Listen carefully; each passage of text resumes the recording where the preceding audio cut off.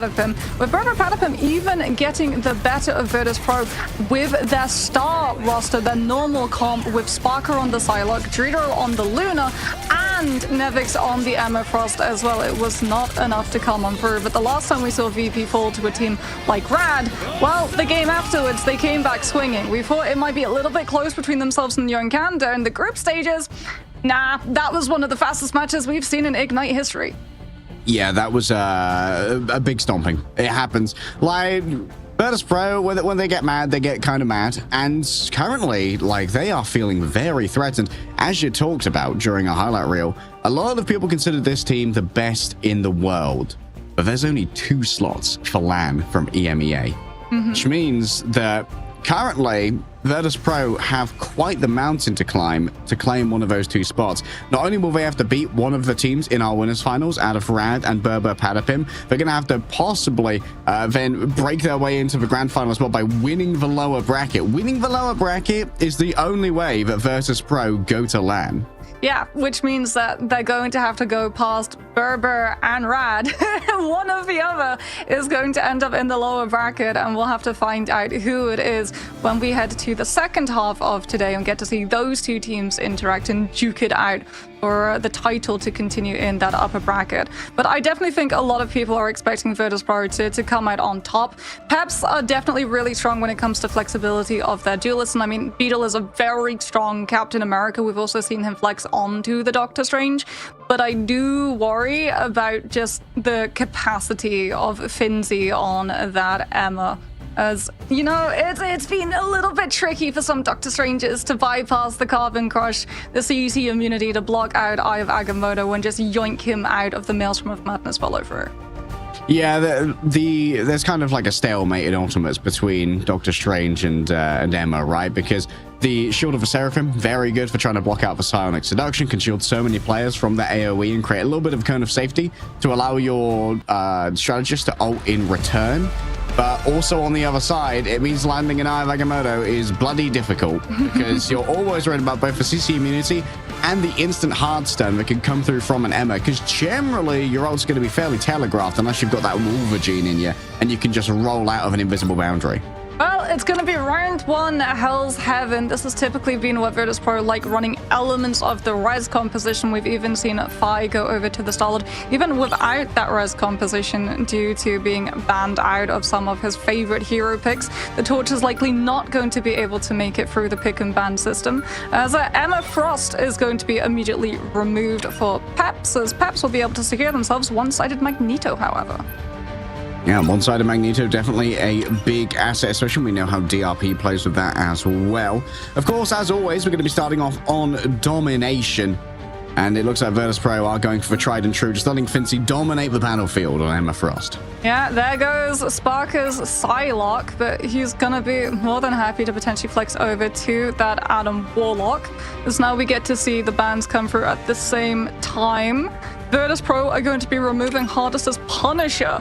It looks like a duelist who can very quickly generate into that final judgment, and even with all of the defensive capabilities that you have of something like the res composition, can very quickly be torn through with the damage that a Punisher off of a Terror Cape hit is able to provide.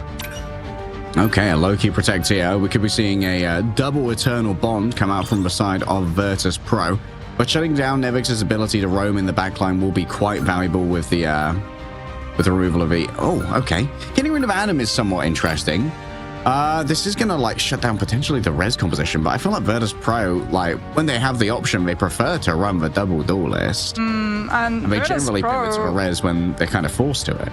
Yeah, and Fire's Human Torch is actually still safe too, currently, as perhaps they're going to be able to protect one character, so Cloak and Dagger. So no one-sided Cloak and Dagger, which is a strategy that Virtus Pro have started using against their opponents come week 2, after Rad actually were able to deal them their losses with a one-sided Cloak and Dagger pick coming out from Fate, as Luna Snow is now going to be taken out of rotation for Pepsa's side if Virtus Pro decide to lock this in. But then again, it's actually not immediately locked, so it does look like there was a little bit of discussion, debate. I wonder wonder if they were thinking about potentially taking Leaf's Kraken impacts away, given the fact that Virtus Pro have secured that Loki, which means that the doppelgangers are going to supply an awful lot of resets for the Winter Soldier. Remember, guys, in our Ignite bans, they're one-sided.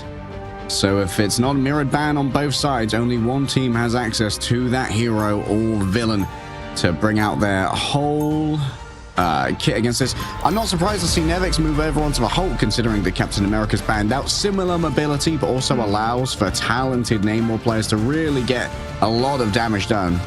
Yeah, and they've also been able to secure the Lunar Snow too, which means one-shot potential up against Larry when he uses the Cloak and Dagger Eternal Bond. So you are going to have to be careful about that one, but then again, Pep's prioritized the Magneto over the EMEA, so they should be able to utilize the Bulwark and mitigate that one-shot capacity against their strategist if they're able to coordinate the cooldowns. Yeah, considering knowing that they're going up against the Meteor M, we'll have to see if Virtus Pro opt into the Cloak and Dagger here. Slightly, I imagine we'd probably see a load of Key Luna just for classic backline that Virtus Pro got so much value out of previously. Team Pep's actually going to be running the Ultron, so triple strategist lineup coming on through from them. Full pocket on Hardest and Leaf, so that they can have the space that the duelists are going to be looking for. As Beetle on that Captain America is going to be going into the backline solo to just play Disruption. And Nevix might be just assigned to constantly marking Beetle here. Just making sure that Dredro is constantly free to pump out these heals on the Lunar Snow. Already the Metallic Bulwark has been used here to allow Leaf to go on forward. Look at the full pocket going onto Leaf as well. You can see the Ultron drone sitting on him over there. And Leaf is going to be in a position to really shut down these squids rather quickly, which is going to nerf the ult generation that Spark is going to have to try and work with here. Yeah, but Beetle's not getting to do anything. Like you said, he's being full marked by Nevix, which means that Sparker is free to keep up the pressure on all of the flyers in the sky. And Fire's also being able to zone out two of the strategists coming through from Pep's back line. And that is going to result in both of the Vanguards going down. All right, Leaf feeling the pressure here, gets both the Guardian Shield and the bubble. However, the grab from Fincy is all that you need. Having to fly low now is hardest just to try and stop that point going over too quickly. Larry is going to have Eternal Bond, but for Peps, it's potentially going to have to just be used to give them a free passage into that fight. They don't have a Punisher to be able to just play right in the midst of it. And Aura Stealer is actually going to be swapping on over to the Mantis, so now we have even more damage boost potential. We forgo the shield, but the 12% damage boost can mean that Leaf and Hardest's damage output just spiked drastically. Well, it's certainly going to be a great way to try and make this Rage of Ultron all the more deadly. Hardest opens up with it, and Cypher is going to be answering out, with a copy onto the Eternal Bond, actually stealing away the enemy's Cloak and Dagger. We know that Virtus Pro love to play it. It's going to be Larry in the back. Dredro could be in trouble here if he get hit with the Terror Cape, and indeed Larry quick to follow up on that one. But now Sparker on the off angle notices that the unfortunate movement of the point has separated Team Peps from their strategist ultimate. The healing won't be delivered as easily, but Flyers can always just roam up into it if they're so inclined. Team Peps get a quick flip. Yeah, get a quick flip as Virtus Pro didn't want to commit the Horn of Proteus, given the fact that Dredro went down, so no damage boost, one-shot potential. DRP is going to be able to hold the space with Meteor M and then throws it directly at the Hulk, and Nevix is taken out of his ultimate form and into the banner, into the respawn room now, as Virtus Pro have not been able to find the damage to take Peps down. Yeah, Fi really feeling the heat as Leaf starts to erode the space that Human Torch was counting upon. And for now, Virtus Pro is back to the drawing board until Nevix returns. Finzi should be able to open this up with Psionic Seduction, but Peps should be able to hide behind the Strange Shield as well as the distance. There's an awful lot of really good terrain that you can use. The pillars around the point itself to dodge the LOS of that EMEA ultimate, but it really is going to be up to Sparker to coordinate the fate of both worlds. This Horn of Proteus needs to be huge. Supernova popped out here by Leaf, sieging that backline. Has to worry about the Sonic Seduction. Good rotation around the pillar, using that physical cover to the best of their ability, and DRP also avoids being seduced in their own right. Metallic Bulwark going the way of Leaf, and now the Rage of Ultron will be added into the mix. Sminty needs to retreat into the midst of all of this. Beetle finds nothing but Nevix when it comes to the Iron Agamemnon, but still the focus fire is good even within all of that. Aura Stealer, a victim of a damage boosted Horn of Proteus, but Larry managed to escape utilizing their own Eternal Eternal Bond. Now it's Saipe's turn to roll on forward. The dance floor has been lit on up. Team Pevs are in a fantastic position, but Spark's trying to turn it around here. The Monstro spawn. They've found the mechanical terror of Ultron themselves, and Virtus Pro are back in control. Yeah, DRP couldn't commit Meteor M, knowing that fight is so close to Supernova, and that flip does come through. However, there's still 2 fights for Virtus Pro now to take. 1 more, and they'll put them equal to Pep's percentage. So there is a little bit of downtime for Peps to potentially build up a win condition. Another Soul Resurgence paired up with that Rage of Ultron, potentially the Eternal Bond, but they have to be so careful about how they approach the point this time around, because that poke coming on through from both the Torch and that Namor is absolutely brutal.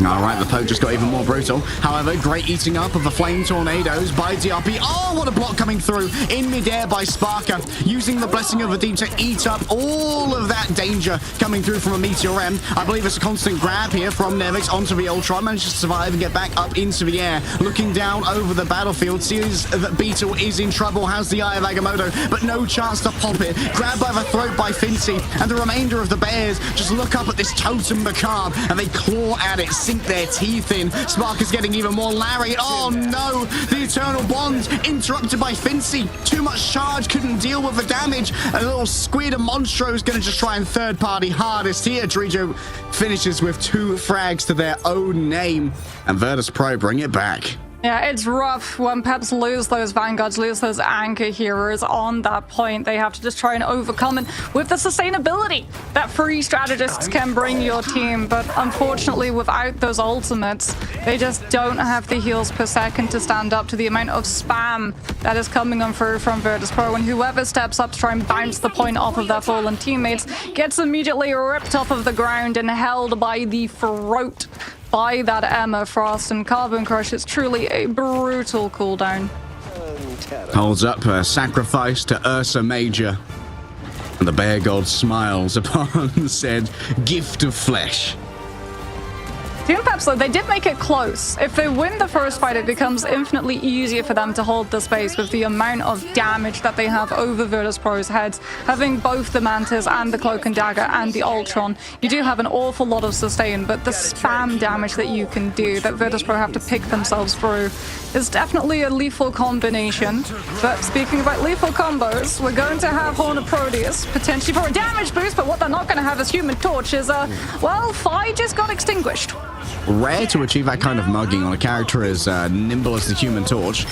Great heads-up play there from Team Peps, and that's going to give them early control over this mission area. Shouldn't take too long for Fire to get back, and seems the calls come from Nevix, so they are going to try and play this one out, investing the regeneration domain as well. Into the back with the World Breaker Hulk, and oh boy, the world of France is in great danger right now. A Soul Resurgence coming through. It's plenty of healing for all of the meager DPS that the Hulk can put out. Point cap. To smash through the point, capped indeed by Virtus Pro. Great way to try and shut down DRP in the midst of all of this, making sure those metallic bulwarks can't be thrown elsewhere. Sentience grasped by Fincy, rolling in with the Carbon Crush. Larry's going to be the main victim of that one. And now with a Supernova declared by Leaf, it's a quick disengage. Really wants Strijo in the back. Hammer healing come on through. You can see that Cyber cast a doppelganger next to their co-strategist in order to make sure that healing can come through quickly. The Rage of Ultron is yet another attempt. Oh, Beetle! No! It was the Flame Prison in the end, the tick that took him down. You didn't think about how hot it was going to get under the collar. Oh, that's so unfortunate. VP really wanted that point cap. They understand that they can't full regroup and re-push into space when Peps have that much damage potential above their heads. Hardest now is actually going to swap over towards the Winter Soldier, something that we expected to see coming on through, as Nevix has been a thorn in this team's side right now. If that Hulk tries to commit and take down the back line, Bionic Hook is going to be there to grab him back into the mix, as it does mean that Nevix bites off a little bit more than he can chew, but Horn of Proteus tries to put a stop to the Eternal Bond push from Peps. Larry dodges it, and finally Peps will grind to stand. Yeah, Nevix being down for regen domain as well. That fight might have been cooked from the start. Wishful thinking from Sparker, honestly. Didn't even have the combination with the Fate of Both Worlds to get the damage boost. So Virtus Pro hopefully, likely wishing they had that one back.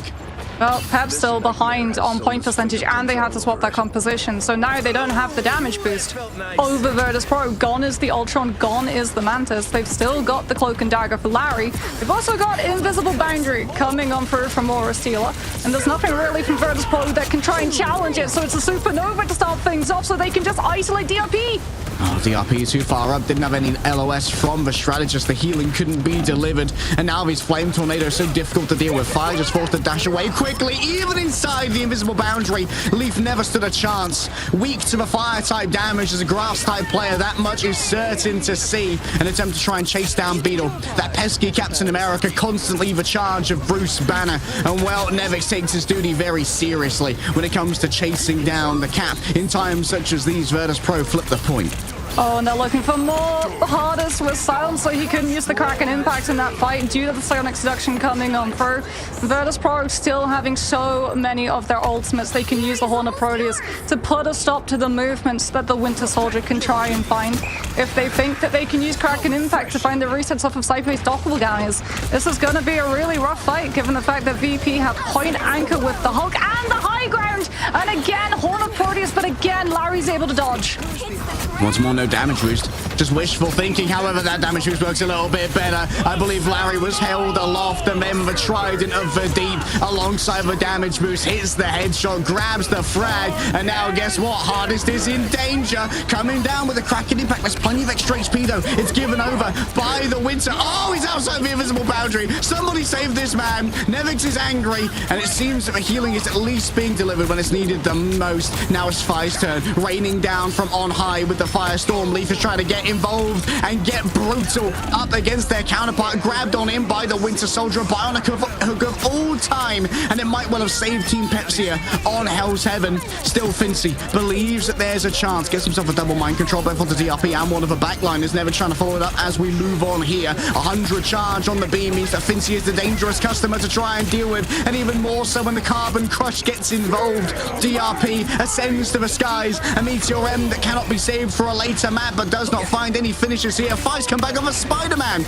and now maybe a pull-off could be in danger. Moving over, still has that E. Someone falling off the map could be everything you know, but it could be coming on through. Nothing grabbed at the moment, though, and the Eternal Bond keeps all of Team Pep sustained through this. Larry's in major danger, still manages to stay within their own AoE. Five's got yet another chance to try and play with. You don't want to grab the Invisible Woman. You're hoping for DRP. You're hoping for a Vanguard, and DRP gets found down into the abyss of molten lava, and the iron content is not high enough to allow him to float once again, encased in obsidian, like the dreams of Team Peps, held aloft only by the hopes that Captain America brings to the fore. Aura Stealer just gets wombo combo, true 999 hit combo from the Hulk. It's like Marvel over here. We're fighting games now as Virtus Pro claim Hell's Heaven. Virtus Pro, the target focus. They have so much respect for what Hardest can do in those overtimes. But honestly, it all started with that first fight. Even though they're down 5 right off of that strange TP,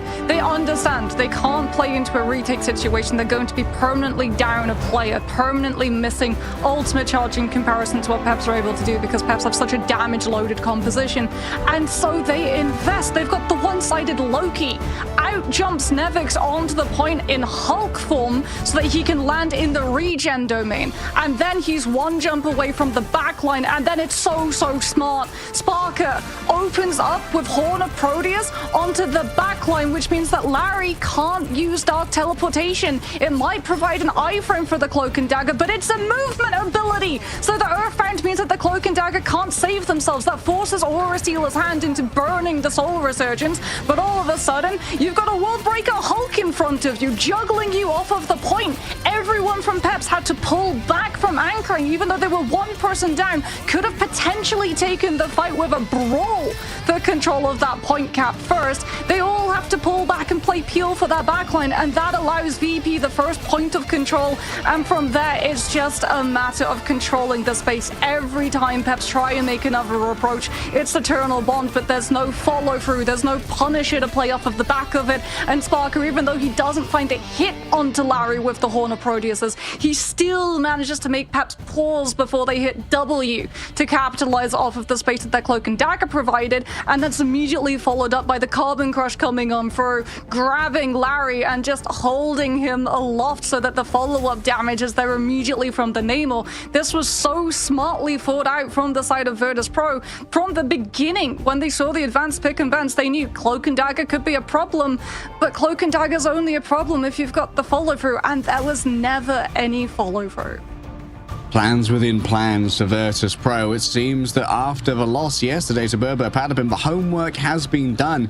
And indeed, it's been a very high learning experience here at Marvel Rivals Ignite for Virtus Pro, previously undefeated and now defeated twice. But some would say when a team lose, that gives them all the more opportunity to come back stronger. You don't learn as much when you're constantly winning, but when you start to see your weaknesses, you can start addressing them a lot more easily. We'll have to see if Team Peps have got any more secrets up their sleeve to get one over on Virtus Pro after this break.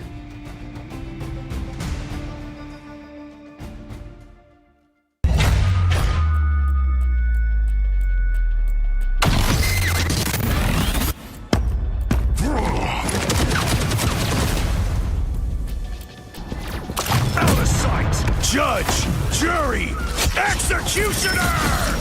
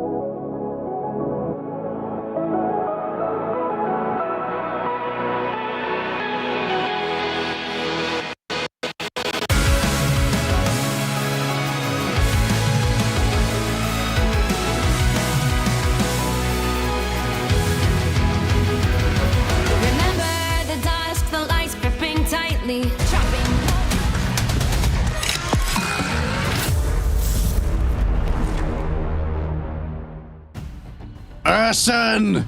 Vincey screams, holding Larry to the moon. Give me Emma Frost, and his life is yours. Dominant performance on Hell's Heaven from Virtus Pro as Team Peps are left reeling by an Emma Frost that was just carbon crushing him. Yeah, and I mean, Hardest maybe left a little bit motion sick as well from all of the juggles that he was put under by Nevix. Every single time a Kraken impact was about to come through, was part way through, or they were like, okay, maybe he's like 88% to the ultimate, the target focus immediately swung over to getting that Winter Soldier out of the mix. You really can tell that Virtus.pro are thinking 2 steps ahead of the competition currently, and they're able to do so because they got the Loki. I feel like Peps are definitely not going to allow the Loki cleanly through. As we were talking in between the break, you know, there were 2 fights there. VP get first cap on Super Soldier Factory, coming on out with a regen domain save so that they can anchor point, and then that overtime fight as well, where it's like, surely Peps are just going to be able to clean this one up, and then no, you have to worry about Finzi coming on through that psionic seduction. It's because Saipei came on out with that regen domain for the EMEA to play right in the middle of. Saipei is such a strong strategist, but it definitely feels like Loki is their comfort pick. Spider Island's the pick here off Team Peps. For those of you who haven't been keeping track of the ancient lore, Spider Islands was the first map that Virtus.pro ever lost in an official tournament, and they lost it to Team Peps. Yeah, and some of the original members from Peps are still on that roster, Hardest being one of them. He was such a hero in these overtime moments as Virtus.pro. Oh, they're going to get one-sided Loki again. Maybe they will. Seems like they could be prioritized. I reckon they go for the EMEA save here. Maybe there's a world where Team Peps pivot their ban strategy, because obviously they banned Psylocke Cap last time, which is very good on Hell's Heaven. Don't know if that's going to be as much of a concern on Spider Islands, where it's a lot more linear. Oh, they still want Spark of Psylocke on, which honestly I can respect. Yeah, I mean, you have to worry about your backline being hit by a Psylocke and a Captain America. You also have to worry about your flyers being hit by a Psylocke. And if they want to run Leaf off of something like that Storm with Hardest on the Punisher, which unfortunately the Punisher has been removed, but there's that Loki ban that we were anticipating the pivot to become. Captain America is still going to be up, though, the side of both VP and Peps, as Fi is going to be looking to secure his Human Torch. This might try and force out an Invisible Woman ban from the side of Team Peps as the last. They're going to go for the Atom again, potentially? I mean, I'm a known Adam hater. I think ResComp is overhyped in EMEA. So it's not just ResComp that you have to worry about, it's the overtime fights, right? Where a lot of teams, Berber actually used this against VP yesterday on Midtown, where there's an overtime fight approaching on B, and they just swap in an Adam Warlock so that they can have the self-res, the soul bond if they're behind in terms of ultimate charge, and you've immediately got a defensive option against an aggressive ultimate coming on through from something like, say, a duelist, as it looks like VP will actually utilize that last ban system slot to take away the cloak and dagger from the side of Peps, but they have been able to secure the Lunar Snow themselves. And since VP don't get the Loki, there is no opportunity to copy that fate of both worlds. Yeah, no access to the Terror Cape, no access to the Eternal Bond as well on the other side. Going to be entirely unmirrored, as we are going to see Nevix is going to pick up the cap here. It wasn't banned out this time. We know Nevix is a fantastic cap player, but I feel like Nevix is getting a lot of value out of the Hulk. Has crazy mechanics on the ultimate. Yeah, but the Hulk is very, very strong. However, can be somewhat of a pin cushion, especially if Invis is still in play, where you jump in and then she waits for you to try to jump out. And boom, force physics. All of a sudden, you're right back at that Invis woman's feet, and the entire rest of her team is just there waiting to take you down, and immediately gain so much ultimate charge. The Captain America is so much more of an annoyance because he still has that high level of mobility, but that opportunity to just bounce projectiles back, including whole ultimates, in terms of things like the Iron Man Maximum Pulse or the Meteor, which we have seen actually come on through in Ignite, is just invaluable. Unbelievable stuff.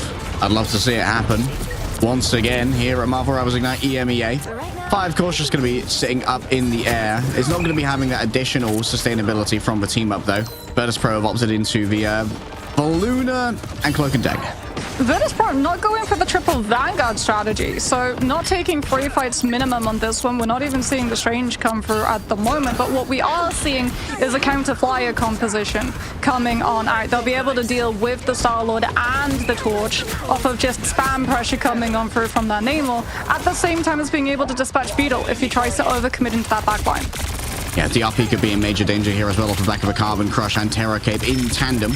Still, we already Silver Terror Cape come out, just constantly displacing these crosshairs. Oh, in danger right here. Leaf has to disengage away, using that hot drop down to the back. 100 charge for Fincy. This is where you really start to fear for Team Peps. They need to start winning these fights early before Fincy can get charged up.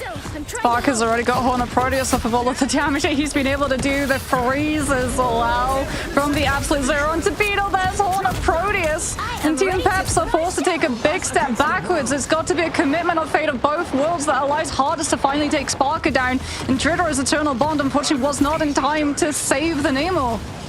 Outside of the Eternal Bond, yeah. Some Nemo could not be saved. It's going to be down to Thigh to be that solo DPS for now.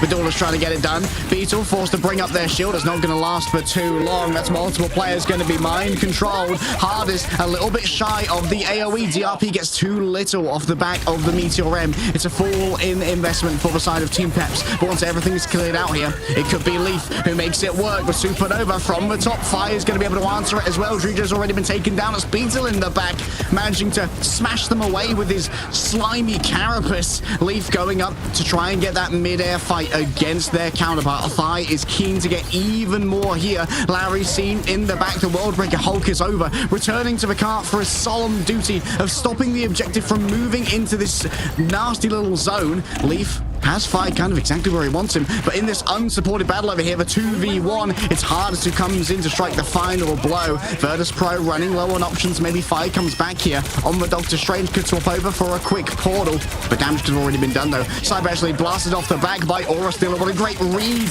on the force physics. Strange is going to be coming back potentially, but no, they think better off of it. And unfortunately, they're not going to be able to have Drudro build an Eternal Bond to stop the momentum from Peps, because Drudro is already down, which means that Peps are already all the way at the end point of V to connect onto even more staggers. Nevix froze himself off of the map so that they can regroup a little bit faster and try and minimize the amount of distance that Peps are able to pick up on this payload, as a full reset needs to come through immediately if the defense want any opportunity to hold. Yeah, coming down to just having two phases to these fights, and Virtus Pro reacting a little bit too resource heavily to the first one, seeing that Eternal Bond and the Fate of Both Worlds come out before the Flame Tornadoes. They've got so many options too. Aura Seal is going to be able to use Invis Boundary against Finzy's Sonic Seduction because DRP has the Meteor M to absorb all of the Galactic Legend that Sparker is going to be able to output. But no, they exhausted. They tried to take down Trudor in the ultimate. They do manage to find the pick, but now that Galactic Legend and the Supernova from Virtus Pro is looking a little bit more dangerous. Follow-up isn't quite there though for the Sonic Seduction because of the Fate of Both Worlds still being active. Freedom Charge, so everyone's got plenty of health to try and work, but maybe not ideal for Sparker. Can't get down into the AoE, 22 pieces of HP remaining, and it's a blast barrage ascending to the skies, which makes Sparker fall down like an Icarus from a flight too high. And now it's going to be the backline under siege. This needs to be stopped somehow. The Terror Cape could be the insurance policy that Virtus Pro have been waiting for. Getting rid of Beetle, yes, but traded out for Fincy means that Nevix desperately needs all the pocketing the strategist can provide. Oh, he's got to be careful as well that he doesn't go out of LOS around that corner. As we can see, Saipe and Drudor are just trying to build up their ultimates as quick as they possibly can. Absolute Zero and Iceheart's all coming on through from Saipe just to get a little bit more sustainability by playing Peel. They've been able to Carbon Crush out Beetle, but the Captain America still makes it back to his team. Well, that Metallic Bulwark, though, not going to be available for DRP for another 10 seconds or so. Yet another incursion into the backline coming through from the side of Beetle, and that gives enough of a distraction for Leaf to fall through the cracks and get rid of Fi. Now Hardest simply has to wait out the Eternal Bond, or maybe find someone who's a little bit out of position when it comes to that healing AoE. The Galactic Legend in the back pocket. Larry's already down, and so Team Peps might have to call this one back to the drawing board. Yeah, living an Eternal Bond is easier said than done because you lose a lot of space to safely disengage because you know that the Terror Cape is going to be following up from that fourth and final dash. But like you said, having that Galactic Legend on the line for Peps, as well as pretty soon a Supernova 2, is going to give Virtus Pro serious pause for thought about how they utilize this Fate of Both Worlds. Sparker starts things off aggressively. That forces DRP with the Meteor M, and Hardest is actually going to try and win the Star-Lord duel. But DRP, rock, paper, scissors, rock, Trump, Star-Lord. right, just give LeBron the ball. Sometimes DRP is just that guy. Leaf once again wins out in the human torch duel against Fi, even while the fate of both worlds is active. And now there's not too much to deal with the temperature that keeps on rising. These strategists are feeling hot under the collar.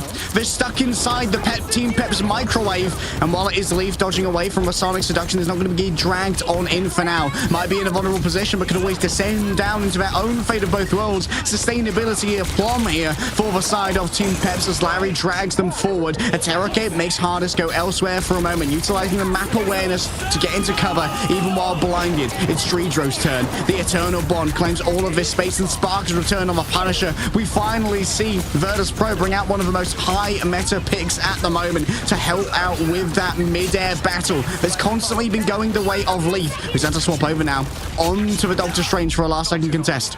Yeah, it's going to be last fight, 4 seconds remaining. It's going to be all up to the Strange, but he gets fully blocked! And he doesn't get through! Yep.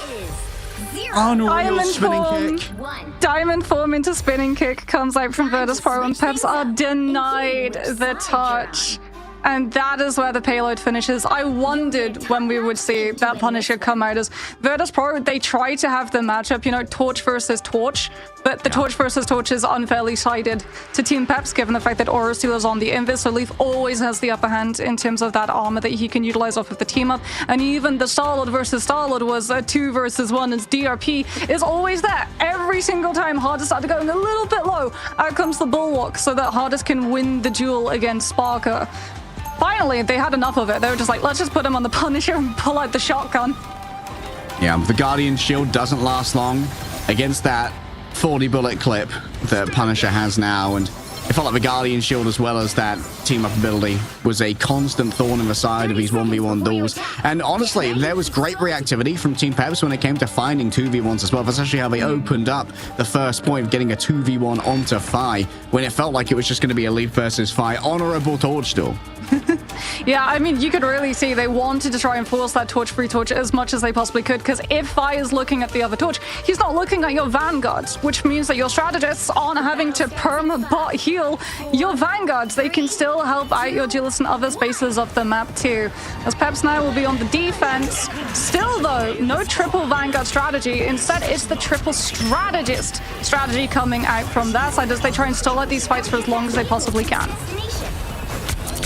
Hardest reigns above it all. It seems like Team Peps, oh, they've already lost DRP. So is DRP going to be the one to swap now? Over onto the Stranger. They're going to go for their 3-fight minimum. Keep your eyes on that top bar here. Looks like DRP actually has got the call, but we're not going to TP on back. They're just going to call this one, come back for a fight later. Oh, no, there's DRP. DRP is going to go onto the Strange now. They just had to wait out because they've still got players up in this fight, so they're all just going to slowly trickle onto that cart and throw themselves on it to stall out the movement as much as they possibly can. And then the Strange portal's going to come through. Yep, fight number 2. Ready to go. This is all about draining that time back, and you certainly need to when you've only got 1 point and most of the progress here on second. Hardest rolls on out, instantly uses the Blaster Barrage to give damage to all and sundry as Fire reigns above it all, looking for a target coming in close to their counterpart, but that Invis team-up does make it a little bit more difficult. Sparker with the Rage of Ultron. It's going to be a lot of damage, yes, but inside the Lunar healing at this point is mostly cosmetic, and so Hardest able to freely come forward with that damage. But now the Eternal Bond is Streedro grabbing all of the space. Has to be careful to stay within this AoE. The Terrorcape makes things a little bit more difficult for the wayward Starlord. Fire lays down Fire Tornado after Fire Tornado and caught out in a corner. It's not the ideal for the Invisible Woman. Still in this 1 versus 1. It's going to be Fight able to grab the HP pack. Unbelievable plays there. And Hardest now up above, raining down damage from the Galactic Legend. The Freedom Charge gives all that's needed. Hardest just about managed to get into cover, staying away from Fincy. Does not wish to swipe right on the Emma Frost, but Larry's got no such sensibilities. She's so cute though, how could I resist? The stall though, they're still stalling. They're losing the fight, but they are stalling, and that's exactly what Peps needed to do. As Virtus Pro have 1 more fight before they can cap out A, and it's going to be off of the back of Rage of Ultron and spam damage. Off of all of these chokehold approaches that Peps are going to be forced to try and approach through. DRP also has that Eye of Agamotto, and Virtus Pro lacking that Invis Woman don't have the means of mitigating it. It's going to have to be a block from Finzi coming on through, or potentially just taking the Strange down. Yeah, oh, Saipe with the Ice Arts grabs 2 final blows, all for themselves. DRP was really hoping to use the Iron Agamotto in this fight as well, but was late to arrive because this means that it's still going to be difficult to swap over onto the mag. Have to give up 50% ult charge. Seems like that's going to be a necessary sacrifice. Yeah, DRP gives it up. Yeah, I mean, at least you are going to be close to that Meteor M so that you can try and match pace with Vi when he hits the Supernova. But Virtus Pro definitely have momentum on their side currently. Rage of Ultron to be able to push ahead and buy a little bit of time potentially too for Dridro to build that Eternal Bond to match up to the damage that Leaf can output on the Supernova. Nevic's knocked back 4 now. Doesn't want to push their luck. Instead, going to be marking Beetle in the back. Again, the Ice Arts once more from Saipe. They're so difficult for Beetle to deal with. The Rage of Ultron. It's putting damage down range. At the moment, it's more like suppressing fire onto the strategist. It actually forces out the answer here in the form of the Fate of Both Worlds. Virtus Pro probably just going to disengage from this one, but no, they actually strike on back with the Eternal Bond. They figured out the timings. Juju just has to be careful not to be caught in their own right. A 4-person Terrorcade. Oh, the damage is so brutal onto the backline. The invisible boundary has to be used just to make sure the strategists don't fall down to the attentions Nevix is giving. Hardest comes in once more with the Galactic Legend. Cannot move away from a Sonic seduction. The brain gets fried. The worms are there, and DRP is fertilizing the soil with the bodies of their victims. Unbelievable grab in the air onto Sparker, but now they find themselves alone with no friends. The Emma Frost takes out their co-mutant with the help of the Human Torch. For Leaf in here, it's a desperate attempt to survive, but you need more than desperation to get one over onto VP. There's still a Fate of Both Worlds to play with. The staggers are coming on for Beetle's Freedom Charge baits out Saipe to have to match sustainability with the Fate of Both Worlds, so Virtus Pro are at least down that ultimate in the fight that comes next. But Team Peps are so many players down because of those staggers that we're now down to the last final fight. DRP's got to come back on the Strange to teleport people back, but VP have the max amount of players on the payload, and it's going to have to be a desperation dive from Leaf.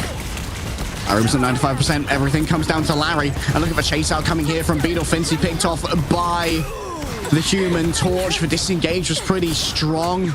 Virtus Pro, they had to give up Fincy in order to make sure that their backline survived. A retake from Team Peps. Now 1 minute 30 remains. Yeah, but Peps had to sacrifice Fate of Both Worlds to make sure that they got through that portal safely without losing his license. They had no information of Virtus Pro's positions, and now they don't have it for the Rage of Ultron. As Virtus Pro try and answer back, it's up to Hardest with the Galactic Legend to keep the Ultron in check, but the Aether's Aegis comes on through from Finzy, and Spark is able to survive the attention. Ah, the Aegis. It was just perfect there from Fincy. Now Druja can move on forward, unbothered, unconcerned about a Meteor M because DRP's had to go over once again. Oh, Fi, what a landing. A hot drop onto Larry, and now raining down from above it all once again. The storm front has been opened. Open the gates of hell and stare into Avernus, because it's fire and flames that carry Virtus Pro to a victory. Virtus Pro just so good at suppressing.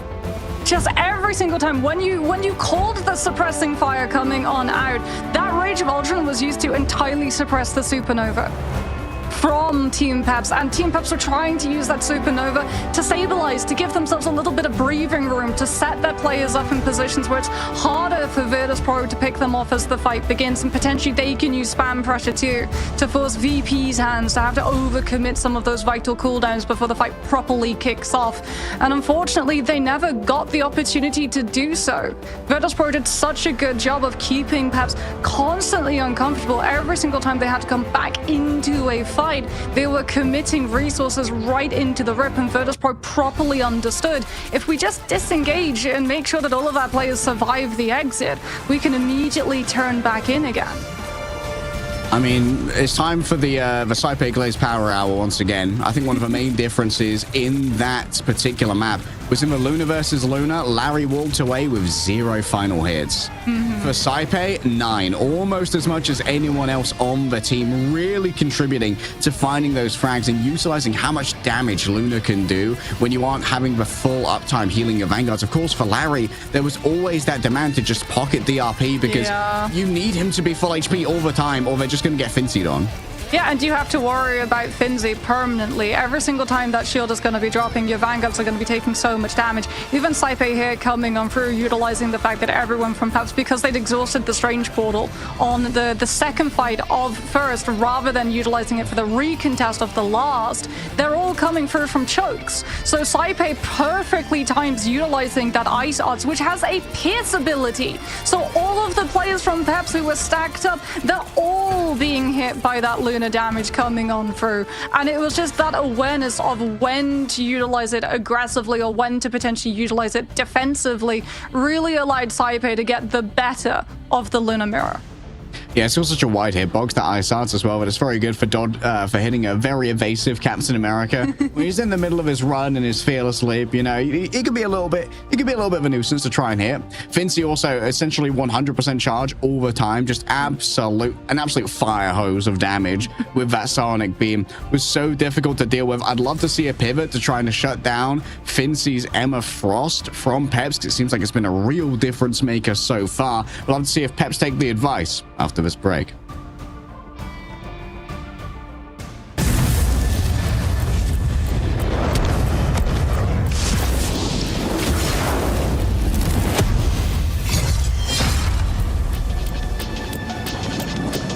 A gift from Khonshu.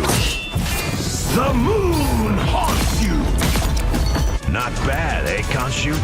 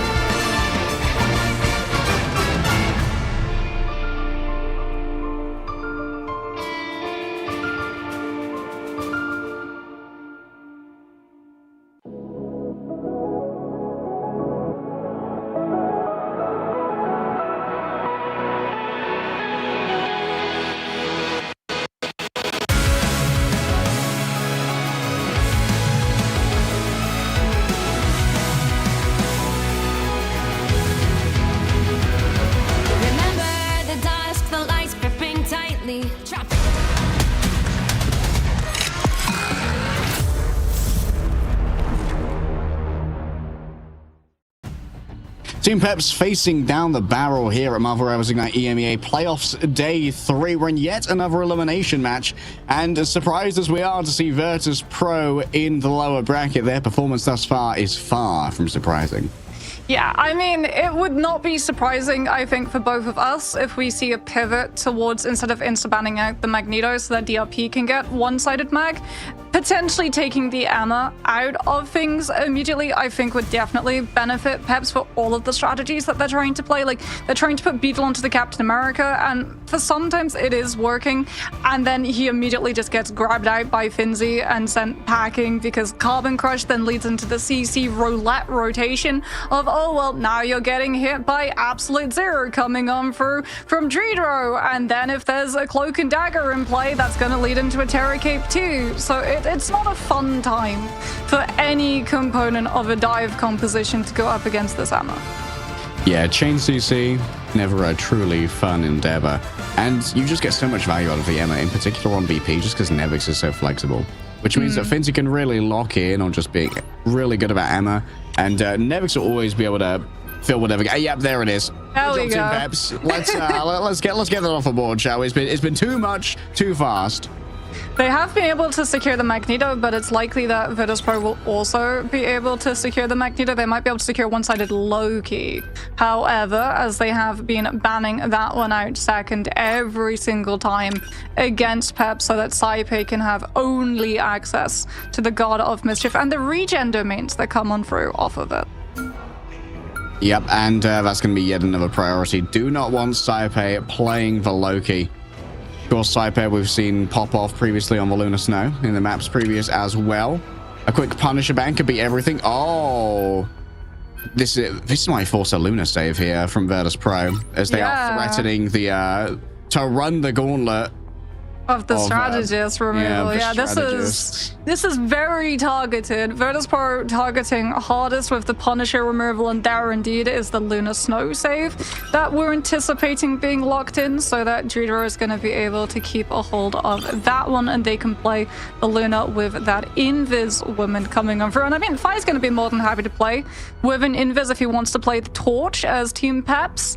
You constantly do have to worry if you go for a strategist heavy ban line that they are going to rewrite to a triple strategy lineup. So that was thinking about taking out the res comp from Sparker, but they decided actually to ban the Psylocke instead, given the fact that the Luna was able to make it through. Yeah, realizing that with Luna in there, probably going to be a pivot to a double strategist, not going to be as much value potentially off the Adam. Now for the Protect. And keeping Beetle's ability to run around on the Captain America now that you're not getting hit by that Carbon Crush all the time, I think is a very valuable thing to add. Yeah, but do Virtus Pro now go for the Cloak and Dagger so that Team Peps have a rough time of it in terms of the strategist lineup? Yes, you absolutely do. So no Eternal Bonds. They've been promo-broken for both of these teams. But we are going to be seeing Fi on that Torch potentially getting full pocketed if they decide to go and put Sparker onto that Ultron. But then again, since they were able to secure the Luna and the Punisher, they might have the lead in terms of just damage that they can output consistently, since Peps, unfortunately, don't have access to Frank Castle. They've been barred from it entirely. Yeah, and on Symbiotic surface, Frank Castle is a monster. He gets such good use of the high ground, so culling turret so easy to set up, and really tanks the approaches of a team that doesn't have that much shielding. And usually you're going to be looking at a single Vanguard able to shield that off as a Captain America, who's constantly trying to set up on an off angle while the remainder of the team goes for their commute.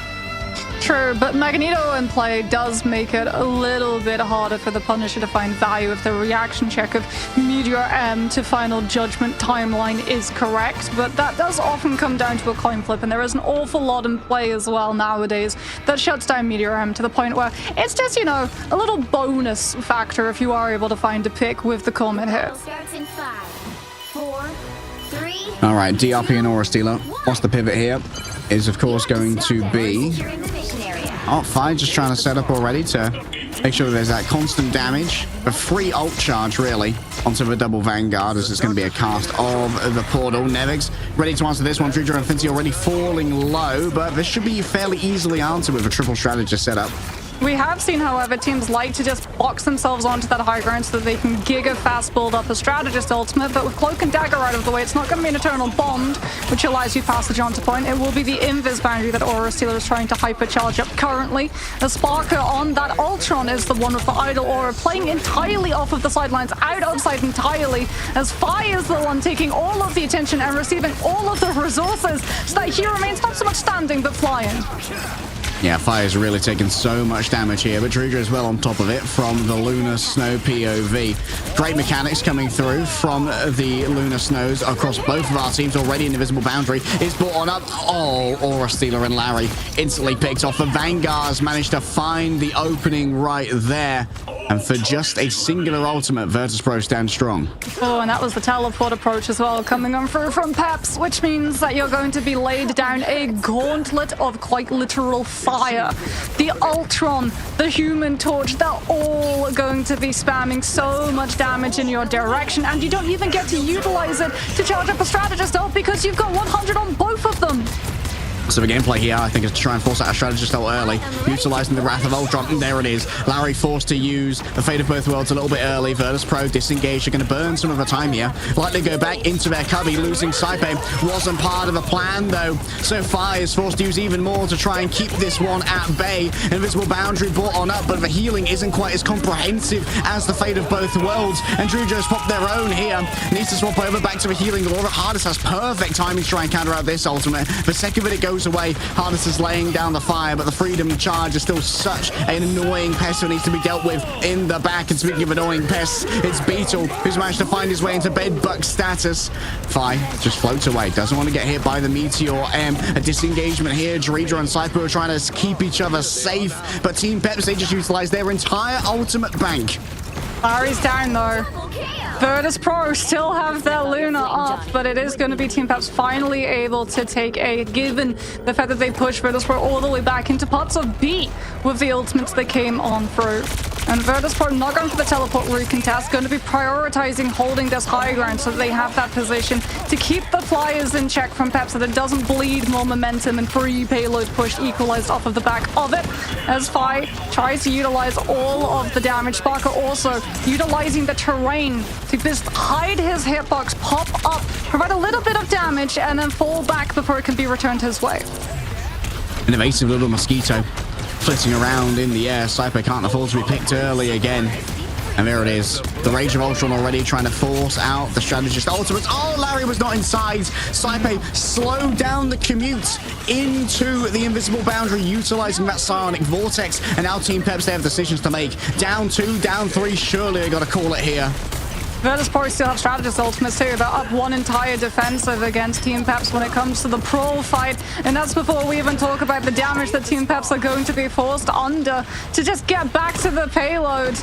Virtus Pro with Nevix on this Captain America can make all of these approaches so uncomfortable. Hardest is going to have that Galactic Legend. Fins, if he uses the Meteor M, gives a free pass to leave Supernova, so he holds off on it. And instead it's Druidra and Fi utilizing their ults at the same time. Defensive to outlive the Galactic Legend and still have the damage boost after Supernova. Damage boost onto the Meteor Ram as well. Still fails to find Payder at the moment. Fire rolling on forward. Fincy has been sacrificed. They need to convert onto a strategist right now, but Nevix is distracted elsewhere. Has to instead deal with DRP on the other side. The Rage of Ultron. The damage is good, yes, but can they try and finish off Beetle? A great pull in. Guardian Shield and Freedom Charge to use to make sure the Captain America stays on up, but Drijo can't be saved. Saipo too late on the trigger, unable to respond to the stimuli that are arrayed before them. And Nevix is disengaged. Complicated shot slightly here by Leaf. Can't afford to be staggered, but maybe hunted down. I mean, he's able to make it out. There are so many corners, but he's still being tracked by this torch. However, they have to back away given the peel and presence of Fi. Now, Virtus Pro have been able to regroup, and it's up to Beetle to buy Team Peps the space to stabilize on this high ground once more. Fire's taking so much damage here. Hardest trying to cut off the escape as well. There was a Sonic Vortex to try and keep both of these airborne DPS down on the ground and stymie their approach to follow up onto Fi. It worked out there. The peeling's good from Cypher, but now it's down to Nevix with the animation counts to really deliver some pain onto this backline. An Ultron drone applied to the Lunar Snow. Triage to try and stop that backline from once again being picked off too early. But Nevix has to focus elsewhere, and that means Shreedro falls through the cracks, and Hardest is seeing the opening. The crack in the armor. He digs his nails in with the Galactic Legend, and he tries to tear the defense of Virtus Pro asunder. Reinforced now by the invisible boundary, but Larry is more than ready to answer this. 50% extra damage onto a Meteor M, but still DRP grabs nothing off the back of it. Fincy's on duty to keep this one contested as Nevix goes elsewhere, making sure his backline's reinforced. Both the Human Torches fall on down. Sparky getting up close and personal. Larry chased down. Oh, Fincy, give him the ball, baby. Let Kobe play on. And Leaf just has to call it right there. And they've wasted the cooldown. They wasted the cooldown. There's 30 seconds left. Team Peps don't have strange TP back. That's desperation hour, and our DRP's got to go into the Venom just to be able to utilize the swing and touch the payload, and they're going to be running right directly into the Supernova. Beetle with the Freedom Charge. That health bar is going to evaporate under the focus coming on through, and the Venom might be able to make it through. But the rest of the team, the same cannot be said. Finns has already picked Aura Stealer off. Team Peps are having to move without a strategist. Say goodbye to Exodia or say goodbye to Aura Stealer. It's all the same as far as Team Peps are concerned. They're going to be down a strategist to try and do this. No quick returns on the docket. Larry's down as well. All damage taken now by Team Peps is permanent. And going up against Virtus Pro strategist line, you just can't make it work. Leaf had a celebratory announcement, but they were diving into a backline, but Fire just shoots him in the back of the head and gets the frag that's necessary. Virtus Pro hold on second. Oh, that TP attempt is going to be haunting Peps. Oh, yeah. That's devastating because they thought about going for the Venom and then they realized that they just couldn't. There are so many things that can just stop a Venom, and also if you move off of that Magneto when the fight begins, if it does go to the brawl factor, you're not going to have Bulwark, you're not going to have Meteor M, you're going to have one less shield to be able to try and cover for the Meteor M that comes through from the other side. And unfortunately for Peps, everyone from VP just understands the situation. Someone's got to keep running, regardless of what goes on around them from the side of Peps. So what better time to just jump on the unprotected back line, because Beetle's got to use the entirety of Freedom Charge just to guarantee that the map continues. There's a catch-22 for Team Peps. 30 seconds before you attack. Fincy Get ready. having a brief tourist spot here on the Magneto, as it's usually banned away from them. Managing to get huge value out of a Meteor M. Picking Larry in that penultimate fight could have been everything when it came to securing that overall fight. Unfortunately for DRP, who usually we know is one of the best Magnetos in EMEA, the Meteor M is just yet to deliver the value. Yeah, for Team Peps, there's so many win conditions, but the number one has to be don't lose A immediately to a teleport play from a Doctor Strange. I mean, Virtus Pro, they're not even going to attempt the Strange TP just yet. They're going to save it for if the fight starts going a little bit away from Peps' side and they can have one of their players come back in immediately on the brawl stage off the point itself. It's just going to be spam pressure for spam pressure coming on through for both of these sides, but that does mean that Team Peps get a lot of map space for free. Both teams going to be utilizing this Ultron. It's going to make life for the Human Torches dangerous, but remember that it is going to be both torches with that C ability as well, provided by the... Oh, where did the backline go? Where did the backline going? Team Peps, they disintegrated just for target focus was so good. I guess everyone looked away from that aerial duel for a second, and they all-in Alpha struck onto both Aura Stealer and Larry. Yeah, Nevix might not be on the Doctor Strange, but he was an absolute magician with the way that he was able to jump into the backline and make them all absolutely disappear off of a really nicely coordinated ice arts coming on through from Dridro at the same time. Just get so much damage onto one target and move on to the next. And that's A immediately picked up.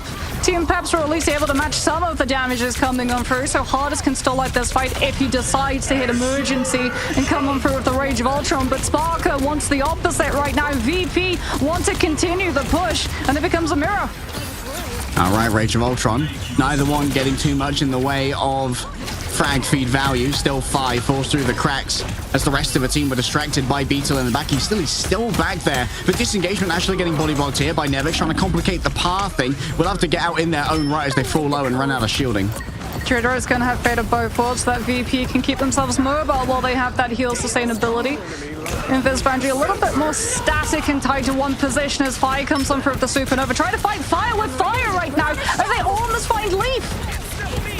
Oh, Leaf fell low, still managed to descend into that Fate of Both Worlds. Aura still is taking so much damage yet again, has to stay out of these flame tornadoes. And now it's DRP's turn for a little bit of redemption. A big Meteor M, no, it's straight into the metallic curtain of Fincy, saying, absolutely not, mate. I am the one who knocks with the spicy meter ball. But it's DRP again finding that iron volley frag onto the Human Torch. The aerial accuracy of DRP cannot be understated. Belief disengage, it's covered by the usage of the metallic bulwark. A mid-air attempt here from Sparker. It's a little bit risky to try and play with. Fi comes back. Oh, the thick Fi's ending lives as Leaf falls down. Cannot stay in the kitchen for too long. Inside of this invisible boundary, you can see Nevix using that freedom charge to constantly try and push Aura Stealer out of the AoE, but unsuccessful in this case. Team Peps, they are having to slowly disengage before they're reinforced by their freedom charge. They've got freedom charge, and it's the only ultimate currently in the field for all of the teams, so they have to make it count. Beetle goes aggressive, but gets frozen by the Absolute Zero from Geritro,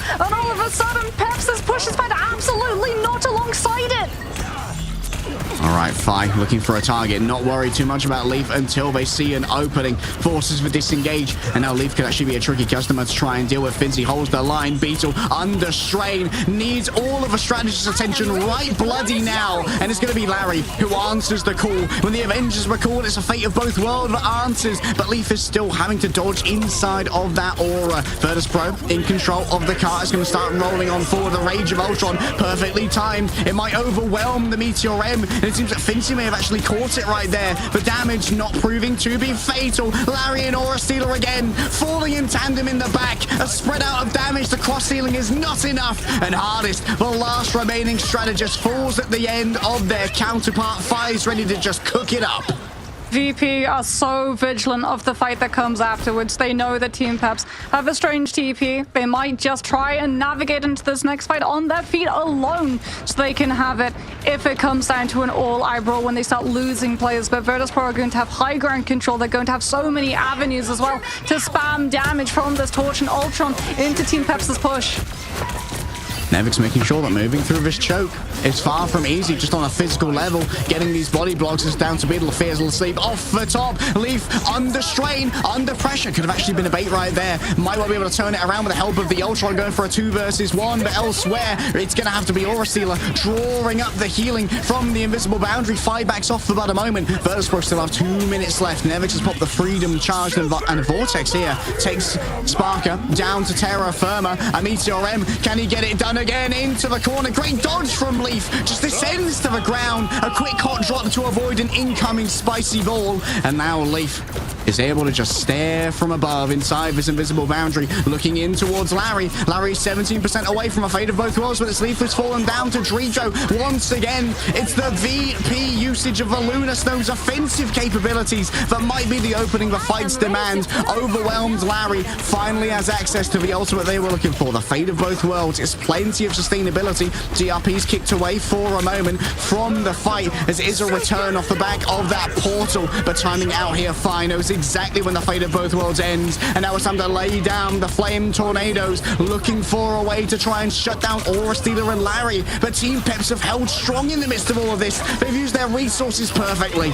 Rage of Ultron forces Fi to back on off. Supernova doesn't find the picks that it's looking for. Beetle almost bites off a little bit too much more than he can chew, and they're trying to find the Captain America, but he's stalling the push backwards because VP have ultimates. They answer back. The Eye of Agamotto from DRP finds Saipe, results into the pick on Invis, but Virtus Pro have already been able to bypass Peps' players, and they're on the objective. They just run past, they get on top of it. It's a supernova, yes, but I'm afraid it's just going to be collapsing into a brown dwarf as Team Peps find their hopes scuppered. Aura Stealer will be returning, yes, and Larry going to be doing exactly the same, skating for the tournament life of Team Peps. The Polar Bears roar with victory as they finish off Symbiotic Surface and go deeper into our lower bracket.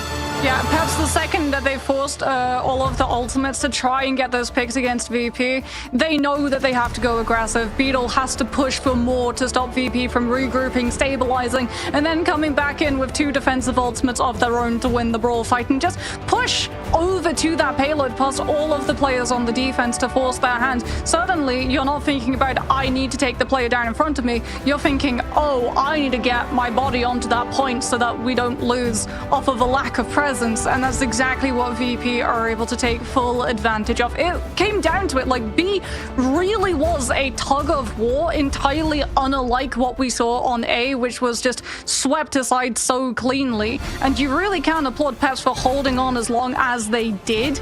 But in the end, Virtus.pro just having full understanding of the tempo that they could play to take the win. Feels like Virtus.pro have such good pivots as well. They just poke at the front, force some resources over onto DRP while catching all of that. Maybe you see Peps making a move to try and win that aerial duel, but suddenly all 6 members of Virtus.pro are shooting at your back line, and we just see Steeler and Larry just being decimated constantly. If it was, Trudeau and Saipe coming on through with the MVP status in map 1 and map 2, it's Nepix map 3. That Captain America was able to force so many things, and even before we saw, it wasn't the last fight, it was the fight before where it's the exchange of the invis boundaries coming on out from Saipe and Aura Stealer. Aura Stealer's ultimate, the invis boundary, breaks the golden rule of thumb for strategists, which is it has to cover you, but it has to cover as much of the objective as it possibly can. That invis boundary from the defense was actually situated in the choke because of the amount of pressure that the Captain America was exuding. It barely covered the payload in comparison to Virtus.pro when they pulled back, waited out the 8-second duration, and came back in with their own. That entire objective was fully blanketed. It was direct center of the invis boundary from VP side. Yeah, just making sure that vision being obscured. We've seen just how powerful, as well as the vulnerability that the Terra Cape blinds can have in pro play when you're so reliant upon that awareness and really able to leverage all of the senses that you have. When some of that is taken away, things start to get real complicated. Virtus.pro coming back with a banger, showing that they are far from down. But maybe a wounded bear, but a wounded bear might be the most dangerous animal in this forest. Yeah, you do not poke a bear with a stick, and you absolutely do not poke Virtus.pro with a stick, because they come back with a vengeance. Every single time they've taken either a map loss or a full series loss, the next day we've seen them swinging back absolutely lethally, showing off new compositions, new understandings, new pivots, and new map plays too, because, we've talked a lot about how they have a couple of failures on domination. We didn't see that in Hell's Heaven today. Yeah, certainly not. Really coalescing around that Fincy Emma Frost. Speaking of which, let's bring in the Queen King themselves. Fincy's here for an interview. It's glad to see your internet's working again, bud. Yeah, thankfully it's working today, yeah. Well, congratulations on the win, Finzy. Let's talk about Emma Frost, because it finally got banned against you guys on Symbiotic surface. Was that something that you were anticipating to come through sooner? Maybe not sooner, but we expected it on the 3rd map, since I was doing a lot the first 2 maps. And they kind of just had to shut that down, because I was winning the frontline battle like against 2 tanks just by myself. So they kind of had to ban the Emma at that point. Keeping on the 3rd map here, we often saw both Aura Steeler and Larry going down at the same time very explosively. How are you guys as a team kind of manufacturing those double knockouts onto the enemy backline? I do a lot of like 3-2-1s and dive the backline, and then when both teams are ulting, we just call one target and I try to grab it, or we all try to focus it with cloak blind or other abilities. So it's mostly just communication. And was communication how you were able to deal with Beetle as well? Because a lot of the time we even actually saw you guys utilizing the Captain America on Symbiotic surface, just pressuring the backline, permanently pushing them back. When we saw the performance on Spider Islands, it felt like you guys were really adept at just shutting the Captain America down immediately. Yeah, if you don't focus the Captain America, especially on payload, then he's just gonna stall it for a while. So you can't have to at least 3-4 people focus the Captain quickly, get him out so he can keep moving and taking space. After the tragic loss yesterday in the long series against Berber, were there any adjustments you had to make coming in for today, or was it just running some Ethernet cable? Yeah, I just went to the store and bought a long Ethernet cable to run through my entire house. Like yesterday, I was DCing like at least half the maps. It was really rough. I don't really count that as a loss that much because I barely played the maps. So, I mean, we'll see when we play them again. It will be different now that my internet is working. And Enzo said in the interview yesterday that the win that they were able to take against you guys was entirely different to the win that Rad were able to take. Do you agree? Do you think that Berber and Rad were like on the same level in terms of those defeats, or were the matches closer? I think Enzo is right. Against Rat, when we lost, we read the meta very wrongly and we played horribly. But yesterday we played well. I think we should have won. We won way more fights, but they were good at stalling with ults and stuff, and I was DCing all the time, so I think it will be different next time we play them. But they did play well yesterday. Oh, hoping we get to see that. Thank you so much for joining us, Fincy, and congratulations on being so back. Thank you. That was Fincy from the Virtus Pro, moving deeper into our lower bracket. Still facing elimination mocks, but incredibly scary opponent for anyone who's going to come on down. And, well, we're going to find out who's going up against them with our next matchup, because you can see that we are going to be coalescing our lower bracket into a single stack. Z10 versus L9 will decide who goes up against VP to get into our lower bracket finals. Yeah, it turns out when Thanos isn't pulling the strings of your Ethernet cables, Virtus Pro are just as dominant and scary as ever. But this next matchup is definitely scary for, I think, both of the teams coming into this, right? Zero Tenacity probably did not anticipate having to go up against Low 9. They were probably potentially planning up against Insomnia. And then when we look at Low 9, how they were able to secure their wins coming on through with an amazing performance off of all of their players.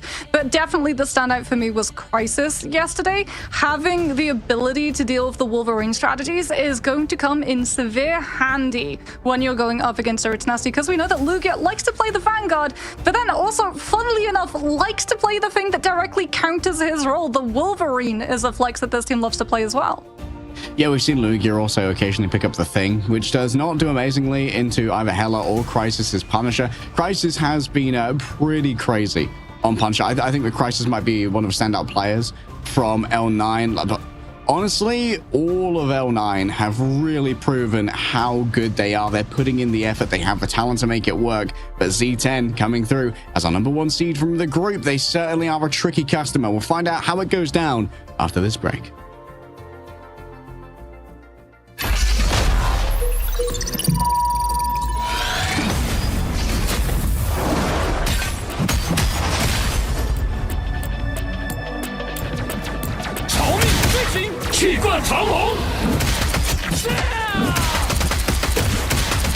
Struck down by living Chi.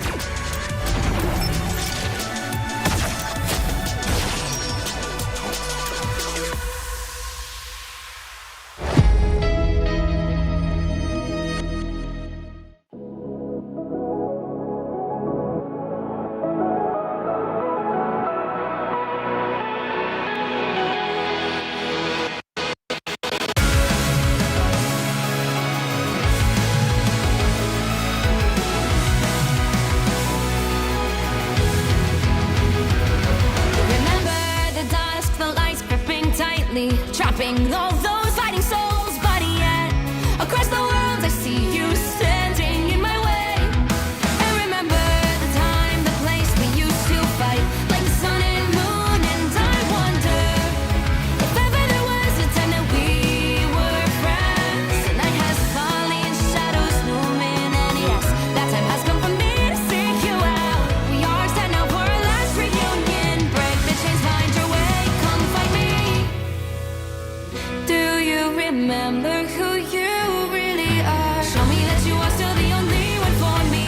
I'll be waiting for you. Playing out, hoping your rise, raising up with fists and smashing through time walls. Before the rift splinters again, we are rebels till the end. Rise up, hoping your mind, hold on to your powers. No one can stop us. We are rivals till the end of time. We will clash, no matter when.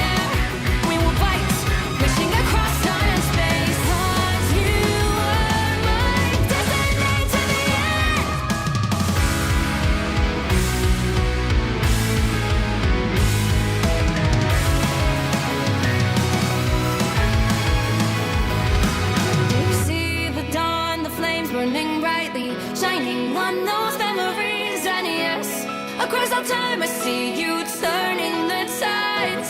And do you see now our time, our turn? We can still fight like the wind and fire. And wonder no more that now is the only time your heart is mine.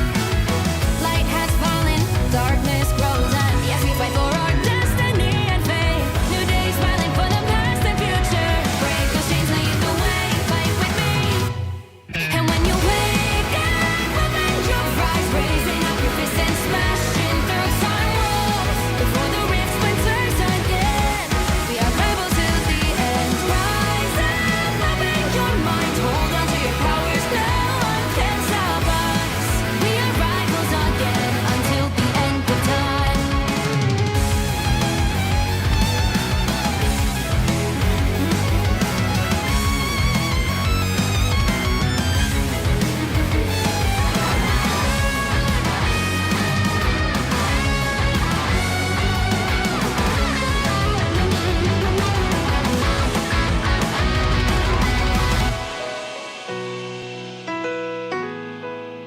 Show me that you are still the only one that matters for me. I'll be waiting for you. Wait up, open your hands, holding on to your heart. Look inside you. Can you feel it? The sparks in you. Adding up, unleash it all. Wake up, open your eyes, raising up your fists and smashing through time walls. Before the rift splinters yet again, we are rivals till the end. And rise up, open your minds, hold on to your powers, no one can stop us. We are rivals till the end of time.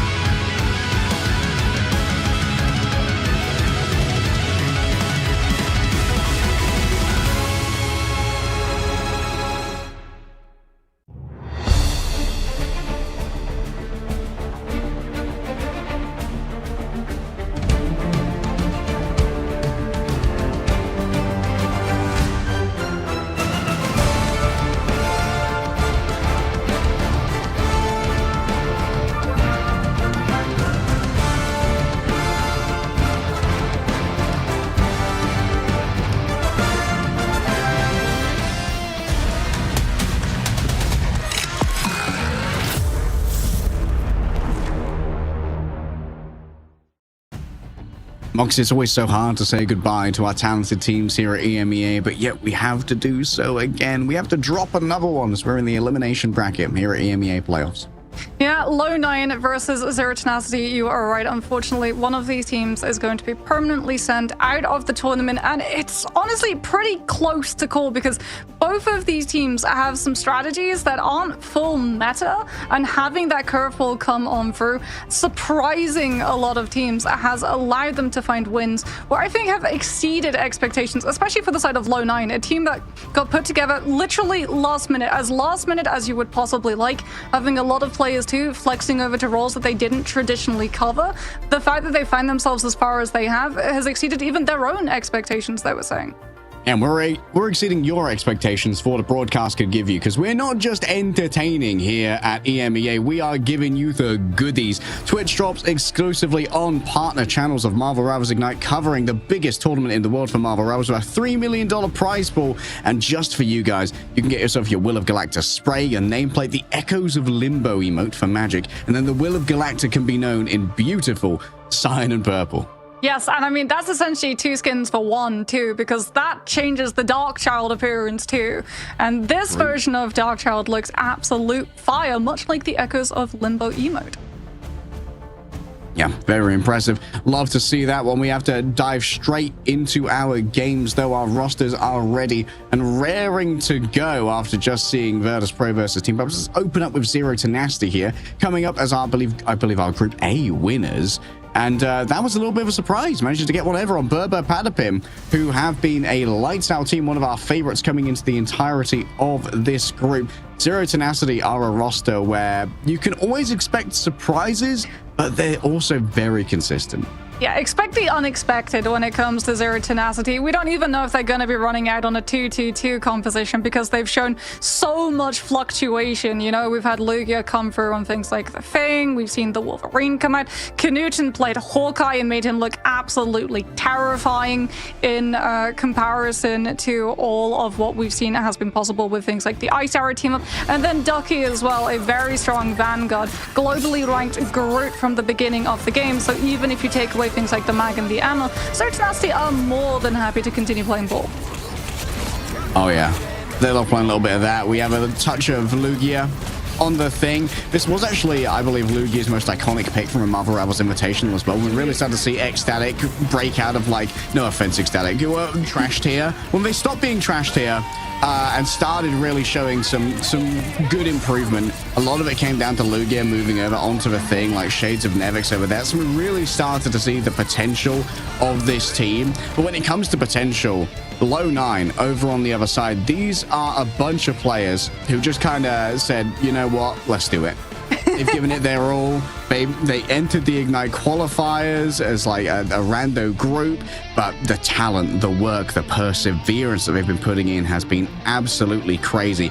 I've seen a lot of the Twitter memes at the moment rating solo queue players in your ranked games. Crisis is always in the S tier. Bro is an absolute DPS machine on the Duelist, and particularly on the Winter Soldier and on the Punisher, but he's got a couple surprises. Yeah, I mean, L9, they perfectly counter-stratted coming up against Insomnia, who were known for having one of the best Wolverines, Demon, and Demon got to do absolutely nothing because we got to see Crisis move over to the Hela and utilize a cooldown that maybe you didn't think would be played to counterplay a dive character, but Soul Drainer, that hard CC, the 3-meter radius orb that grabs an enemy directly to its center. 0.3 second stun doesn't feel like a lot, but when it has a 10-second cooldown in comparison to Wolf's Grab, which is on a 12-second cooldown, well, we start to see moments like this occur as Demon found out when Low 9 and Insomnia matched up on Central Park, and every single time that Wolverine tried to come on through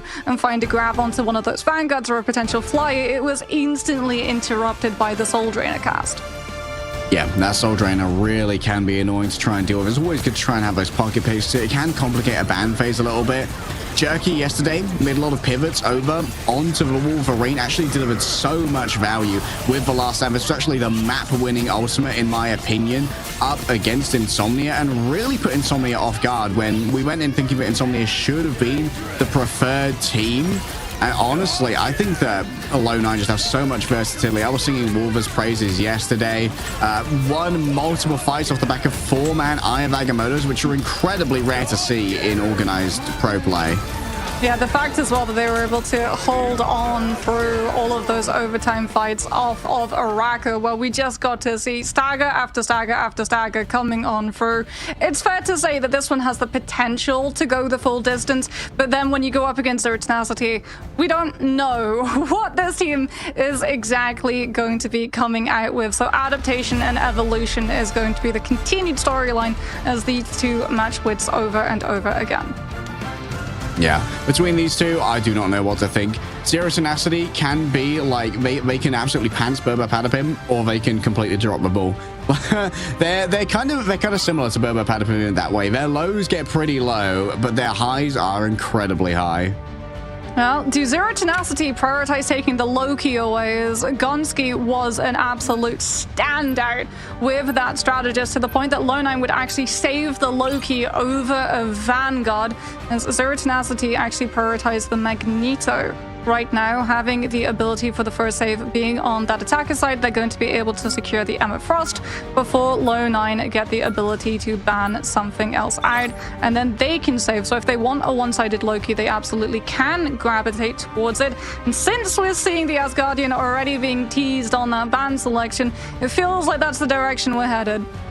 Yeah, and the thing about Low 9 is they're not too fussed about saving the Emma, because Saintomoto was an incredibly good cap player. It kind of forces a later cap ban for Zero Tenacity to make Saintomoto go elsewhere, but Wolf is incredibly versatile. Yeah, they're messing with me. I ain't falling for the bait. I ain't falling for the bait, guys. Low 9, let's get a real pick over here.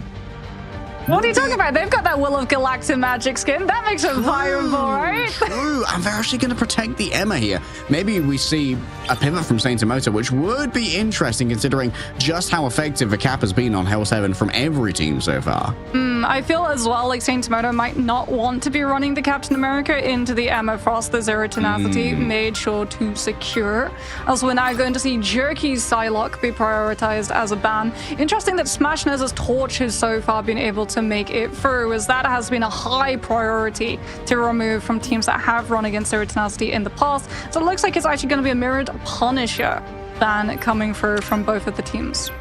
Yep, unsurprising given how threatening both Knuten and Crisis are on that hero. First Protect now going to come through from Low 9. This is going to give us some real insight into what they have designed on their side, and it is going to be Gonski's Loki, I imagine. We anticipated maybe it would be an early Protect for the Loki. Was not punished by Zero Tenacity, which they were a little bit more worried about the combination of maybe the Cap and the Psylocke together, and didn't want to invest the ban on the Cap itself.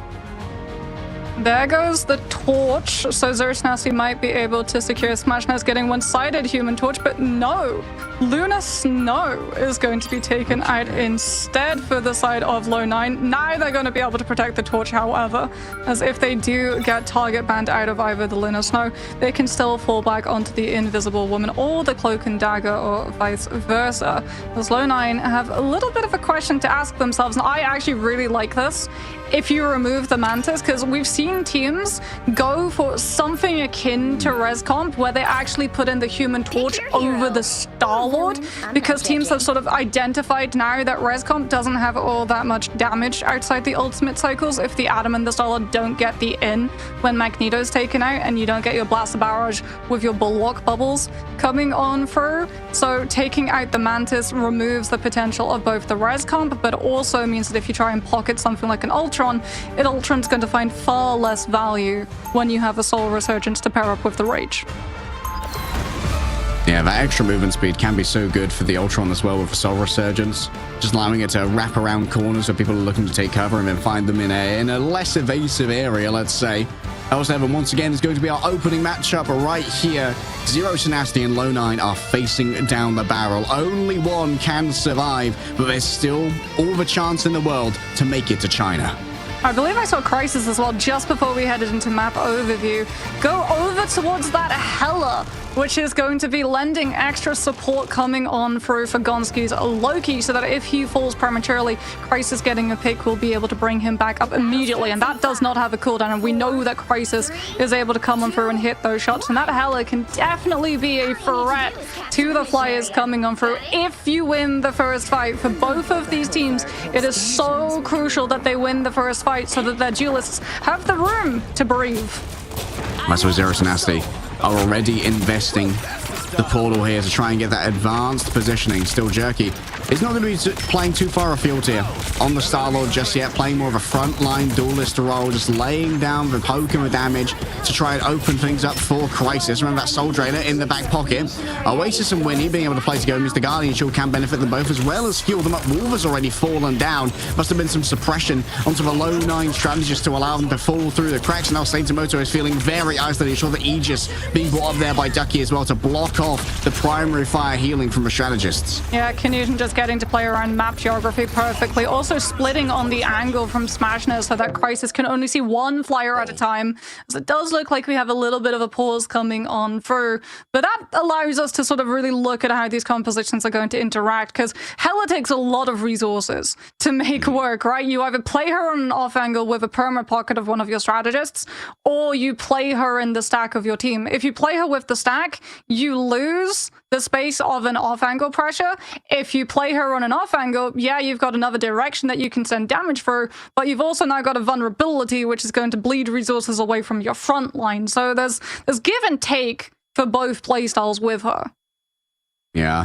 And are you going to want to invest something like the Snowflake when usually that's going to be going on to the hypermobile Star-Lord, who's a little bit mechanically harder to heal and is often going to be in those little nooks and crannies away from the LOS? One of the interactions we saw in that first fight as well was the use of Emma's Aegis shield to block off healing coming the way of the Vanguards that were on point for Low 9. And that can really be troublesome for a Cloak and Dagger in particular, who have a very meager damage output with the Light Force daggers, so you can't break through that Aegis at all. You've got to do a full reposition. Yeah, you can somewhat finesse the situation, though, with the Cloak and Dagger's primary actually being able to bounce.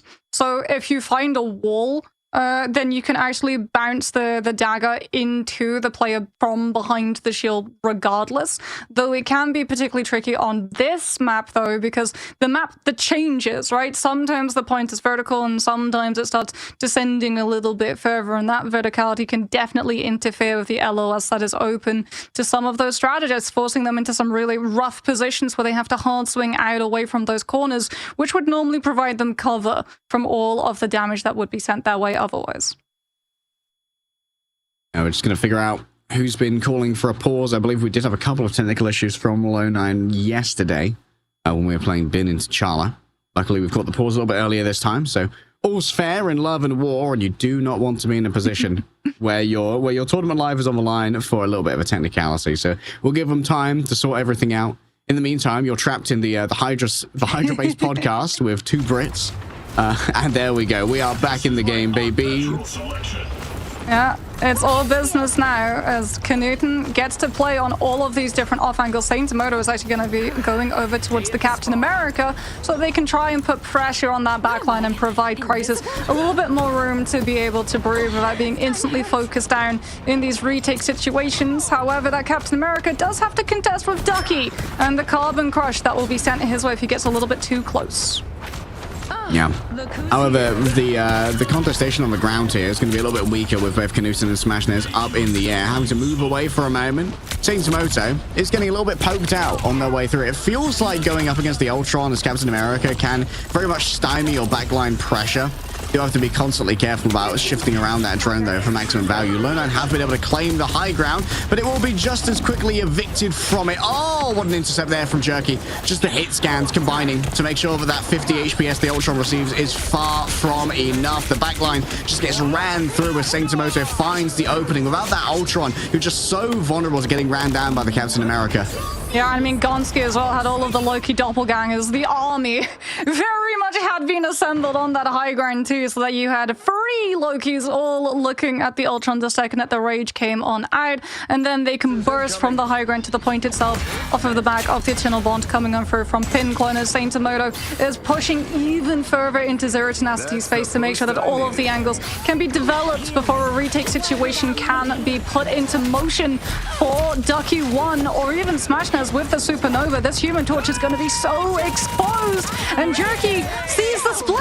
Knuten's a little bit too far from the rest of his team. Out comes Galactic Legend, as without that Ultron, Zero Tenacity, the hand is forced. They've got to make up the absence with an ult.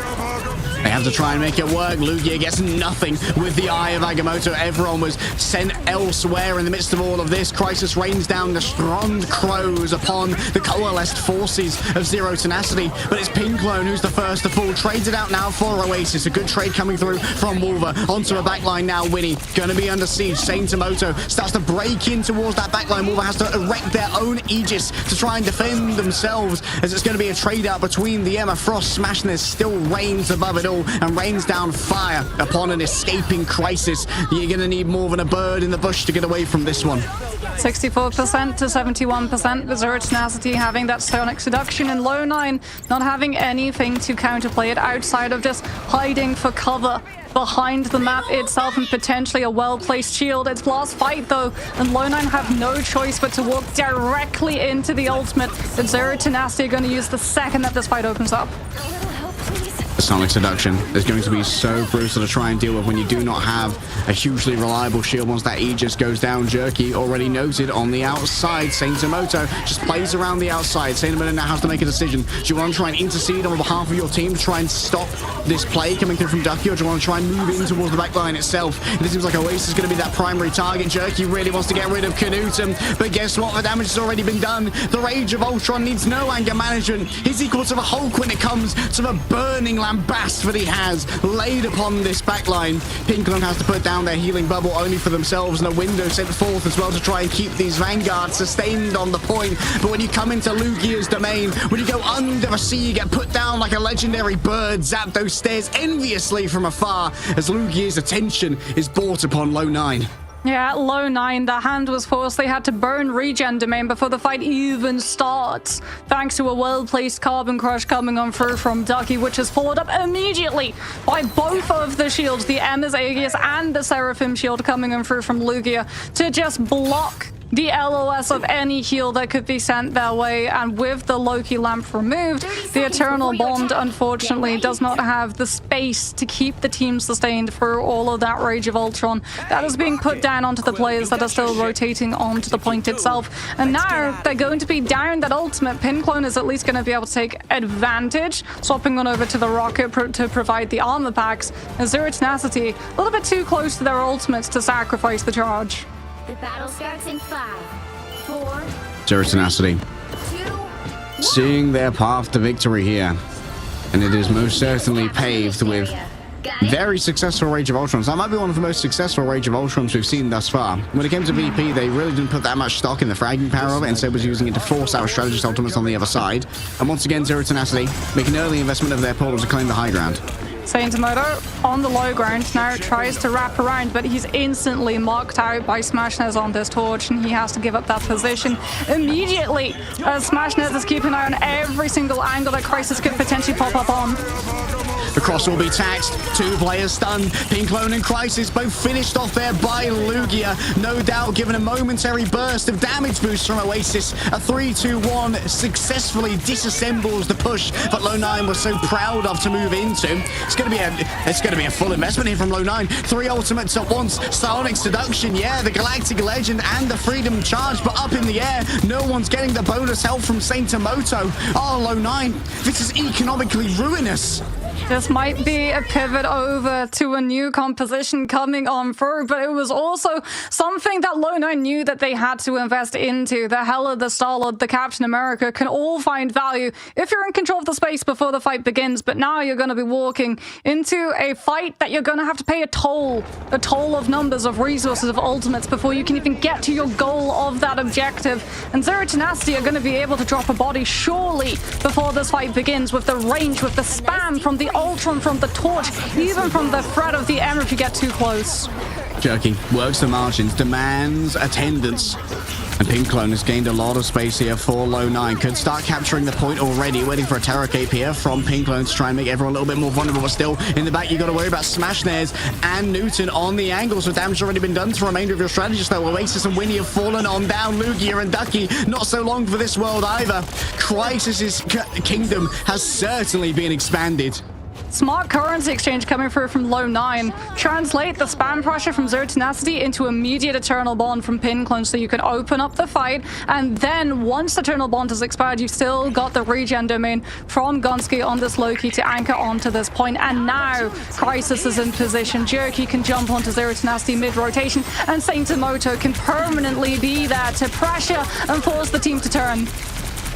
Morva freely charging up this beam right here already. The regeneration domains have come on now. That's a huge Sonic Seduction. 3 players grabbed in place, but before the follow-up is there, they've mostly been able to save themselves. Smashnez, though, just dunks on the head of Crisis. Pin Clone the next to fall on down. Zero Tenacity, they strike back with such vigor here that Low 9 can barely stand up to it. Even with the Freedom Charge of Saintomoto giving over that additional HP, it feels so far gone from a capacity for a retake. Low 9 is doing their best to stall this one out to at least extract percentage from the fight, but Knuten is just above it all, laying down so much fire. Zero Tenacity have such a good read of the situation. They know that they can't stall, that they can't hesitate, and so they just send the fight immediately into brawl, breaking out with both Sonic Seduction and Fate of Both Worlds. As Low 9, they've got hesitation, they've got stall, but what they don't have is power when it comes to the 6v6 slug fiesta.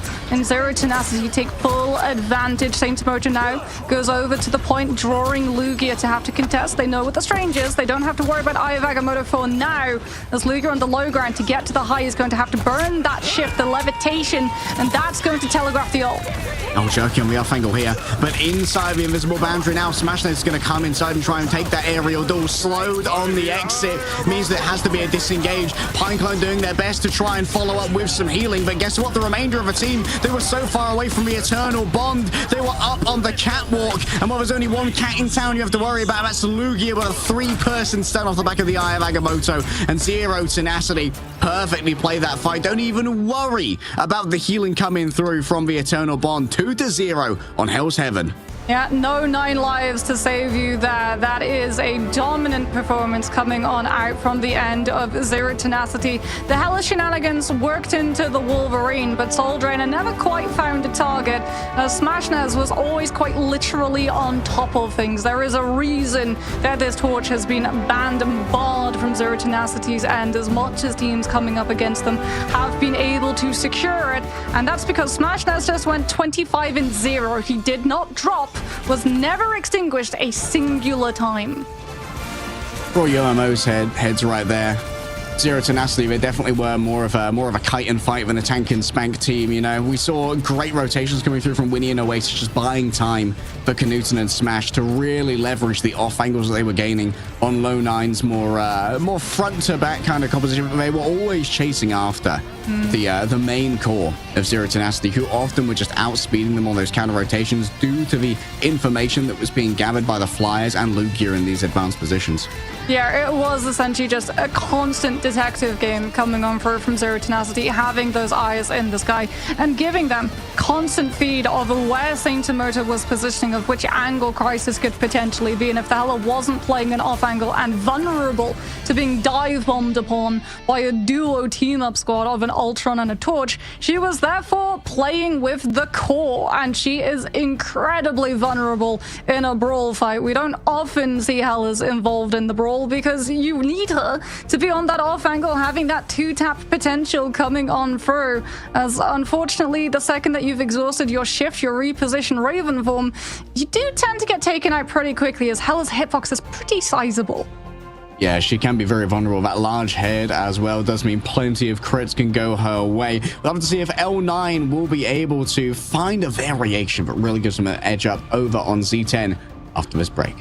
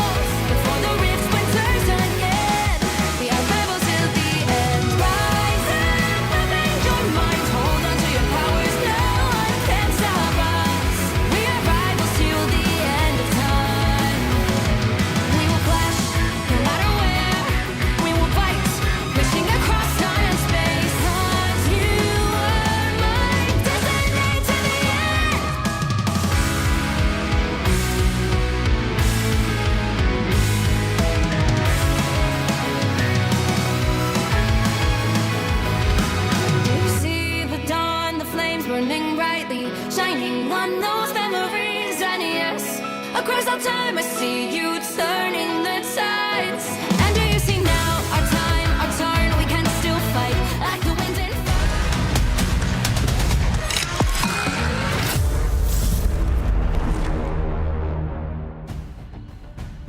Low 9 find themselves looking to the sky, but they see no heroes nor salvation, only villains up there like Knuten and Smashnez. Yeah, I do not foresee a Human Torch making it through the ban system this time around, Harry. It's definitely something when your Human Torch goes 25-0. Granted, Smashnez had a pocket of 3 strategists just calling and catering to his every beck and whim, but when you have a Torch who is that accurate and doing that much damage to Saint Emotion the Captain America, you give him every resource he wants. Yeah, Smashnez asks, Smashnez receives. Zero Tenacity. I think they've read very well here, pivoting into a flyer composition against a Cap who is as good as Saint Emoto. It's just, it can be fairly easy to shut down that Cap dive just using the Ultron drone. It doesn't really drain resources either, because the Ultron drone has no cooldown to reposition. So it's fairly easy to track that approach. And drained of the Psylocke as follow through as well, given the fact that Psylocke was targeted, does mean that Captain America on his own does not have to be dealt with as rapidly as is required when he has a backup, as Magneto is going to be removed for both sides, as both of them are going to be prioritizing retaining that Emma as the Vanguard instead. All right, yeah. Prioritizing that Emma. We did see it prioritized by Low 9 for Wolver to play, but honestly, I would have liked to have seen Saint Emoto pick up the Emma and Wolver beyond the Doctor Strange, where he has been getting so much value thus far. Wouldn't mind seeing Low 9 go for a Zero Tenacity, look for a Hulk pivot if things start to get a little bit dicey. We know that Lugia is fantastic at the Hulk. Central Park is, of course, the map choice here, and this was Low 9's choice. They're going to go for a very early ban onto the Psylocke, which is kind of interesting considering that they do have quite a bit of space and runway before they have to really address that Psylocke. Yeah, but if you want Smashnez on the Torch, banning the Psylocke is definitely going to force Low 9's hand into having to look at a Torch ban a little bit earlier than they potentially would have wanted. It very much feels like Zero Tenacity are heating the pressure up for Low 9 to try and target out Smashnez. All right, both of the Vanguard du jour, the Photom Vanguards, have now been banned away from Zero Tenacity. Likely unbothered by those. Unlikely to see a Lugia go pivot into the Thing, though, given that Crisis is generally going to be playing over the Punisher, the Winter Soldier, or the Hela. Would be unsurprising to see the Punisher ban, and there it is. We might have to see a Punisher Protect here from Zero Tenacity. I think that is the direction that you could go for sure, since you've now been able to make it that, yeah, Knuten is going to be the only Punisher on the scene, and Cloak and Dagger still being in play as well, but no, it's a Luna Snow save. Instead, as Low 9 now really have to scratch their heads and try and figure out what to exhaust this last ban on, because Psylocke is still up for Zero Tenacity, and so too is Punisher and Wolverine, and it looks like they're actually going to be going for the Punisher prioritization, which means that Luna now allows that Psylocke so much more value, as Low 9, anticipating a Psylocke coming through, are going to instantly be saving Gonski's Loki, so they have the doppelgangers to at least be able to try and absorb some of the pressure that comes from the Dance of the Butterflies. Oh, if we see a Wolverine ban here, I would not be surprised to see Lugia actually make the play onto the Hulk. The Hulk really thrives with Luna on the field because she's so good at just sustaining through the meat sponging that he does, you know, the long-range healing, really not suffering that much from damage drop-off, and the capacity to give over that Snowflake, the Idol Aura, can be so important. And there it is, Lugia, locking in the Hulk. It's also for Ducky 1 on the Groot. Wolverine is not really what you want to have in play when Groot is going to be coming on through. But then again, we have seen that Zero Tenacity and Low 9 have been able to deal with Wolverines in the past. And it being Central Park, we have seen Zero Tenacity in the past utilize Ducky with that Groot. And then you can get even more value with the Hulk coming through, as well as getting to see that Namor Strangling Prison, Horn of Proteus is not an ultimate that you want to see get paired together if you're a strategist on the other side, because it has enough damage to pass, to break through all of the heals per second. It's just the regen domain that's going to be able to bail you out.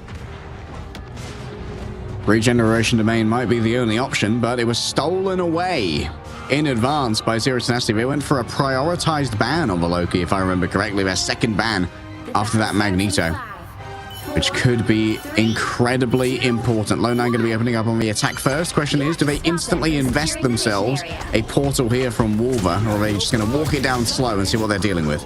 And it's going to be a little bit of a scout to come through first. Winter Soldier on the field as well for both of these teams, given that Loki is in play for both of these teams. Wolver's shield going to be breaking a little bit, but allowing Crisis a perfect angle to start building up to this first Kraken impact. And even I simply lie.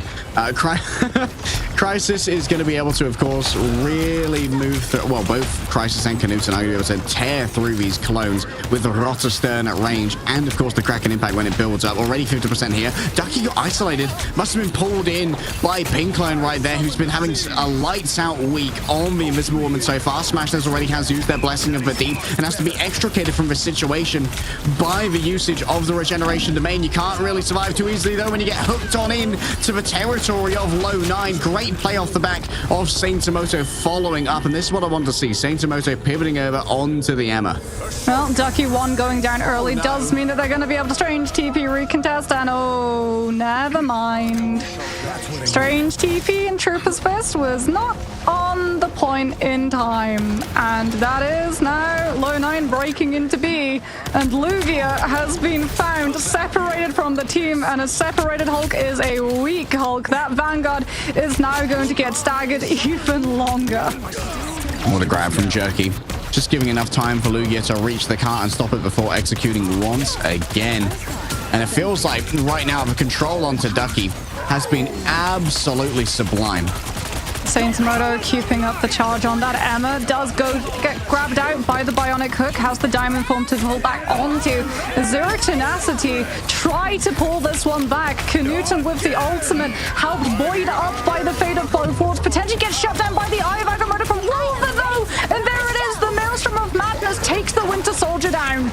Quick tap of the purple ore, and guess what? It's a mistiming when it comes to both the Strangling Prison and the Horn of Proteus. They can't be used together. Zero Tenacity, I don't know how they fumbled this fight so hard. They had everything they needed, and now with so many players down, Lugia is using the World Breaker Hulk. This has got to be a comp pivot, right? Yeah, Smashness is coming back on the Psylocke, just so they can potentially hit into that backline, maybe turn Low9's heads to have to peel for one of their strategists to drain the momentum and resources that Crisis is going to have heaped on their shoulders for the Kraken impact, as the Wolverine grabs, doesn't find the grab, but still finds the damage onto Ducky.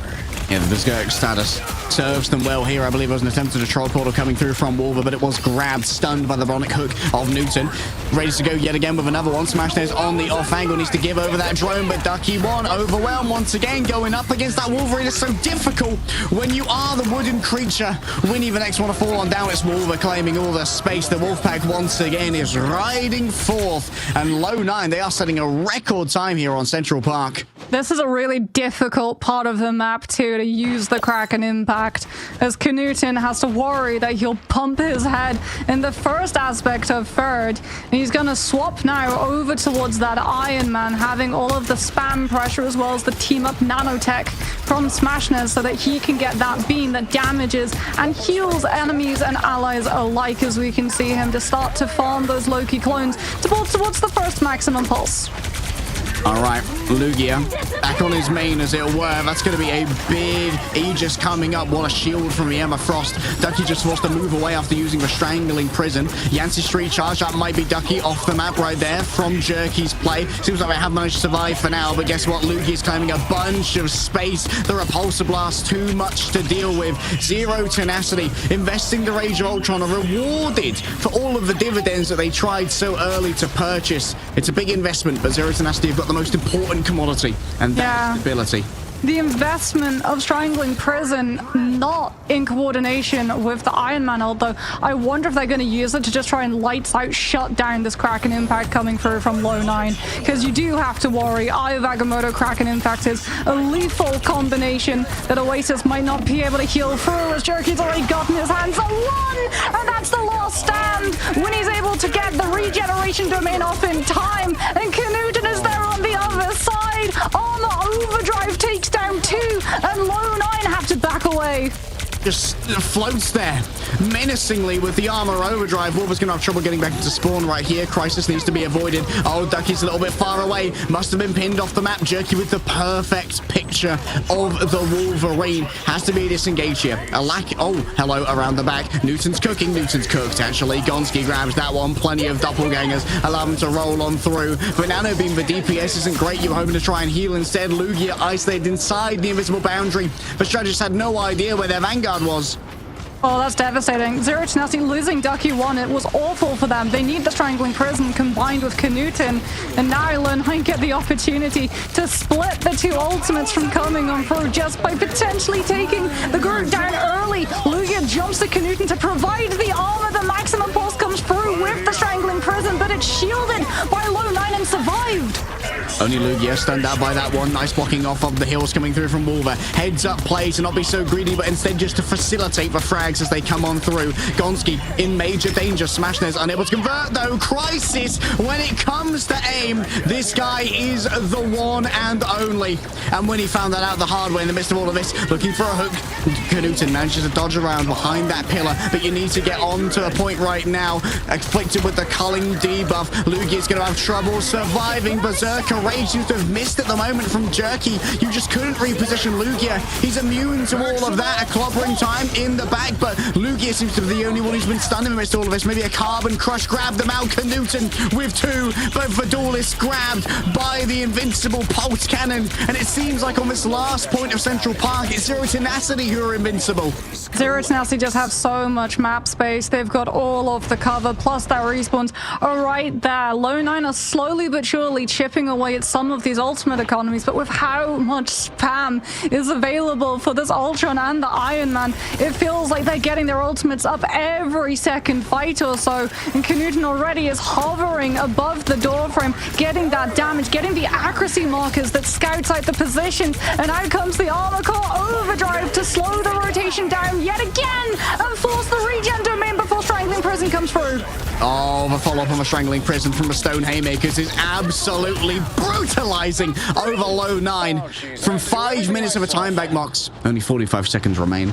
Wolver does have that strange teleport, but low 9 is saving it for when it's at its most valuable, when they have the least amount of time. They're going to have to deal with Knuten coming on through with another invincible pulse, and it feels like this Armor Core Overdrive has been the thing that's allowed Zero Tenacity to come back into this fight. Yet again it comes on through, and low 9 pay Fate of both worlds just to pave their way. Yeah, an exchange here for the Rage of Ultron. It's going to be all about where Knuten decides to try and put this invincible pulse on, and going up against Double Shield. It's difficult to get the value, and yet Gonski and Saitamoto are nowhere to be seen. Reduced to atoms. Knuten grabbed from the sky, taken to the earth. Jerky's turning him into some meat within there, but Zero Tenacity holding for 5 minutes on third. Low 9 have their win condition, but they must be disappointed with how that went. Knuten just waits so patiently for the EMEA Aegis to be placed, and from there he just gets to utilize the AoE of the ultimate. You can finesse it. Even if there's a shield in the way, you can place your ultimate ever so slightly to the side of it or potentially behind it, and it will still be able to connect onto a player that from their POV they should be shielded from. And unfortunately, the second that Saitamoto places that Aegis, their fate is sealed, and back to the underworld they head.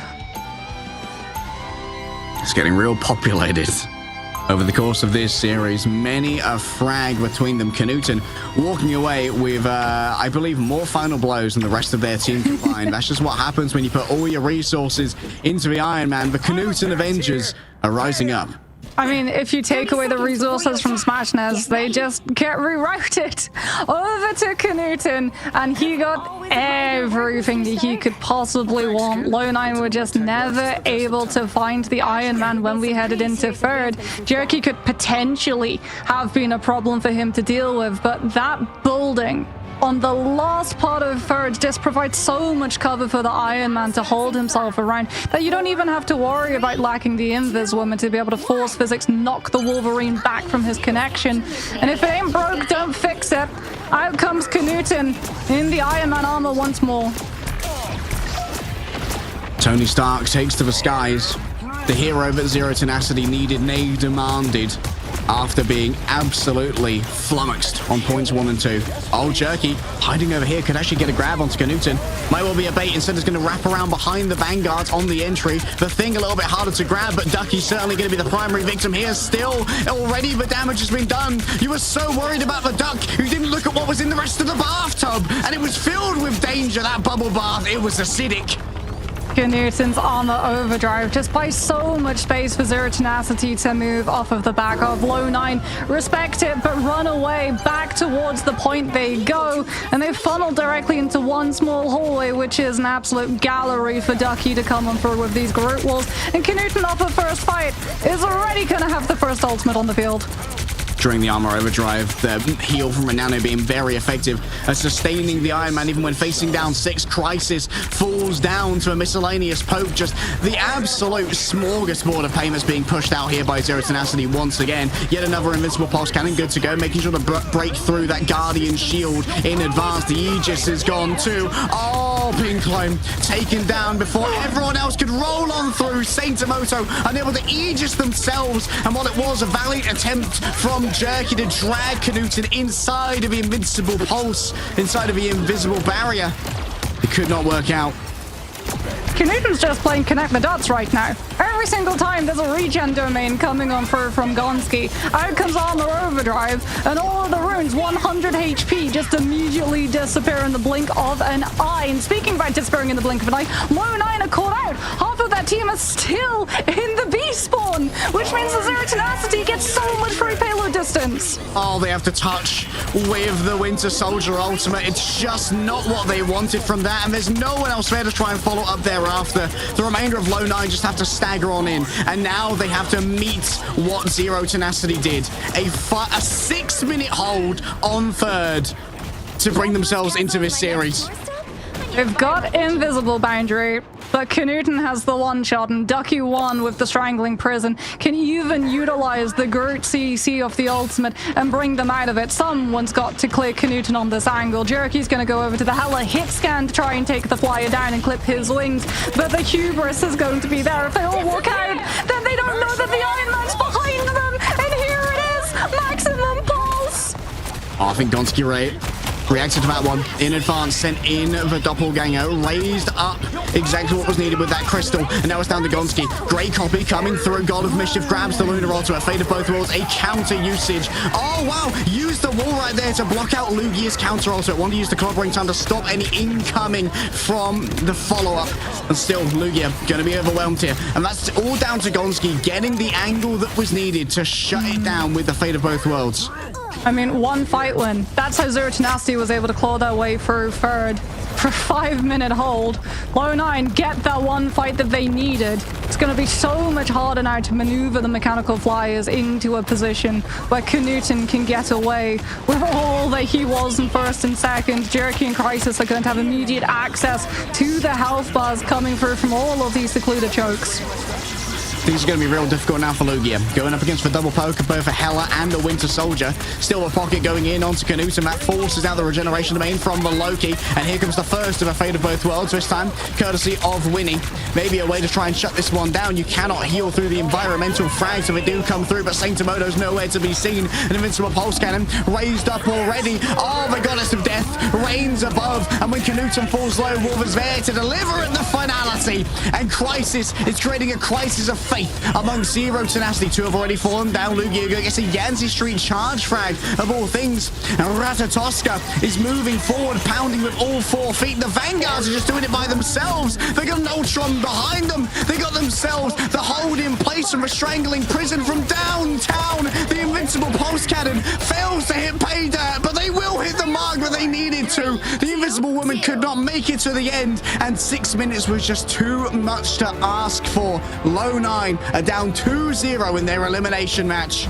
It costs so much to keep an eye on Knuten that once that problem had been solved, nothing was left. There was an economic crisis in terms of ults and resources that everyone had access to once Ducky and Lugia started really rolling on through, with the Groot and the Thing just frontline brawling into the space, still having strategists up as well to make sure that they had that area, that level of sustain to continue the momentum pushing on through.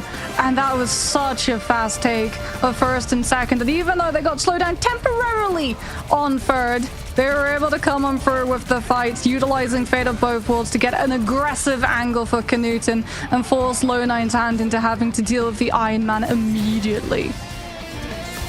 Oh, so difficult to try and deal with that. I'm like, honestly, finding those angles again and again. Respect Gonski being able to shut down that flank one with a doppelganger cast into the regeneration domain, just to make sure that all of that damage was converted into healing.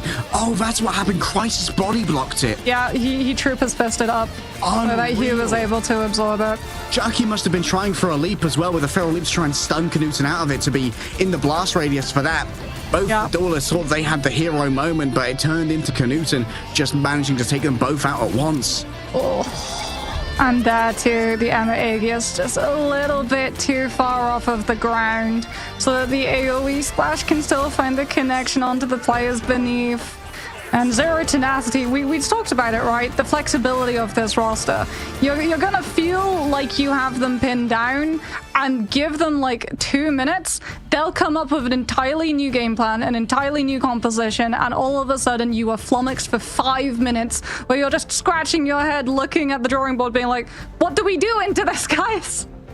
I mean, Luna is more and more commonly making the draft now as well and getting into a game, which means that we still haven't seen Knuten's patented pivot onto the Hawkeye with that Icy Arrow team up. So maybe that could come if things get a little bit more complicated. Low 9 keep throwing these new looks. I like seeing the pivot over onto the Saint-Amoto Emma Frost myself, but I think there's still so much more to play through here. We're going to have a quick break, and then map number 3 is coming on the other side.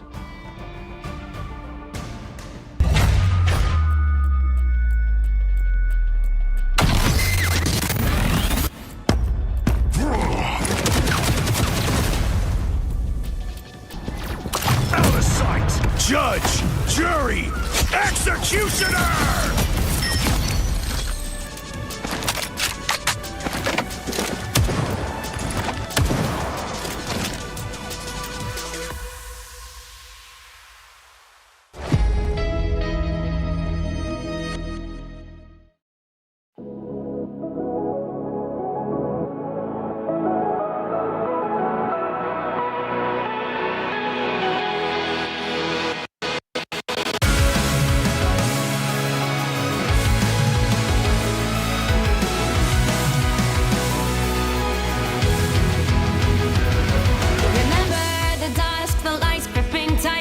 Trapping all those fighting souls, but yet across the world I see you standing in my way. And remember the time, the place we used to fight like the sun and moon. And I wonder if ever there was a time that we were friends. The night has fallen, shadows looming, and yes, that time has come for me to seek you out. We are set now for our last reunion. Break the chains, find your way, come fight me.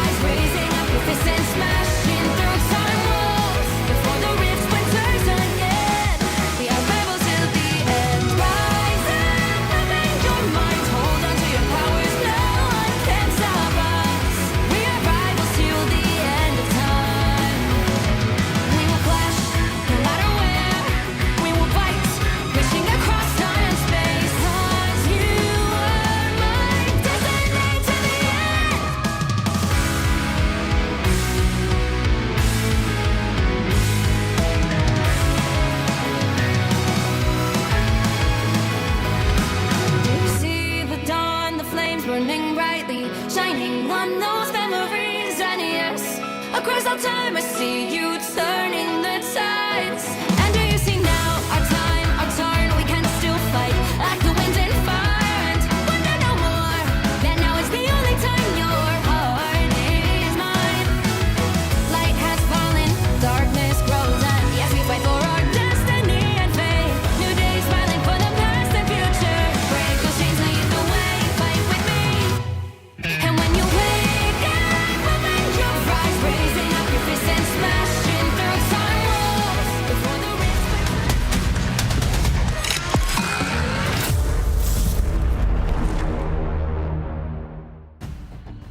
Oh, I'm feeling real low right now after fumbling a 5-minute time bank on Central Park C, but they can still rise to new heights as this series is far from over, Mox. True, but I mean, it's going to be a really tough time of it, right? Because we were talking in the break, you can't ban Zero Tenacity out of Iron Man, because then something else is able to get through. And if you give Knuten, say, Punisher or Smashnez Torch, then you're not going to have a fun time off of it either. And this is where Zero Tenacity's true strength has come through. Undeniable highest flexibility, I think, of one of the teams in the EMEA region, right? Doesn't matter if you ban them out of Vanguards, doesn't matter if you ban them out of Strategists, doesn't matter if you ban them out of Duelists, they always have a composition they can fall back onto. Yeah, the flexibility is one of the main power points that Zero Tenacity have coming into any of these games.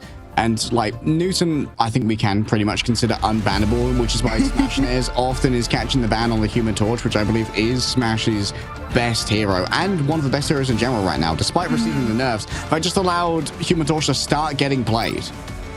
Well, it's Araco that Low 9 are going to believe is going to start letting them come back into this series. A reverse sweep is entirely possible, but it's definitely going to be off of a good ban draft system coming on through, as EMEA is going to be the vanguard that both of these teams prioritize keeping in rotation, especially if we're going to be seeing things like the Captain America circulating once more.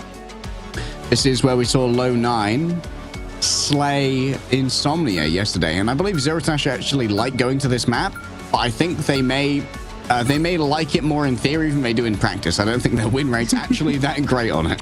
Well, we saw them with the solo Vanguard all the way back on their first day of play in the group stages, where we got to see the triple duelist composition come from their side with Lugia on the Wolverine, given the fact that Magneto and Invis were all actually removed from Blood Karyudo in terms of that pick and ban draft system. So it's definitely going to be something that Low 9 have to be cognizant of as a potential pop-up. All right, so Tenacity going to be protecting their Emma Frost here. Both teams opting into that one. And just removing Crysis's opportunity to pivot over onto that Puncher, I think is always going to be a smart ban against Low 9, given what Crysis can achieve on that one. Smashnez on the other side. Oh, we actually see an Ultron ban as well. The Flyers going to bed. I mean, this is also like a pseudo ban onto Knuten's Iron Man as well, which you don't really want to waste a ban on because it's too much of a pocket strat to invest in. Well, when Smashnez gets rid of Torch, he pivots onto the Ultron. Tends to be how Zero Tenacity recoup that loss. So, like you said, this is a shadow nerf to Knuten's Iron Man if that comes on through. However, what's not a nerf is the fact that Zero Tenacity secure one-sided Punisher. So Knuten's not going to be going on to the Iron Man in the slightest when you have a Premier Duelist pick like that coming on through. And more importantly as well, Cloak and Dagger has been able to make it through for Zero Tenacity's side too, given the fact that Low 9 put so much stock into double banning against Smashnez instead. However, Gonski being able to get away with a Loki, that is a huge asset to Low 9 whenever Gonski is a fantastic Loki player. The streets were talking up the Gonski Loki, and it's time for it to deliver. The investment of the Protect, the hero Low 9 need to rescue their series, the God of Mischief. We could actually see the Squirrel Girl come through for Zero Tenacity. This is a strategy that has been popularized. A couple of teams have run it for multiple regions, actually, on the attacking rounds of Araco, where you take advantage of all of the narrow hallways, and the projectile bounce, the ricochet off of all of those projectiles coming on through from Doreen to be able to incredibly quickly build up that Squirrel tsunami that just stampedes through a defense that is too static. I mean, question is, if we do see double squirrel girls, is anyone going to be using Orion's Lancaster bomber crosshair? Oh, please, no. You know, that clip actually went viral. Oh, wow. I was unaware of that. I was minding my own business the other day, just having a fun time of watching Marvel Rivals content, and all of a sudden I get flashbanged by Orion's crosshair coming on through. I'm just like, no. Potentially we see it from the attacking side. The defense might also go for it just to have a little bit of a pressure on a regroup situation from the attackers, but it's much more commonly seen on the attacking side with the defenders preferring for a spawn camp composition, more vanguards in the mix to stall things out properly. All right, Smashner is going to be rolling over here on to the Namor just to get some value out of this Lugia team up. And of course, the Lugia... Oh, wait, hold up. We're going to be seeing Wolver play the Storm once again. We actually saw this yesterday in conjunction with the Johnny Storm to try and combine their ultimates, but we're not actually seeing the setup from the Human Torch just yet. A 3-person fly-through here to try and force Smashness out, already having used the Blessing of the Deep. It's Gonski from the other side, the crossfire of those magic missiles that takes down the Namor. Yeah, the one-sided Storm too, so you have that tempo push. You can outplay your opponent with sheer damage and speed alone as Jerky gets the better of Knuten, sending him off of that map. And with Punisher down, Zero Tenacity's chances of winning this fight go down exponentially to the point that they're just going to try and disengage and stabilize. Yeah, maybe there's a world here where Zero Tenacity have to try and pivot to take advantage of Saint Tomoto being that solo vanguard, but it certainly is a little bit easier to do that with Lugia in the bag, distracting all of your strategists. Crisis's disengagement. Oh, the Trooper's Fist actually gets him knocked down, unfortunately. Ducky does get kind of martyrdom there by Jerky, so that's going to be a slight opening. Trade for trade, but Zero Tenacity with Smashness on this Psylocke, they now have a lot of mobility to put pressure onto the backline of Low 9. As Wolver off of that Storm, they use it to break the first corner. Now it goes over to the Doctor Strange so that you have one extra Vanguard, one extra shield to try and give your team a little bit of survivability against Knuten, who's going to be coming on through with the final judgment, and it's going to be off of the back of that Eternal Bond from Oasis too. Smashing as tickles at the back, gets the unbreakable barrier from the Hulk as well. Moving forward now with the Eternal Bond, I believe it has actually fallen down off of the high ground, so Crisis needs to be careful where they're going. Inflicted with the Terror Cape temporarily, but the damage isn't really delivered. All eyes now on Ducky in the front line. Oh, and that's going to be the Culling Aura, getting all that it needs to try and reset this one. Crisis has to go back inside the invisible boundary, but it's broken down. Pink Clone was destroyed in the midst of all of this. Yeah, Jerky once again has gotten Lugia off the map, has been absolutely lights out when it comes to these environmental frags, but still Low 9 off a massive investment, can't get the car progress. Yeah, Crisis is a little bit of an internal crisis of his own. Rounds the corner with Kraken Impact, and Knuten's up on the culling turret, and he just goes, nope, and tries to go back to his team, but gets taken down in the interim with Knuten not even needing to utilize the final judgment. It was also a copied Eternal Bond coming on for a double up from both Oasis and Winnie, so final judgment now is going to have to come alone off of just space provided by the Vanguards, and Ducky 1 and Lugia are providing ample room right now. Both ultimates invested, but that allows Wolver to come through with a huge Eye of Agamotto, claiming both of the back line. Yes, done both the strategists there. Oasis and Winnie both full. Smashness with only 138 HP to work with is just going to have to watch Lugia's nubile form be destroyed. A force physics from Pink Clones, the final hit they were looking for, and finally Low 9 get the opening. And once again, when you need a hero, look to the leader of the Wolf Pack, look to the west and listen for the howl. Yeah, Wolver with the Maelstrom of Madness follow through is the thing that allows Low 9 to finally break first. They still have to worry, though, about this final judgment, which has been delayed, and delayed a little bit further as Knuten goes off the map. Unfortunate. Is going to mean that Zero Tenacity have to give up a huge amount of space here. Early attempt at a Sonic Seduction. Oh, that's going to grab in Ducky, who was controlled first by Jerky, offered up to the White Queen herself. And it hasn't been great progress on the Flora Colossus thus far, but moving through these chokes is going to be very difficult for Zero Tenacity now. They might have to invest something like a final judgment. I mean, they've got to worry about that Eternal Bond copy that Gonski has to be able to secure. Zero to Nasty finally line up the final judgment, but Winnie's getting pressured. There comes the copy, God of Mischief from Winnie into Eternal Bond. Canute now with the final judgment puts the pressure onto Low 9 as they all try and fall back, disengage into the safety of Invis boundary. And though the Terror Cape did come through, the regen domain keeps everyone healed through. And now Kraken Impact turns back the fight back into Low 9's control.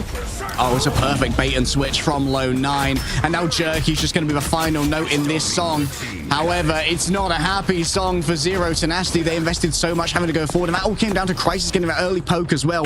Now TPing back is Canutin. Needs this last second contest onto the Flora Colossus, stopping B from being finished that early. They're moving forward, though, with an Eternal Bond coming through. So there's plenty of staying power has already been taken down. Sentient seized and thereafter punished. A Terror Cape is going to mean plenty of damage to try and work with Canutin. Sees Smashness fall before them, and it's going to be difficult to try and survive this one. Just floats away with the Cloak of Levitation. Lugi has arrived with the clobbering time. Stuns out two, but Gonski's able to survive courtesy of their own regeneration domain. Crisis falls through the cracks, however, when everyone's busy thinking about peeling for themselves. That's when everything can start to fall apart. Both of the strategists seduced by the White Queen. Ducky gets the value they were so desperate to try and find.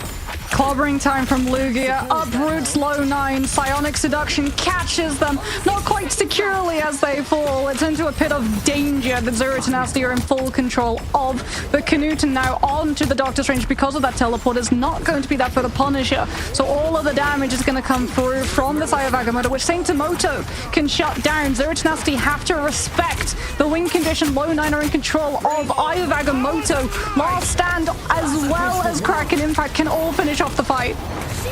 Rolling forward once again with the God of Mischief providing the addition. Oh, Oasis grabbed out of the Eternal Bond. It wasn't the caster of the ultimate though, so it is still available. Three-person Eye of Agamotto from Canutin. Not just a duelist, can deliver on the strange as well. And the delivery certainly was found here. Gonski is going to be staggered on the other side. Ducky walking up with a 100 charged beam. Oh, they're just camping the spawn.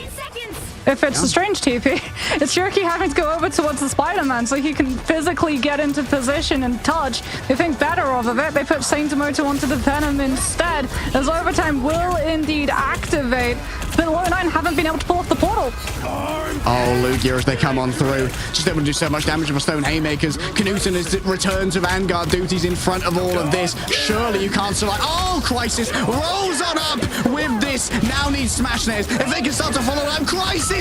Is he him? He very well could be. Another reset going after Gonski alongside the Venom. And I'm having a crisis of faith right now. Zero Tenacity, look, they had it in the bag. They can't TP back. Oh, Crisis. He is him. Lucky Bonds incarnate Crisis proves to be. Bails Low 9 out of such a rough situation as Zero Tenacity winning on that Loki worked against them. Eternal Bond is out from Oasis, but the doppelgangers are still up, and Canutin goes over to the Moon Knight. I mean, you've got Loki doppelgangers. Low 9 are playing so stacked up. You should be able to build Hand of Conchu almost immediately. He's already 80% to the ult. 275 HP, baby. The buffs have come on through. We got the survivability. We got the ult to play with. Lugia grabs. Crisis already punished, though. Here comes the Hand of Conchu raining down upon Low 9, and the damage is easy to follow up for Zero Tenacity. They have the mobility to try and roll on through. Jerky going to be the next one to fall, but there's still 40 seconds to play with. But it sunk the momentum. Low 9 are backed up all the way to their spawn. They've lost control of so much space. Crisis is going to have the ultimate Kraken Impact, yes, but Zero Tenacity have room to be able to disengage it now. Down to 30 seconds. And they have so much safety up here on this bridge as well. Going to take so many resources from Low 9 to try and remove them from it, so we swap over onto the long-range poke instead. Jerky moving on to the Hella Smash, and it's caught out a touch too early. A big Carbon Crush is laid elsewhere, and Wolver manages to find Ducky when they're in the midst of the enemy team. This might be an over-investment here, though. Oh, that's a big clobbering time. 5 stuns from Lugia. That's why he's the GOAT, baby. But the follow-up's not there. The walls are brought up. Oasis is stuck against the Thorn Lash walls, and probably able to take some damage from the Eternal Bond that was laying on out. Zero Tenacity going to be forced to run elsewhere. Canutin does have Hand of Conchu. Can pair it up It's just one fight that Zero Tenacity need to win if they invest it all, but the staggers are brutal. Lugia goes down. Low 9 now take possession of the high ground. Knuten hides, plays invis, doesn't want to get scouted on out because he's the win condition. If they all invest Dance of the Butterflies, Hand of Khonshu, and Psionic Seduction at the same time on the objective itself, Low 9 should topple. Overwhelming firepower. That's what Z10 have in their back pocket. It's what they need to deploy. Lugia already going up against 100 charge. Emma Beam Wolver's fallen down. Smashness in the back. Sonic Seduction drops on from behind. That's going to be the Dance of the Butterflies. The Hand of Khonshu. The overwhelming Alpha Strike for Zero Tenacity were waiting for. They crunched from both sides. And Low 9 are turning to diamonds under the pressure. Zero Tenacity, just like we were seeing in previous days where teams identify that Loki doppelgangers are going to give a huge advantage to Winter Soldier's resets on Kraken Impact. Knuten's like, wait a minute, my unks are gonna bounce permanently. For Low 9's players, he builds those Hand of Khonshus up so quickly, and then they have such a good grasp of where to take that last fight too. It's in such a small space, so every single player who's trying to keep themselves on that objective is taking damage from the Psionic Seduction, the silence as well, making sure that they can't hit their abilities. Dance of the Butterflies manages to punish the fact that they all tried to stack up and hide behind the Aegis coming on through. And then, off of the back of that, Hand of Khonshu is going to be doing so much damage too because all of the players are there. Throw an Ankh in, grab them all into one place. Zero Tenacity just needed one fight. And the second that the swaps came through, they were setting up to take it. Yeah. Great heads-up play from Knuten. A hero we rarely see. The Moon Knight did receive a recent buff, but I still don't think it's enough to make him a mainstay. Zero Tenacity now have their win condition. They can walk away into a series against Virtus Pro if only they can capture 2 points and 97 meters. Yeah, you can see Zero Tenacity, they're thinking it's going to be a stacked spawn hold once more. That's why we've got the Squirrel Girl and the Moon Knight. Low 9 not going to be playing into the overloaded Vanguard composition, but Smashness remains on the Squirrel Girl regardless. Knuten seeing, okay, they're playing a little bit too split. Over to the Punisher I go. Definitely the better duelist with the better ultimate cycle, given the fact that Oasis and Winnie are both going to be able to pocket him. Yeah, a little less vulnerable to a Captain America as well, as you can just roll out the Adjudication Shotgun if you need it, duck you up to 100 charge. Now he's going to be a bit of a demon to try and deal with. We love seeing Lugia over on this Wolverine. Crisis hates to see the Squirrel Girl though. It's a little bit cheesy, but can you argue with results for Nuts Strike Home? Can you argue with the fact that Smashness is 9% off the first ultimate? Give it half a second and he'll have it up. There it goes. They still haven't sent it out as everyone from Low 9 pulls back and disengages. Regen domain used to make sure that Wolver is able to get back to the team safely. And there goes the tsunami. And the ripple effect is going to be that payload gets so much freedom of space. Yeah, Low 9 have to give up a little bit of space there to try and deal with the unbeatable Squirrel Tsunami. That was Ducky's turn to roll on forward here. Knuten's already fallen on down though before the Eternal Bond even came out. Oasis has to be careful about getting grabbed out of their AoE, and that's going to be an invisible boundary wrapped up here by Pinklone to try and stop the forward progress. And it seems that Low 9, their investments are being rewarded. A beautiful headshot from Crisis, getting the final hit when it was most needed. Yeah, Crisis. Revenge. Just going for the troopers first, getting immediately into Smashness's face. Squirrel Girl shenanigans have seen through it, got value. It's last fight on first now, and over towards the Gamma we go. Lugia on the Hulk, Smashness the Namor, so that they can play counter to Saint Tomoda when he tries to dive onto that objective, or potentially counterplay into the backline. And Smashness takes the TP and directly takes the fight to Steve Rogers himself. You can't do that all day when Smashness and Lugia are directly on top of you. But Gonski says farewell, goodbye to Zero Tenacity's 2 strategists. The backline disappears. Yeah, your backline's Gonski. Unreal. Must just have a huge setup here with 3 doppelgangers lying for 120 damage per shot. That's actually crazy. He did that with no damage burst either. Because they're not running the CD or the Mantis. So Zero Tenacity say, okay, take 2, same angle of approach. The XL on to the Captain America is strong, but it's Knuten that goes down still. They're just having so much trouble trying to find any space here. The second anyone rounds a corner, they're instantly decimated, be it by Gonski's array of doppelgangers. And that's going to be a big investment here from Jerky already. Using the Rage of Ultron to try and make sure that this high ground can be claimed. Oh, and Smashness is the final one to fall. And Zero Tenacity for running low on time. Yeah, Knuten is going to have final judgment, but they just haven't been given the space to breathe. The Punisher is either picked or the strategists behind him.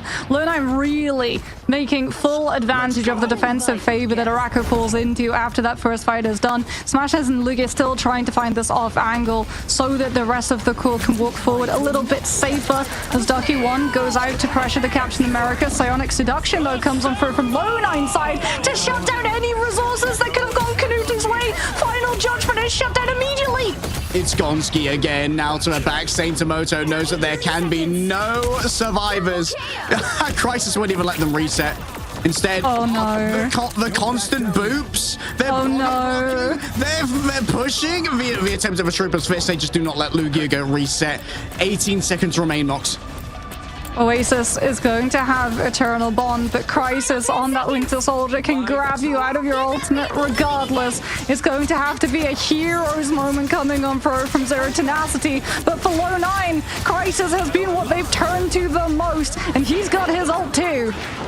Already, regeneration domains have been used over here. In comes the Horn of Proteus. Seems like the damage hasn't been done. Crisis managed to survive through it all. Invisible boundary drawn on up. It's a big investment from Zero Tenacity. It had to be. There are no second chances. There are no extra rounds. Crisis afflicts multiple players with a culling debuff off the back of the Kraken impact. But Lugia is searching for victims. Going after Steve Rogers. The Hulk begins to smash. Pin Clone turned into a pin cushion by Smashnez. But Crisis is still going. It's a crisis of faith. It's a crisis on Arako. It's a crisis of the Flora Colossus, but there's no crisis on deck for Lone9. It's all about the accuracy, the overwhelming power. Buckathan Barnes has delivered again. Buckle up, we go another round. Lone9 deliver on Arako and stop the series before it becomes a 3-0. What a convoy map. And I mean, if you're Zero Tenacity, surely that's going to hurt some momentum because you really did feel like you had a full handle of this team. And then Gonski and Crisis just said, we got our best heroes, and we say no. All right, for Lone9, the effort, the perseverance for learning, it's starting to pay off. And it seems like for now, what is really paying dividends is banning out both the Ultron and the Human Torch, getting rid of the flyer options for Zero Tenacity when it comes to a ground battle. If you're just looking Crisis in the eyes, that's where Crisis is at their most powerful. Yeah, and I mean, if you manage to force Smashnez onto the Psylocke, Gonski's got the Loki. You really don't have to worry about that duelist if you're a Loki player because you can mitigate the ult, you can mitigate the original pressure that Psylocke can output as well just by devious exchange. Psylocke thinks that she's taking the Loki down and surprise, all of a sudden you're in a different position in space entirely as Crisis really was just absolutely popping off. The Winter Soldier, the ultimates, they were so strong. This moment here where Lone9 were able to come on through in overtime with just reset after reset, even through the Eternal Bond, coming out from Oasis being able to secure those picks. Though that being said, since it was a full hold, second and third were entirely unnecessary, just additional flair for Lone9 to flex how strong this team truly can be. Absolutely true. While we're glazing on Crisis like some Dunkin' Donuts employees, I've got to say, I think that Crisis, from what I've seen, might have one of the best mental maps. Like the mini map in his brain of what's going on in these fights of one of all players I've seen, like often knows exactly where to pivot to get to their next target, how low they'll be. I don't know if that comes down to Lone9 having like excellent dissemination of information, but Crisis's awareness of just where everyone is standing at all times is second to none.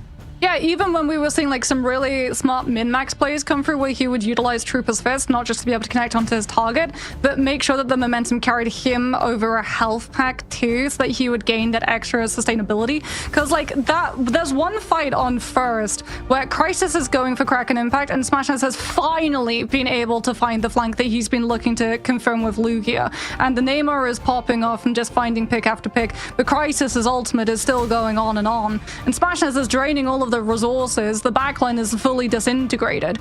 But still, Crisis is able to keep himself alive off of the fact that Winter Soldier is self-sustaining. Even if he doesn't have LOS off his strategists, hey, every time you hit your abilities, even if you don't hit them, you've suddenly got shields. Yeah, you got a little bit of bonus life, a little bit more sustainability, and Lo9 continue to sustain themselves in this series off of the Winter Soldier. We'll see if they've cracked the code for Zero Tenacity right after this break.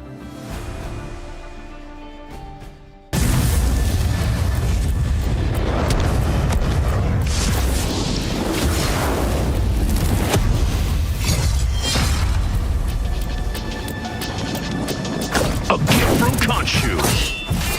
The moon haunts you. Not bad, eh, Khonshu?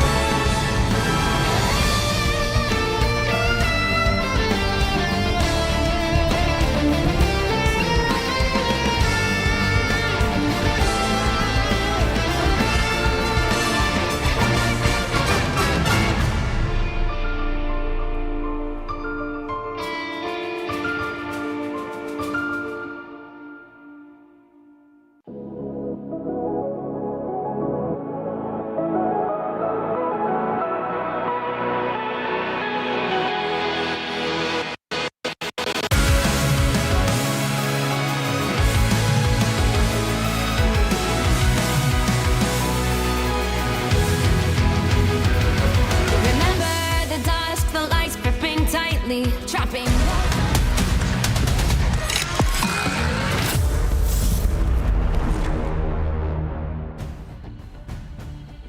Lo9 have made their first steps towards breaking out of this match point that Zero Tenacity have against them in our elimination rounds here, Mox. Only one of these teams can continue in Marvel Rivals Ignite, EMEA.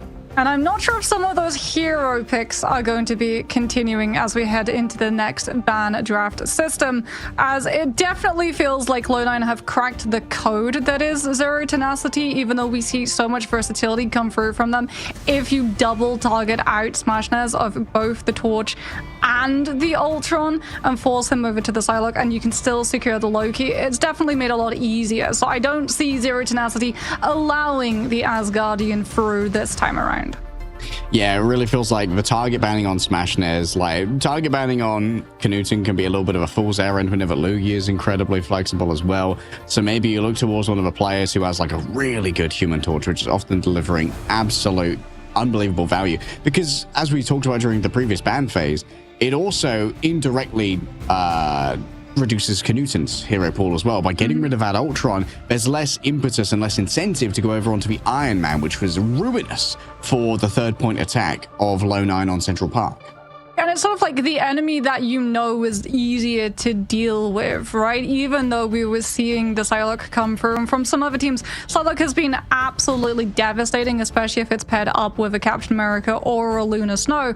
But Gonski's Loki just being able to dispatch every single flank potential coming on through was invaluable to Lone being able to hold on to that second corner when we headed into their defense on Arako. As Arako starts off, attack is favored given the fact that the defenders have to fight on a decline. That slope is not fun to fight around. So a lot of the time, the defending team will just sort of exchange cosmetic blows before they pull back to a more favorable position. And around the second corner is where we see that payload have a little bit more problems rounding. Well, the good news is for Zero Tenacity, they have lost their first map at the map pool reset. So they will be able to choose whatever map type they like. Maybe we'll go to Symbiotic Surface as we head into wherever Zero Tenacity have chosen to take us. They will also have gotten to choose their ban order as well. So maybe they can make an early play to remove that Loki, as you mentioned. Potentially also make an early save onto Smashnez's composition, because I feel like if you go for an early save onto the Human Torch, as we've talked about, Zero Tenacity's, all of their players very, very flexible. You can't ban them out of Vanguards, you can't fully ban them out of Strategists, and Knuten will play pretty much everything. I believe he's played a total of 11 heroes, potentially even more by my last count coming on from his side of things. So I would definitely see a Human Torch save being very valuable for Zero Tenacity. Krakoa is going to be the choice of Zero Tenacity, taking us back to a domination.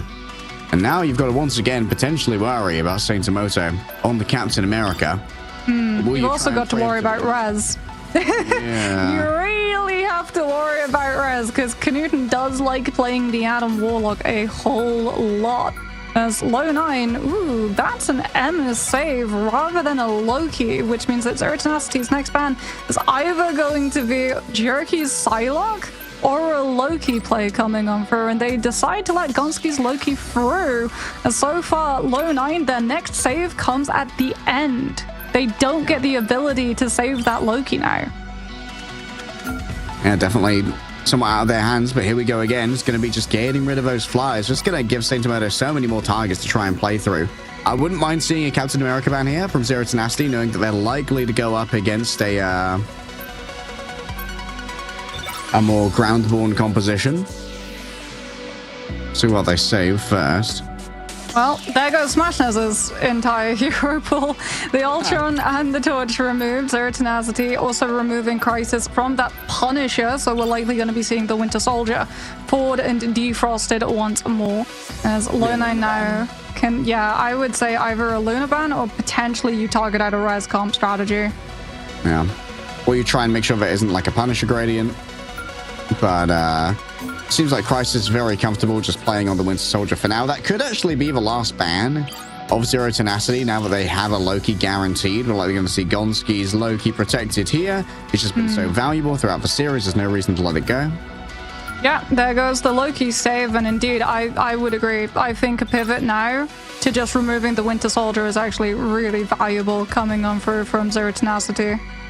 Since Crisis is all like hero pool, his Winter Soldier has been the standout for sure. But no, it's going to be... Ooh, they thought about the Wolverine, which means that we're probably going to be seeing Groot come through from Ducky One at some instant on one of these rounds. But that does free up Crisis for the Winter Soldier once more.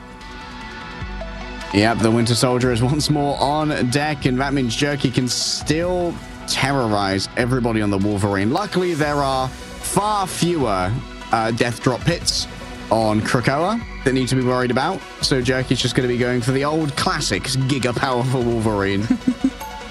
There's the res comp that we were expecting coming on from the side of Zero Tenacity. We do know that Oasis loves to play the Mantis. It is one of his favorite strategists that he gets to put into the mix, and he's been playing it for a very long time too, so he's definitely going to be bringing the damage to the sides of that one. So too is Knuten. His Adam Warlock stats have been through the roof the last couple of times that we've been able to see Zero Tenacity on the res comp in the likes of Hall of Dajalia in the past. So I guess as much value. I did have my doubts about the viability of the res comp yesterday, although I am a noted res comp hater. And I heard from Dustin that you and he are both against this composition. Yeah, I just think that they don't. Usually they don't do enough damage. Smash Those being on the Punisher, though, is going to really change the vibe of that. Because Punisher just pushes out so much damage. Yeah, and you don't need to be very forward in your positioning either. If you have a starter with a Magneto, your starter is always going to be inside the enemy team. Smashnez is not going to be inside the enemy team, but he's only going to be at the forefront of their minds thinking about them right now, as that Strange Portal has allowed him to take center stage right on the point itself, and those Groot Walls are going to be going down far faster than they can be built. Oh yeah, they are going to be broken. Too sweet as they approach. They also going to use the build-up Ducky as well when it comes to that charge. Actually has to use the Carbon Crusher trying to escape an ambush right there. So that's going to be one offensive power that's not going to be seen. Oh my goodness, Canuten's already down. Should be able to rest themselves using the Karmic Revival. Oasis exactly the same. They're just overwhelmed here. You know what? Rescomp haters rise up. It's time for us to put this one to bed. Crisis here gets 60% to the first crack and impact off of House Stacks here. It's now see we're playing. It was a Soul Bond aggressive cooldown push, traded with a regeneration domain from Gonski, who, by the way, has already got God of Mischief. Like, Gonski's just the guy. Might actually be the true God of Mischief. Like, Gonski may have been, you know, potentially just a shapeshifted actual Loki. Well, we did say that we were anticipating a Loki ban coming through at some point, as Lugia on that Wolverine is going to be looking to grab out Saint and Moto. Diana gets the diamond form, though, and gets the kick to avoid being isolated by a Groot. Nice. That would have been their Groot as well. So just as well, they had the Carbon Crush ready to go. Wolver overwhelmed here. The damage that comes through from that Punisher is not to be underestimated. A solo ultimate coming through from Lugia. Tries to isolate one of these support. One of these strategies indeed is Pinklone who's isolated at this moment. Smashnez needs all the support in the world to try and shut down Crisis. The culling effect still remains thereafter, though. There could be an attempted Karmic Revival. No, Canuten's still 30% away from it. Just hasn't been able to contribute as much to these fights. Still, it's contributing when it comes to final blows, grabbing two. Gonski falling down the same as Saint Amoto. Yeah, Winnie doing a good job of utilizing the Psionic Vortex, sending it right into the regeneration domain AoE field for Gonski, so that they're forced to play outside of it and allowing Canuten to come on through with the pick. Karmic Revival will finally have been built up, but you do have to worry about Jerky coming on through with a last stand to be able to homing beacon in on the position of the Raz. Wolver with a strangling prism. Smashnez would be an ideal target. Very few means of defending themselves in the midst of all this. And yeah, there it is. Smashnez grabbed up Winnie. Too late to respond to this one. And while Lugia may well have been able to pin Saint Amoto inside the invisible boundary, quick flick into diamond form, and she just becomes a diamond under the pressure. Crisis, an uncharacteristic couple of misses there on the hook onto Lugia, and still Ducky believes that it's turnable, and they might well be right. Lugia with a huge investment, and then quickly ducks away through the teleport. Will be able to come back again once more. Didn't expect a second round of Wolverine, did ya? And Gonski now is in major danger as the Berserk state slices through the God of Trickery. I mean, Zero Tenacity, even if they lose this fight, they're more than happy for it to run long, considering they're in control of the point right now. And it was still turnable too, given the fact that Canuten has the Karmic Revival in the back pocket. He doesn't have the Cocoon state, though. It was burned in the fight before, so if he goes down mid-cast of the ultimate, that effect will run its course entirely, as Low 9 have been holding. Other than Strangling Prison, they didn't contribute any ultimates in the fight prior. They know that this next one, the Karmic Revival fight, is the one where they have to have resources, as that is a very fascination sent out, but it comes and costs Wolver. Oh, that's a big loss. Still, they believe that it's winnable. Jerky disagrees. Grabbing themselves too. Lugia noted on the other side. It's actually a resurrection behind. It's instead of underneath. And that means the Crisis easily finds them, starts chaining together again and again and again. It's Lugia who's the next to go. And now Ducky is next up on the docket. The resurrections are so easy to shut down for a Winter Soldier. Chasing after Lugia. Crisis needs to make sure they have a bit off more than they could choose. Is that Canuten? Who's still alive back there? I see an outline. He's self-rezzed. Uh-oh. Oh, no, he's fine. He's fine. Wait, this is Low 9 spawn, I believe. Yes, it is. He's not fine right now. In fact, he's having to take a deal right now with the Doctor Strange, which which means that he's not there with the rest of his team for Soul Bond. It's okay. Distractionary measures. Out comes the final judgment here from Smashnez. Instantly taking down Jerky, punishing them for a feral leap gone astray. And it's the Venn diagram of violence that's been raised here. Lugia go. That's a massive last stand. 3 players dragged into the air and 3 players slain thereafter. Lugia vanquishes Low 9 and says, "You will not chase down my Knuten." Dirt Nasty should be able to take this round, and indeed, there it is, but it looked close. However, Zero Nasty just being able to stall out those fights for as long as they did, stopping Low 9 from having the time to come back on through the point percentage too far against them for a Strange Portal recontest to potentially flip the script. As we head to the second round, Wolver actually is going to sacrifice an entire charge of Eye of Agamotto to go over to that Storm so that we can have damage boost potential, more resources sent over to Crysis's side. Get ready. All right, Rescomp haters, it might be Jova. Might be the best comp of all time. Hate to admit it, but the results are standing for now. For Zero Tenacity, not too many changes going to be made here. I do think that Wolver is going to have a little bit of survivability trouble against the Knuten's Adam Warlock and the Punisher. And the Punisher, and potentially the Hela too, as I think Zero Tenacity just put someone onto that one too, as I saw her pop up for a mere moment. And that is going to make it particularly difficult for the Storm, who, unlike the Torch, doesn't really have freedom of movement up in that sky. But if you can win the first fight and have tempo up against Zero Tenacity, if Knuten uses Soul Bond aggressively, you can try and match it with the Goddess boost from Low 9 side. All right, 2 solo Vanguards, just going to be the Emma Frost.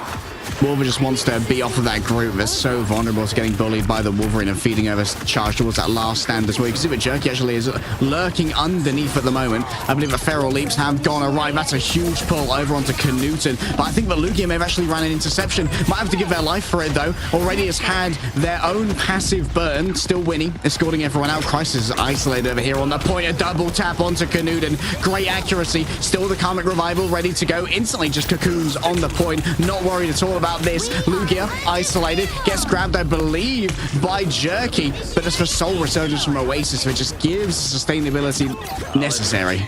Yeah, and immediately Zero Tenacity can just turn the pressure up and walk onto the players of Low 9 Crysys. They were trying to care for that Winter Soldier so that he had the confidence to go for Kraken Impact, but it was not to be. He gets run over, and Zero Tenacity just run over the rest of Low 9 afterwards. We've got to make a Hurricane, we've got Kraken Impact, but Low 9 have to walk into a set-up Punisher, and they have to clear the angle that Lugia is going to be playing this Wolverine off of. An easier said than done. They've been able to figure out Jerky's position. That's already the Wolverine passive force. The interception is there. Saint Tomoto with a Carbon Crush saves his duelist, and Zero Tenacity are forced to back off.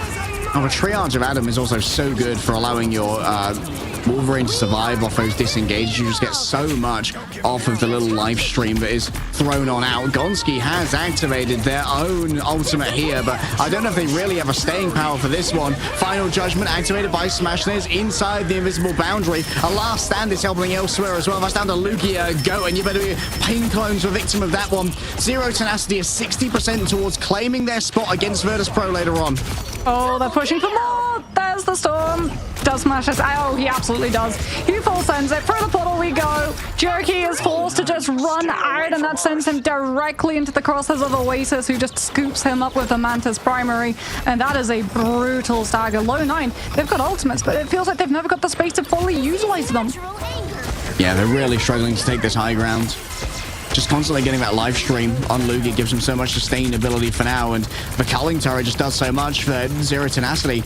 They've already made Low 9 give up on taking this area even to begin with. One last fight for Low 9 to stay alive in Ignite, and Jerky still waiting for their regenerative healing factor to come up. They have a last stand, don't have the rage to really make it work just yet. Crossing open ground might be too risky, and Knuten comes from the back, an opening big odds of a Wolverine. It was so much to ask for, and yet Knuten delivers. But here's Crysys, the hero that always comes through when Low 9 need them the most, but the Soul Resurgence could be too much damage. Oh, the Karmic Revival, Soul Bond, make sure that all of that damage is shared on out. Wolver needs to be the hero that comes through here with the Omega Hurricane. However, it's going to be very difficult to survive in the face of Smashnez. Yeah, the Final Judgment. There's Jerky from the other side. Oh, the duelist from Low 9. They're clutching clutching when they need to. They're surviving by the skin of their teeth. It's at the cost of all of their ultimates too. Pinclone's gonna have invis boundary, and Symbiotic needs to pull up the psionic seduction immediately. But Zero Tenacity, they have so much time to build up the ultimates and then just win. One fight necessary. And Lone Hind, if they start losing their players, they're gonna have to strange TP back into a brawl fight that every single time Rescomp wins by out-sustaining you. It's very tough. Picking up Smashnez and Lugia that early is exactly what you wanted for a start, though. Zero Tenacity weren't overcommitted to this fight, however, so they're easily finding it able to disengage.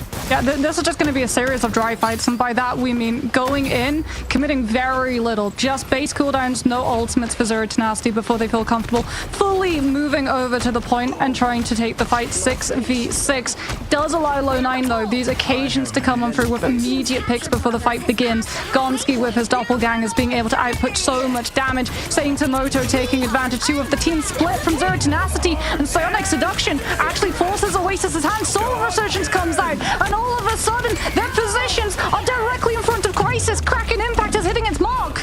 Oh, Crisis shut down by the Sonic Seduction here. Ducky's getting the value. The resurrections came through exactly when they were needed. Gonski has gone for a copy onto a Karmic Revival. It could be unbelievably clutch, but Lugia is clutcher. Gets even more. Saintamoto's down. Jerky's nowhere to be seen. Gonski, yes, revives himself, and Jerky is brought back into the fray, but it's Zero Tenacity who are in control of the fight, coming back with the strange TP. They're having trouble exiting at the moment. It's Crisis who's responsible for this. Has already lost half their HP, and while there is going to be an Omega Hurricane to try and play with here for Wolver, the damage might well not be enough. Lugia goes slammed down by Jerky, but he just didn't have the range. He's taken off the point. Zero Tenacity claim their match against Virtus Pro.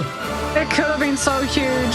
It could have been so huge. The God of Mischief onto the Karmic Revival, but Lugia on the Wolverine sees it coming from a mile away and just gets the absolute perfect position to remove it.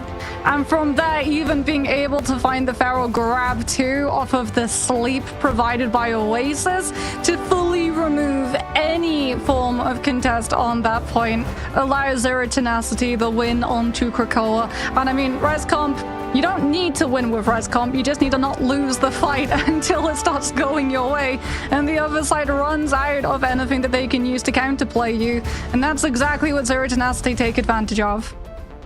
I mean, some people may have asked why Lugia's got GOAT in his name. Hey, no one asking any more. 13 final hits. And these are the kind of shenanigans that we saw at the beginning of Z10's run here at Ignite. And they've come full circle now. When they mattered the most, when the chips were down, Lugia delivers on the Wolverine. I mean, we said, right? He can play the Vanguard, but he can also flex over to the thing that gives Vanguard players nightmares for weeks.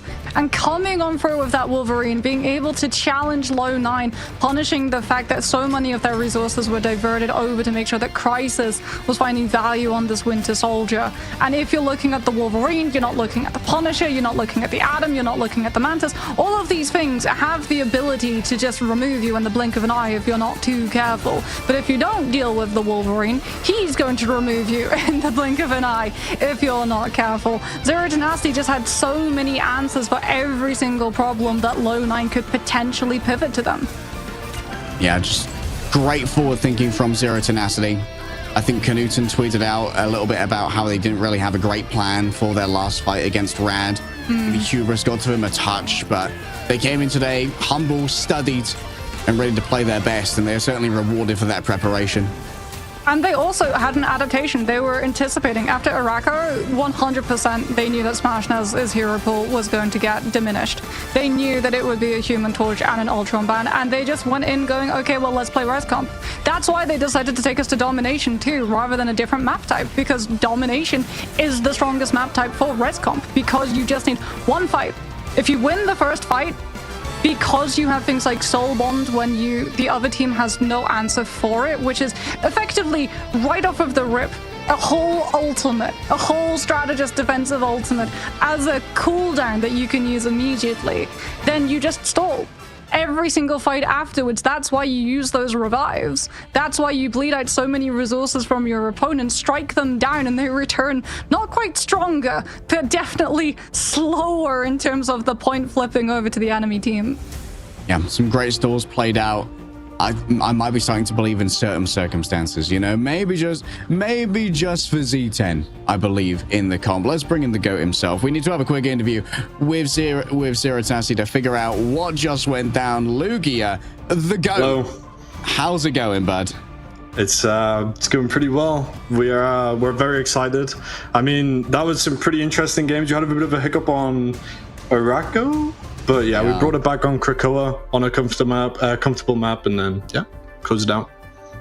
Can you give us a little bit of context behind said hiccup on Araco? Was it something that went wrong on your team's end, or do you think it was something that went better for the other side? I mean, honestly, Crisis played amazingly. Jerky played really well on the angles. It was more a case of, I think the energy went a bit down in that game. But no, absolutely, L9 played incredibly well on that map, and it was just very hard for us to get through. So that's all I can say about it, yeah. You're one of the few players we actually see bring out the Thing with some regularity. What's the use case for the Thing for you? So we normally angle it when pretty much every other tank's bad. I find that if I'm on a tank that gets bullied pretty heavily by EMEA and Wolverine, I'll just go Thing and just stand in front of them, be like a wall for my team, like you saw on the Central Park map. So it just allows me to hold the space more effectively than other tanks like Strange, for example. And how did you fall into having the hero pool of Vanguards, but then also Wolverine flex, which surely feels a little bit like betraying the role when you flex over to that duelist?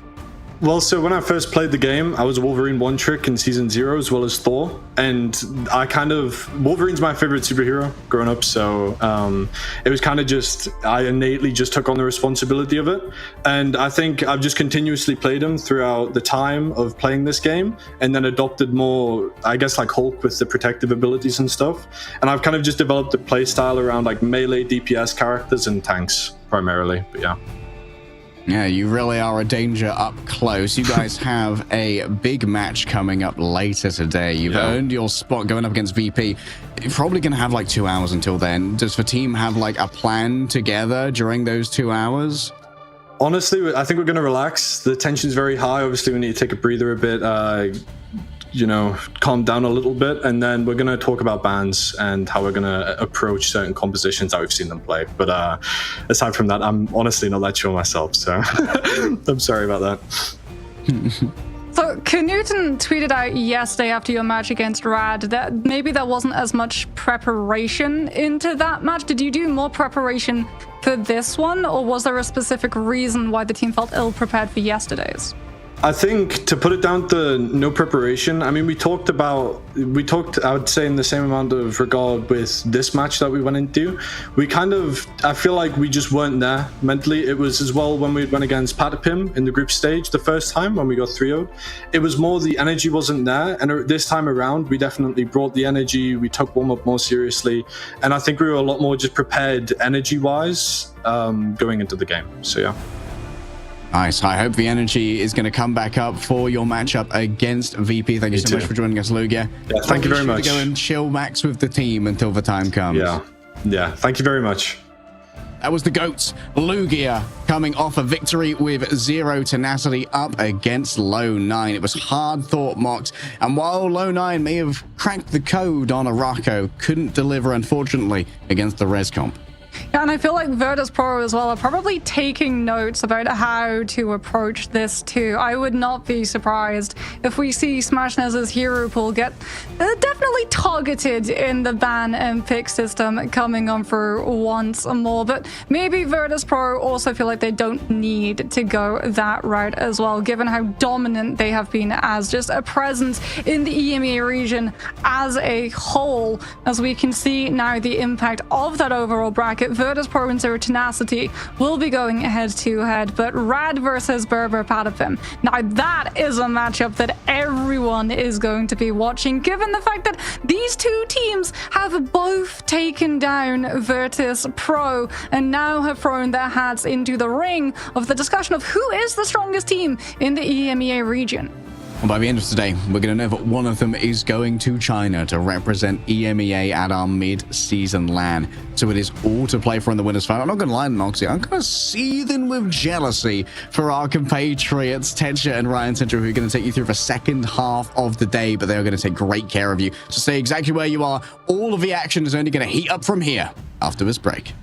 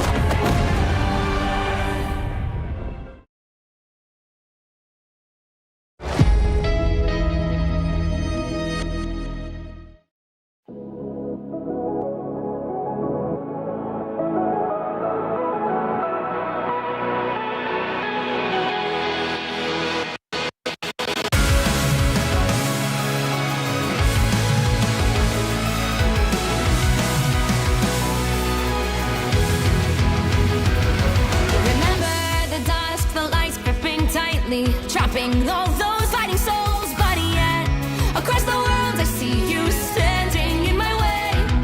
And remember the time, the place we used to fight like the sun and moon. And I wonder if ever there was a time that we were friends. The night has fallen, shadows looming, and yes, that time has come for me to seek you out.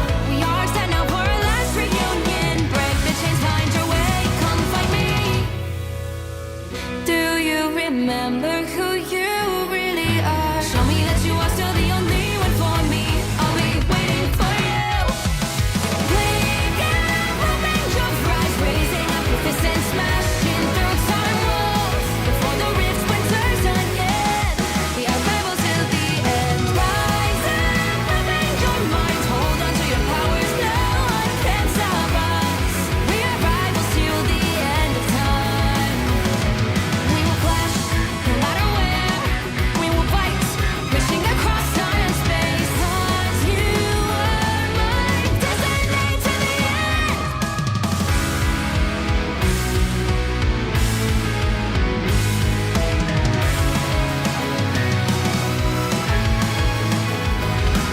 You see the dawn, the flames burning brightly, shining on those memories. And yes, across all time I see you turning the tides. And do you see now our time, our turn? We can still fight like the wind and fire. And wonder no more that now is the only time your heart is mine. Light has fallen, darkness grows, and yes, we fight for our destiny and fate. New days smiling for the past and future. Break those chains, lead the way, fight with me. And when you wake up, open your eyes, raising up your fists and smashing through time walls. Before the rift splinters again, we are rivals till the end. Rise up, open your minds, hold on to your powers. No one can stop us. We are rivals again until the end of time.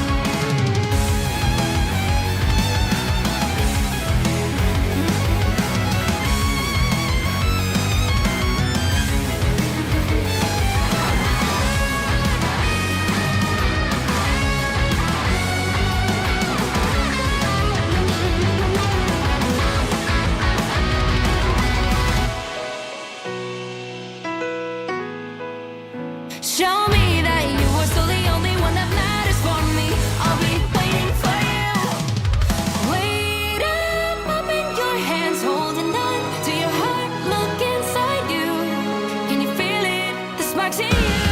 Add it up, unleash it up. Wake up, open your eyes, raising up your fists and smashing through time walls. Before the rift splinters yet again, we are rivals till the end. And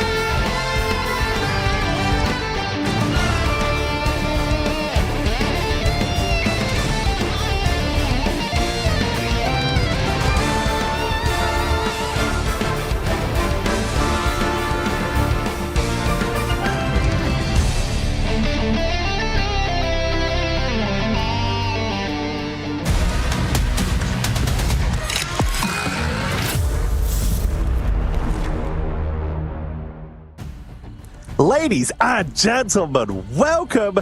It is time to decide which is going to be the first team heading to the mid-season finals for EMEA. Who will be joining the legendary teams such as Ground Zero, for example, from OCE, and we've already found 2 teams from the Americas. We'll talk about that in a moment, but I am Tetcher, this is Ryan Central, and we have 2 incredible series set up for you today.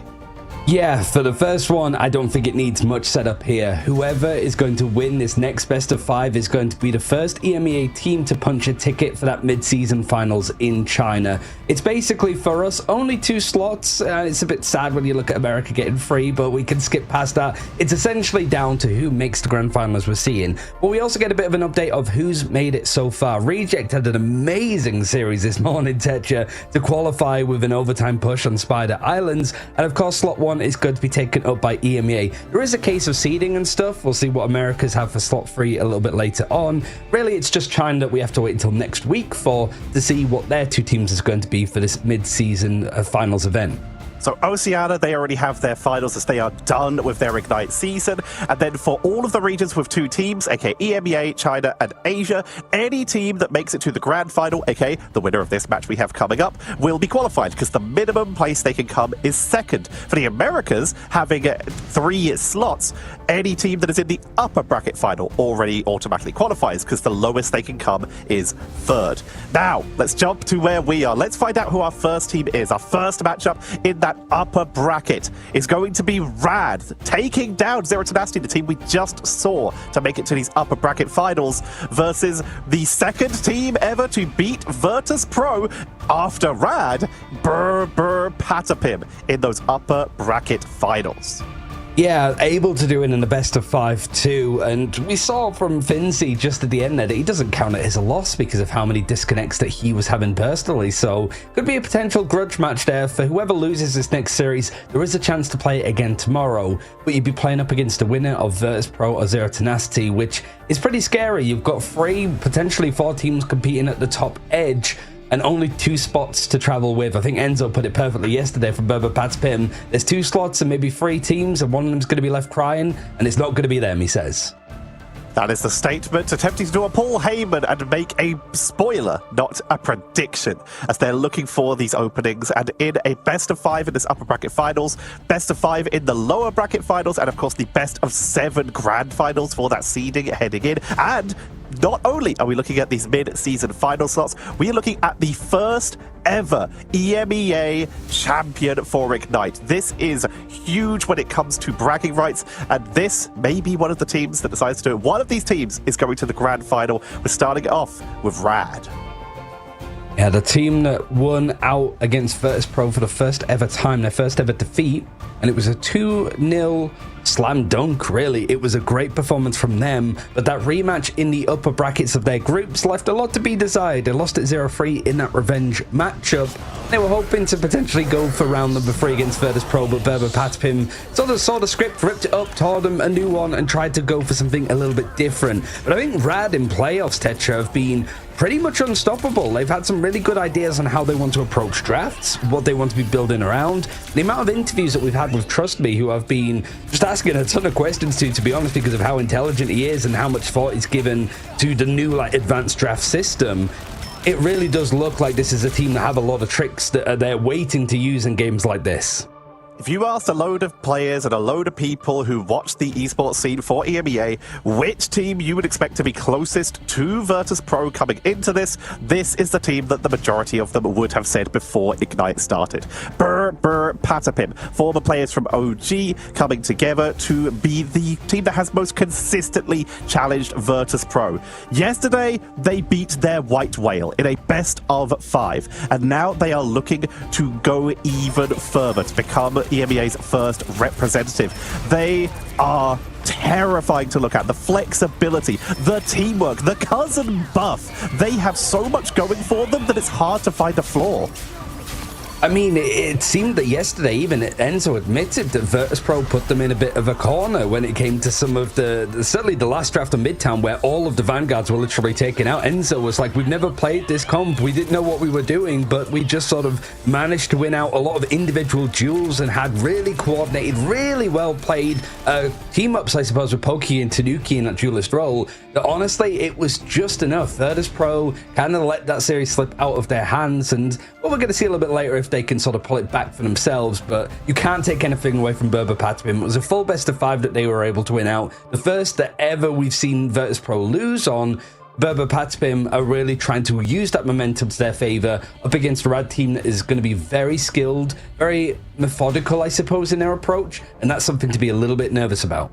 If you look at which team came in stronger to this upper bracket final, then you've got to say Rad. They had an incredible showing, a 3-0 versus Zero Tenacity, who are not a team to be sniffed at. They are strong, and Rad took them down in those upper bracket semi-finals and have come in with all the momentum in the world, whereas Berber and Patapim, they had to fight tooth and nail to be here. The question is, which one has more left in the tank, and which one might have any tricks left up their sleeves?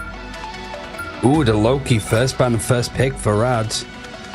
Pad's been taking out the Magneto, which is pretty common. So really, you don't have the option to ban it out, which has been one of the most contested things, I suppose, to make sure that they can't have Loki on the other side. But the double Vanguards has been removed. What do you protect here? You can't go for the Loki because it was first banned out. They're going to go for the Luna. They know that losing out on too many strategists just leaves you with nothing to work with, and Rad have punished a lot of teams with that in the past. Berber are currently leaning heavily on the Vanguard bans, taking out that Magneto and the Emma, whereas currently Berber have both left available for them. Rad's going to take out the Wolverine. We saw that coming in a little bit for Berber Patapim in their game versus Virtus.pro. It's something that Rad also likes to lead on quite nicely. And while this is familiar from the Virtus.pro game, dueling Captain America bans will be taken away. In that area as well, it's a sort of 50-50 ban. Both teams take it out at the same time, so it is a little bit of a game of chicken. So it's a consistent thing that's coming out from teams. It's just on that start of the second phase, I guess you'd call it. Both teams getting rid of the Captain America, but now a duelist has been taken out for Berber Patapim. They're considering protecting another one to stop Rad from taking out a little bit too much more. They're going to protect the Punisher, but it does feel like now you haven't protected any Vanguards. Is that going to be the last move for Rad to just get something else out? You haven't banned out a Magneto, you haven't banned out an Emma Frost. Do you even really care? Honestly, because a lot of teams don't seem to put too much focus on it now. They're going for the Cloak and Dagger, so yeah, a lot of that sustain to keep Berber Patapim alive is going to be missing. The Cloak and Dagger taken off the board, that Terror Cape plus the Punisher would have been extremely tough to deal with, and of course Lunar Snow plus Cloak and Dagger is one of the hardest strategist duos to break through just due to their incredible healing output. Looks like Rad gonna protect that Cloak and Dagger for themselves. Ooh. They also have access, no, they changed their mind, going for that Wolverine. With a load of the Vanguards getting banned away, they're setting themselves up to try and at least break through those Vanguards. While Magneto and Emma Frost are so strong, if we do not have the Diamond form or that magnetic ball iron bulwark up, then Wolverine can have a lot of freedom to move around and try and isolate people. But Rad forced very much off the at least standard duo meta when it comes to with the Strange taken out as well. Berber Patapim have banned out all of the shields. Yep, every single one. So Rad have got to go for a bit of a brawlier composition, which, you know, now that you don't have Captain America on your side, you still have access to like Magneto, Emma Frost, but also Doctor Strange. There isn't too much to block any Eye of Agamottos that come through. That's very scary for Rad, but I almost feel that there's an element of being prepared for stuff like this. Like I said, Trust Me has been putting a lot of time into the theory on how to use this advanced draft system, but this feels like a bit of a gamble, right? One team's tried to go and take out the strategists, the other's trying to remove all of those main Vanguards that can block a lot of stuff coming in, and when one of the teams has Wolverine as well, that could be a little bit scary for Patapim if they're not careful. Let's talk through remaining tools to get rid of that Eye of Agamotto, like you say, as immediately Enzo is hovering onto that Doctor Strange. Group walls can be used to protect. You can use Cloak and Dagger for that defense with that Dark Force teleport to make sure that you get out of danger, and you can also utilize the Hulk Indestructible Guard as a protective tool, as it does protect against crowd control. But that is a very limited draft when it comes to actually being able to take long extended duels. For now, Enzo is going to be working on taking out some of the trees, remove the cover, as Berber and Patspin using the portal do take the more aggressive early position. Maybe trying to get Pokey set up with the turret, but it's Tanuki that actually goes down, overextends a little bit, and trust me, over on the crew, he doesn't really have much to block a lot of this damage other than the walls itself, and Rajaro moving over towards the thing, trying to go for a little bit more of a brawly approach. So these barriers, it really is the case of not wanting to go for these engagements at all. Having all these shields doesn't matter if you've got 3 characters that are just going to push up and hold left click right into your face, or left control if you're Enzo in that case. But Naga's finding so much on this Wolverine. Not available on the other side. Is taking out one of the vanguards, and this is a very passive approach for Berber Patspin. You've got the Luna sat on the high ground with Pokey in the turret, and a lot of damage is being done, but the progression of the point is being firstly taken by Rad.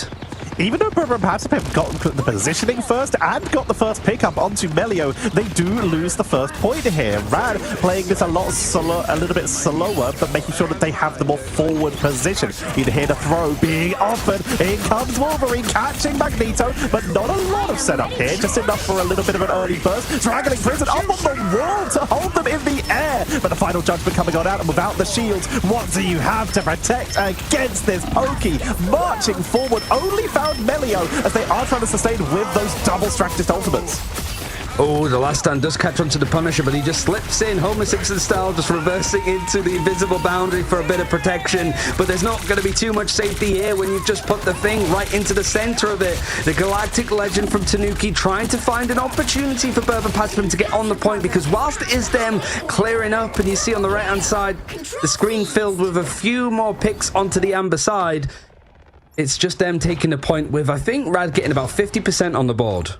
Just over 50%, setting themselves up quite nicely as they are going to be making their way back in, keeping this Wolverine to look. And again, a reminder, it was banned away from Berber Patspin by Rad. This gives them the one-sided Wolverine to try and isolate characters like the Strange, who is quite vulnerable to this. Ken, on the Invisible Woman, is attempting to counteract this, and has so far been doing a pretty solid job, saving quite a few members of Berber Patspin. But Rad already regrouping, coming in with that final judgment once again, but they have no strategist ults. Media M not finding anything from Pokey.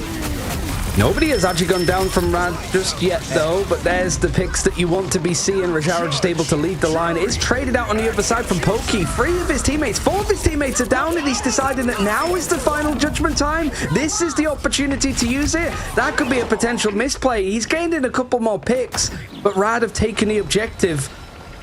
And that was a little bit awkward timing. He pulls out the ult just as 3 of his teammates go down.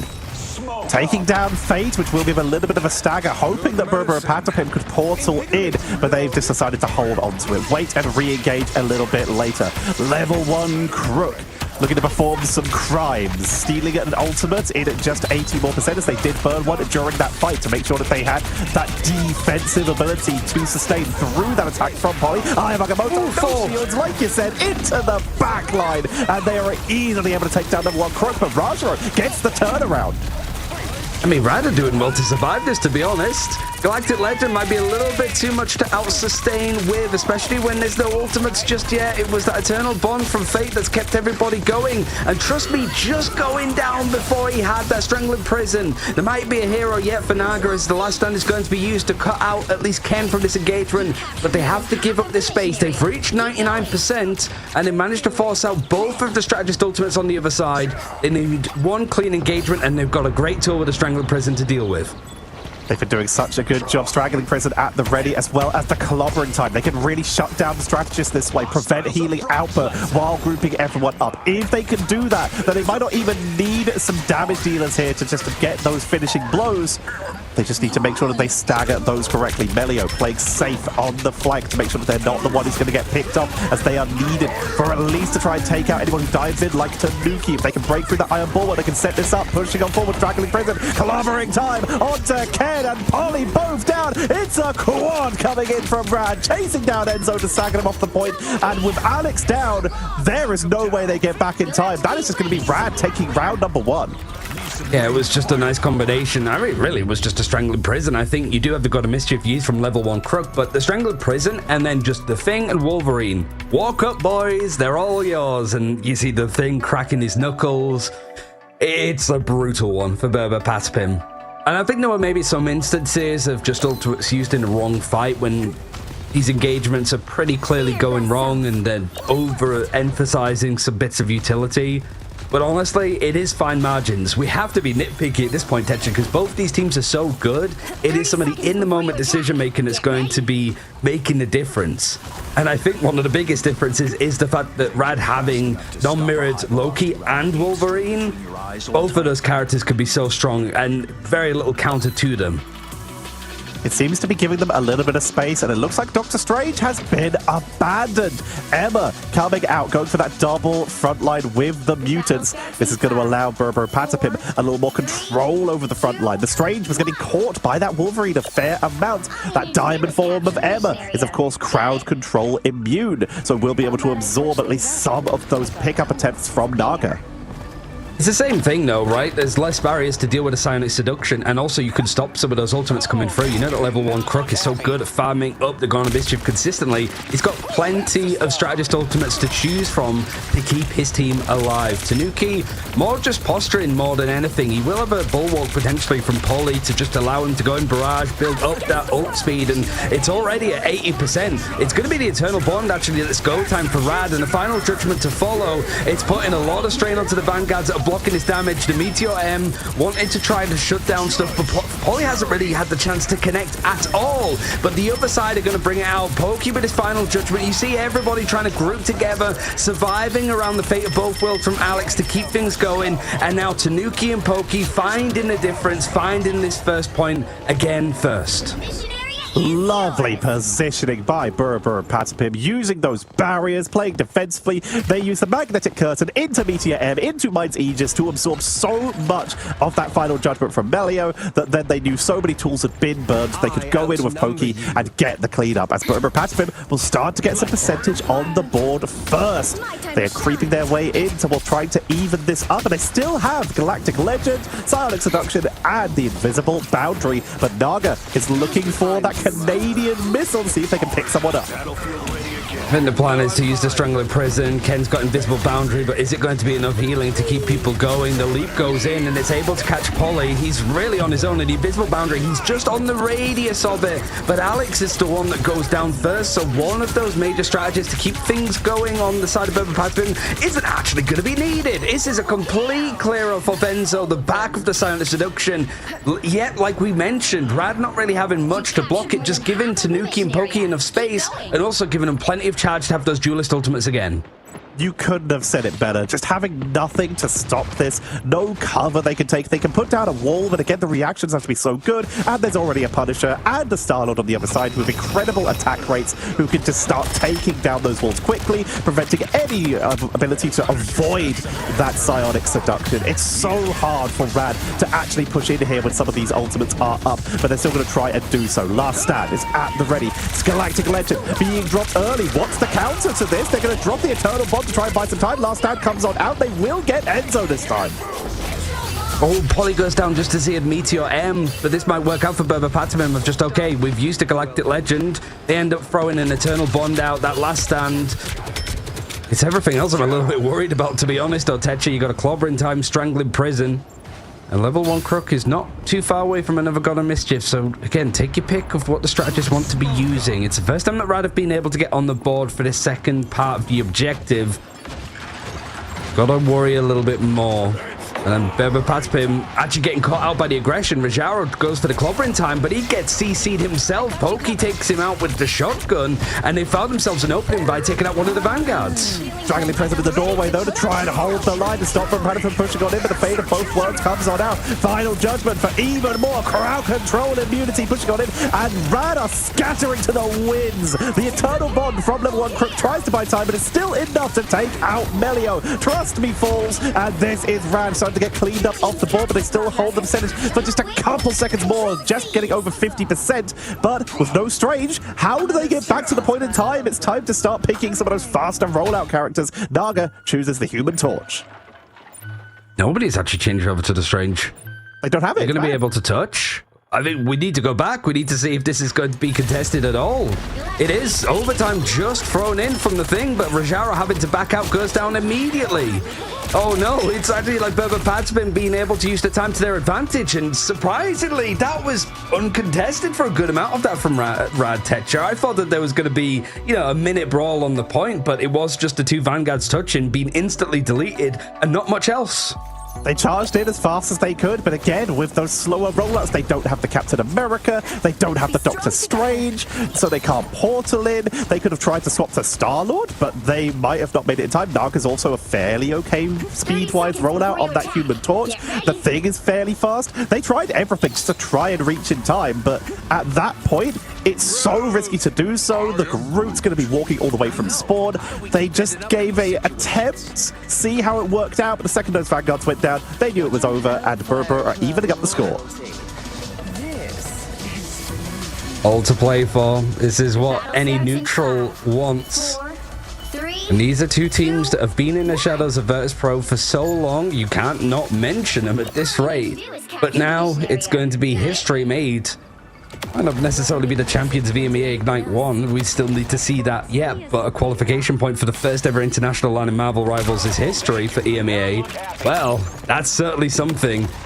And Tanuki, seeing if he can get a bit of a flank. He's got the Idol Aura to help keep him alive, and with him being 70% on the Galactic Legend, one good barrage might be enough to actually get that ultimate online. And if that's paired with a Psionic Seduction, there might not be much to stop with. Naga goes in a bit deep, gets CC'd, forced to use some of those mitigation tools to keep himself alive. But look at the HP over on the scoreboard. It's like 1% that he's able to work with, and he's able to get out. Psionic Seduction going to be met in the face of that final judgment, but it's the Meteor M finally connecting from Polly. Finds himself an opening. Naga goes down off the back of the Carbon Crush, and Berber Patspin looking to take this point again. Trust me, he's trying to delay, trying to buy time, but they will get cleaned out. It's going to be essentially a full team. White Melio went down quite early in that fight. Like you say, Polly passing that timing check to get the Meteor M in perfectly. And Rad, they realize it's time for a change. Something isn't working. We're seeing Naga move over to the Human Torch. They started on Storm to give their team a speed boost out of base, and then swapped over to the Torch so they could chase after them and rejoin in for the fight. Naga needs to be very careful because he has swapped over with ultimate. He's not too far away from having a supernova, but he's already taken a lot of damage. Tanuki knows his role. It's just to basically control the skies to the best of their abilities, and he's able to get Crook actually in the backline. It's going to buy a lot more time now for Berber Patspin, and it's a bit of an in and out Schrodinger's push from Rad as they're not necessarily engaging, but I wouldn't say that they're up until now rushing to get out to safety, which means more time is being reset. I imagine the comms from Rad there, Tetra, a little bit scattered. Not able to make it in time. Like you say, they're moving in slowly, they're regrouping, they're trying not to get caught off alone, but it's still happening. Pokey's now able to set up on the high ground, so Nuki's still flanking, finding people who begin moving out towards this point, looking for yet another pickup if they can to keep the stagger going. Rajaro, of course, with no shields, is just having to march up as best they can while eating so much damage. One of the biggest hitboxes in the game between Groot and the Thing, and Pokey is just having a wonderful time. It's easy farm in the end. Strangler Prison not really connecting onto much. Berber Patspin able to sidestep it, and with 5 ultimates, almost 6, not really required to use any. Clobbering time is going to be the go button for the fate of both worlds and the final judgment, and it just seems to be enough. This is 80% on the board, and Rad have a lot to work with. They've actually used the God of Mischief to try and keep things going with their own fate of both worlds. I think Fate has it to go if it's needed, but this again feels a little bit disconnected from Rad.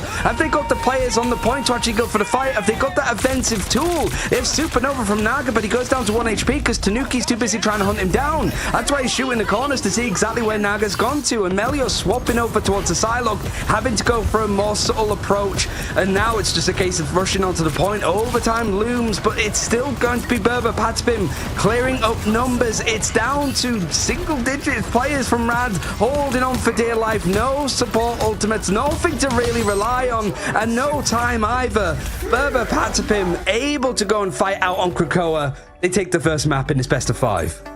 Very solid performance. After the first round, Rad were looking very powerful, but the adjustments came in from Berber purely with that Emma Frost. You mentioned no shields to stop it, the ability to lock down people when they tried to go in, forcing Rad off of that Wolverine for at least a little bit. It worked out, and with Rad being forced to move over to stuff like the Psylocke, they stuck with the Punisher and even moving over to that Human Torch for a bit. They were really trying to just go for a more standard style of quick blow-up, but with the Torch in the air, just getting dueled out by Tanuki and pinged consistently by Pokey, they were never able to step up because they can't cause a distraction on the low ground as much as they want to because they're so reliant on wombos from the low ground because they don't have shields to move in slowly and wait for opportunities. And that's with Fate doing 46k's worth of healing. But it was still the final blows going in the direction of Pokey that did 35k damage, expected as Punisher. A lot of it usually is into shields, but there wasn't much shields to deal with. You've got 50k worth of damage blocked by Trust Me with just the walls alone, and then 30k from Rajaro with just his face. Honestly, that's really the only thing that he can rely on in those instances. But the 17 first blows for Pokey, Tanuki being able to get 11, even Polly was starting to get up to double digits when it came to just taking people out and down in the fights. It really was just too much focus damage. The coordination for Berber Patspim that we saw in droves yesterday against Virtus Pro, really not bailing them out, but just giving them the edge when some of those fights went a little bit more neutral. And Rad in that final point, it just seemed to be in and out, not really sure how they wanted to engage in that fight. Looking a little bit nervous, I'd say. They didn't seem to be able, like you said, to work out how they wanted to take these fights. And again, it's going to be difficult. You're stuck off of any of those big protection attacks, really having to rely on the Groot. If Rad had been able to get their wombos off, and when we saw that they did, they were dominant. When we got that straggling prison into the thing clobbering time, it was over. No one can move, no one can peel, no one can heal because everyone's in the sky and in some roots. There's not much you can do about that. But it's once those maps became a little more open and they were able to take the Berber Patspim were able to take the fight where they wanted to, using those close choke points on map number 2 to just drop those shields down to block the majority of the damage output, and then on this map taking the early control and wrapping around a fair amount to punish the backliners. There's not much Rad could have done about it. I feel like Berber Patspim really controlled the draft this time. Yeah, it seemed to be a really key thing.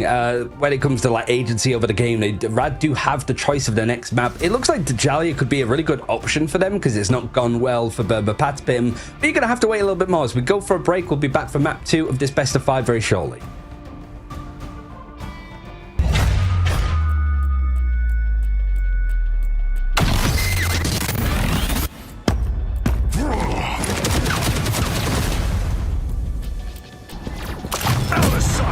Judge, jury, executioner!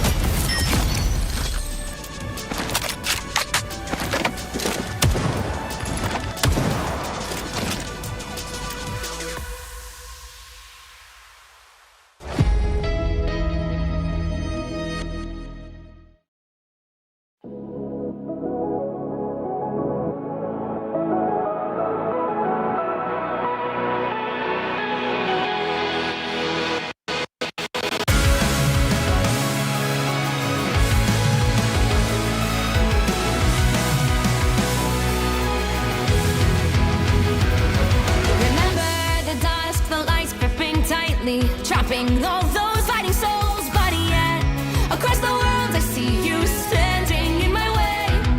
And remember the time, the place we used to fight like the sun and moon. And I wonder if ever there was a time that we were friends. The night has fallen, shadows looming, and yes, that time has come for me to seek you out. We are set now for our last reunion. Break the chains, find your way, come fight me.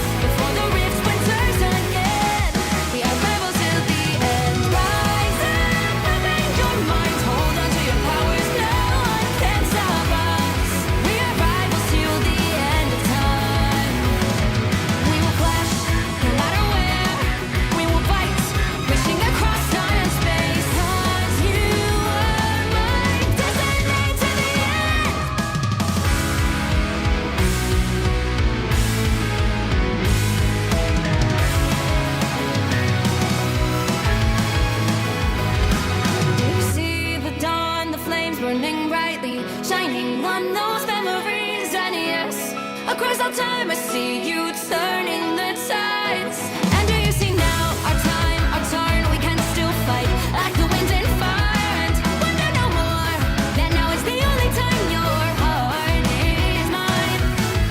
Light has fallen, darkness grows, and yes, we fight for our destiny and fate. New days smiling for the past and future. Break those chains, lead the way, fight with me. And when you wake up, revenge your rise, raising up your fists and smashing through time walls before the rift splinters.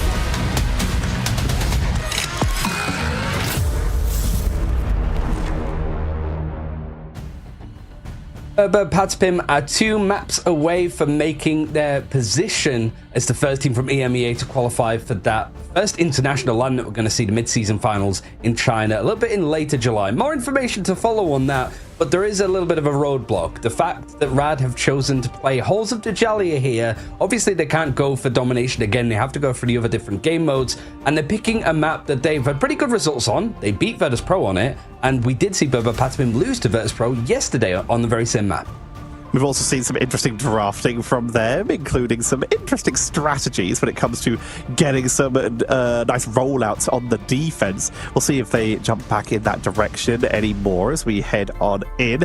But Berber Patspim, when we talk about they haven't seen as much success, that's like saying that Kobe hasn't seen as much success in insert city here, because these are some of the best teams and best players in the world. I'm willing to say it, I'll go on this hill, that in the world these are some of the best players, and they're still incredibly good on this map, as well as every map.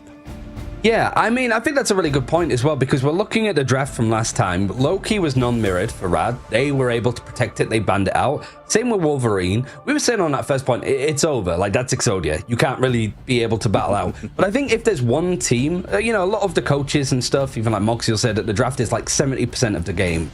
Berber Patspim are the reason why there's a 30% chance of still losing, even if you have a god draft. Because they could be on the back foot, you could put them on whatever characters, they're flexible enough to really dig in deep and find ways and find counters to what you might have missed in your draft if you're going for the offensive like Rad did. So I really do wonder what it's going to look like now, whether Rad stick to their guns and try to go for this like protect Loki first, take out all of the strategists, or if they're going to pivot depending on what we just saw from Berber Patspim. You mentioned the Exodia style of composition. I'm going to call back to something that Leg Day said a little bit ago, a couple days ago, and that is that Berber Patspim seeing what might have been an Exodia opening setup, and they pulled a Weevil Underwood and tore it up, focusing hard onto Vanguards instead to force a complete pivot when it came to that draft. Berber Patspim going to be the first one's picking this time, and it's actually going to be a mag captive ban, so Rad immediately change it away from the focus onto Loki. They could protect it here, but also protecting Cap seems like a decent move in its own right, no? Like, it seems that, trust me, I guess out of all of the teams that we're seeing at this like top 6 level, maybe Rad are not the hypest on Cap in comparison, but they know that they need to deal with Polly. That's the major factor. And Rad adjusting this time, they say, nope, not again, we would like a tank, please. And they have acquired themselves the Emma Frost. Make sure that they have a barrier in the form of that Mine's Aegis, which means they have a little bit more protection, but this means Berber Patspim can flip the script and have acquired themselves a Loki. Now the question is, will Rad attempt to mirror the attempt of Berber Patspim earlier and try to focus out some of these Vanguards? There is still an opportunity for them to ban both Emma and that Magneto, but they have given up on at least one of those as they focus instead on this ban for the Punisher. I mean, the ban for the captain is going to come in for Berber Patspim. It's a consistent one, even if you know that the team that you're playing up against isn't too hot on it. You know, Rajaro can certainly pull it out as and when needed. Something that you always have to just keep in your back foot. And now, yep, it's going to be the Ember Frost unmirrored on one side. So there is the Magneto that is almost required to protect from Berber Patspim. Otherwise, you are sort of lacking barriers yourself. So it feels like it's sort of more focused on trying to get the most out of the Vanguards here, but neither team's really been offensive on Vanguards because there's only so much they can do. They're not really gunning for the strategists either. It's only Loki that's been banned out thus far from that role, I suppose. Wolverine would make sense. Rad did it last time. Maybe to protect to follow, potentially. Oh no, they're going to switch to Cloak. Cloak's still going to be extremely powerful. It gives a lot of flexibility into these drafts and is a great copy for the Loki. So it's a safe removal here for the side of Rad.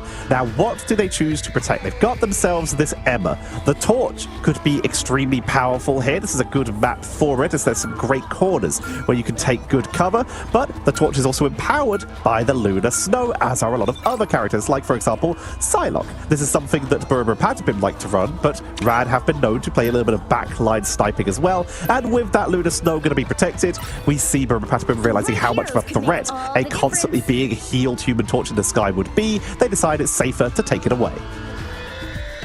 Both teams not really focusing on protecting a particular role. Last game, it was a strategist and a duelist. Punisher, Wolverine, and then the Loki Luna. Here it is, one Vanguard, one strategist. So you can tell that these teams are really balancing out. We don't want to really just lose too much option-wise with strategist ultimates.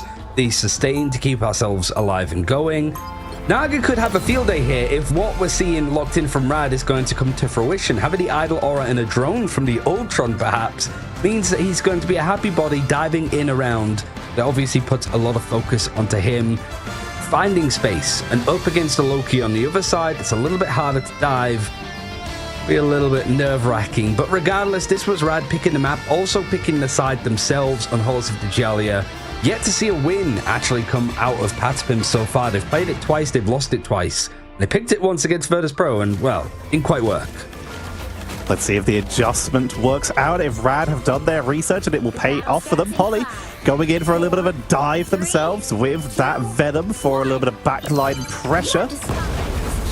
As we will see Rad making their way out. Like you said, the Ultron comes on in. Melio has shown that they have incredible map awareness on this Ultron to try and keep the pressure on. Pokey immediately spotting Trust Me.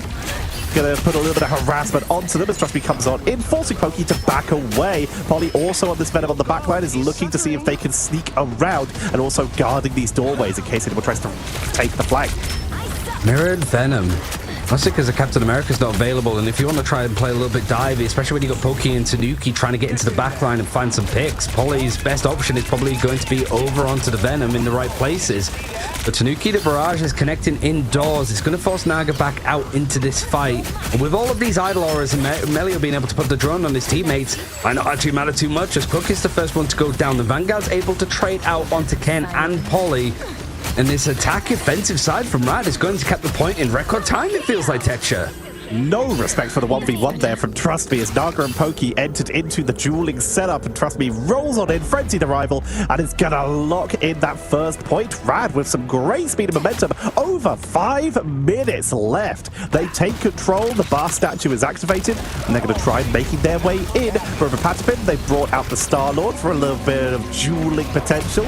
Need to be very careful though, as it is still a potentially squishier character, especially with no Adam Warlock to come in to give it that revive potential. Ooh, Dance the Butterflies from Pokey, trying to maintain a little bit of control from this defensive side, but it's only going to force out the Rage of Ultron for one, and the Fate of both worlds. Soul Resurgence available for Mantis as well if they want to go a little bit more aggressive, but it might be the Inspire just put on the Feast of the Abyss from Trust Me.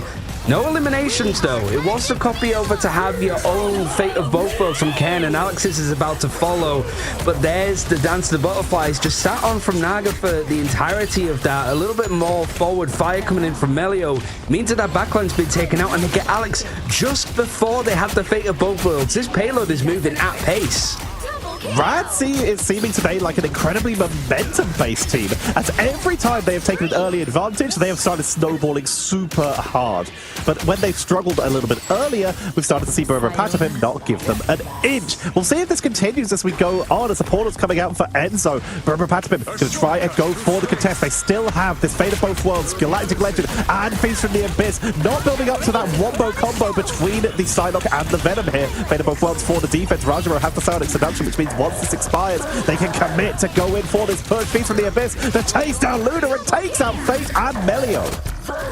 It's seen a bit more Polly on this. It's typically been Enzo, but I think with the Magneto available, you kind of want Enzo to be on the barrier shields. He's had to be on the Strange to go for the portal play. And Tanuki, Pokey clearing up the backlines, getting both Duelist Ultimates online for this next engagement, and you do have that God of Mischief too. So Rad maybe trying to look for this engagement a different way so far. Right, when it comes to damage, actually, it's Pokey that's just beating out Naga in this head-to-head. Banaga getting more eliminations. He's currently 7-1.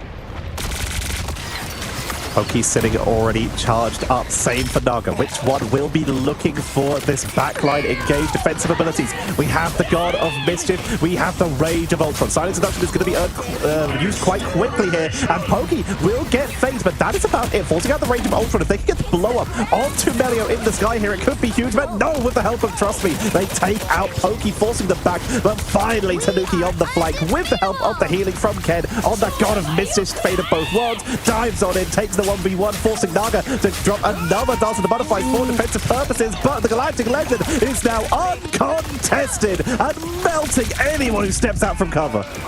Ooh, hey, actually, that's a big pick, actually. That might have just saved the backline a little bit more and given life for Rad to go for this next engagement. The strategists are shooting him straight out of the sky. Enzo switching back to the Magneto, having a Meteor M in pretty much no time is going to take out Krug, finishing the work that Tanuki was trying to do with a little bit more of an impact and a bit more of a full stop. Pokey just providing a couple more picks to keep Rad on the reset, but with the Fate of both worlds, it's enough to keep them going. The copy is going to be over, and Feast of the Abyss coming in from Polly, going aggressive, trying to go for the grab, and it's able to get onto Fate. The clear up was good. The God of Mischief keeping people alive from Berber Patspim. Great work from them to hold on this defense, but that was close. They burned through a lot of Rad's time back, starting onto the second point with over 5 minutes. They are down to less than 2, but they only have a few more meters to push on in. Rad regrouping. They have the Silent Seduction. Once again, it's opened up a lot of push every time they've used it so far. But both of Patspin so far have been very hard to pin down, playing very split with Pokey and Polly diving in. Tanuki on flanks. Here comes Dance of the Butterfly coming in from Pokey onto the backline. But the Soul Bond from Fate is there just protects most of the team. Level 1 Crooked Naga, though, will still fall. They just don't have to sustain fighting. Trust Me gets the counter pickup onto Pokey as Polly is forced to retreat into their team, forcing the Fate of both worlds. They want to try to hold this on the line, looking for Crook to chase them down, but they find Mantis on the flank. Ooh, Polly's going to find a lot in the backline, and him and Tanuki are connecting very well. Rajaro, they're making sure that it's not just going to be a clean engagement, and you can see that they're trading either side. But as Patapim, they get to breathe a little bit of a sigh of relief, get to back out a little bit more. Galactic Legend is ready. Feast of the Abyss from Polly could be disruptive. He's not got that Captain America, but the dive has been super successful. Pokey and Tanuki being able to follow up. But now you have to sort of look. Naga having a Dance of the Butterflies on one side. Alex not having ultimate. Ken 40% from having a God of Mischief. Looking for the opening. Here comes that Rage of Ultron to try and create an opening, but they're getting dove here, meaning Ultron is forced to reposition, but Melio is extremely good at these duels, but the focus is insane. Has used that Imperative Firewall. Fate drops low, but that's a beautiful Soul Resurgence from Crook to try and give them the opportunity to push on in. Meteor M is popped, and down goes Enzo. The laser from Melio getting the pickup, and that is Rad absolutely walking into the Temple of Bast. He didn't even use the Dance of the Butterflies, and now everything is farmed up. Rad struggled so much to regain that second point, and so much time can be bought, especially if you lose out just before the end of that second objective. We've already seen just how much time was eventually wasted by Berber Patspin, but you have the Feast of the Abyss, you have the Dance of the Butterflies, whilst yeah, you have some more supportive elements built up for Berber Patspin, a camera revival for Fate at the right time, you keep this fight going forever. The Butterfly dropped quite early once again from Pokey, trying to get into the backline, picks up the double, but Karmic Revival coming on out for Fate. It's the reinforcements time as Rad are going to try and make their way into the point. Feast from the Abyss to look for the turnaround. Trust Me on the counter side. Naga with the Dance of the Butterflies. They go for the one-shot wombo, but they only find Enzo. Ken is trying to keep the team topped up, and it's going to be a 2-for-0 after those revives come on through. Rad looking for an opening as Symbiotic Selection comes on out. Pokey is out of there. Alex is pulled on in. This is Rad creating another opening. It's a very staggered defense for Berber and Patspim as they're forced to respawn, but they have the Venom. They can buy a lot of time here, hiding in a lamp. Oh, this is scary now. And Tanuki trying to make sure that Trust Me can't find more space. And in fact, Trust Me is just going to close the distance a little bit more. Not afraid to get aggressive now that these sightlines are a little bit more spotted. And Soul Resurgence from level 1 Krug can really put the end to this map. It's going to hit overtime, so 0 seconds is going to be on the board. But finishing it out for Rad gives him plenty of opportunity. Tanuki taking out 10% away from having that Star-Lord ultimate means that you don't really have much that's going to clear off this engagement. Everybody's grouping up on the side of Rad, but Polly's managed to find an opening. Unfortunately, it's going to be that Soul Perseverance that's going to bring Fate back. His passive that he's able to get himself, and Krug not needing to resurrect himself. In fact, he's going to send Burbapatapim back to the spawn doors. The dash through is going to be enough, and it's fully capped out from Rad with 0 time to spare. Rad opening up there. Like you said, they struggled on that second point for quite a while, but they slowly adjusted their characters, bringing out the Mantis and the Adam Warlock in order to give them that extra revive potential. And that gave them a slow but steady setup to build up those ultimates, create an opening, and make their way into the temple. And after that, it was essentially pure momentum. Rad just making their way forward, picking off everyone on the flank. Survive. They got taken down by Pokey, but Karmic Revival is a pretty good ability, Ryan. Yeah, and I mean also the other side of it as well is because of the super dive-centric composition of Burbapatapim's running, having the Soul Bond from Adam Warlock really helps out in a lot of those situations. You don't have the low-key available for you, which is very good. Just regeneration domain if you get dove on. There's multiple clones healing people out. That can really save you when you're dove on by the likes of a Venom or Tanuki on the Star-Lord, or of course the Psylocke.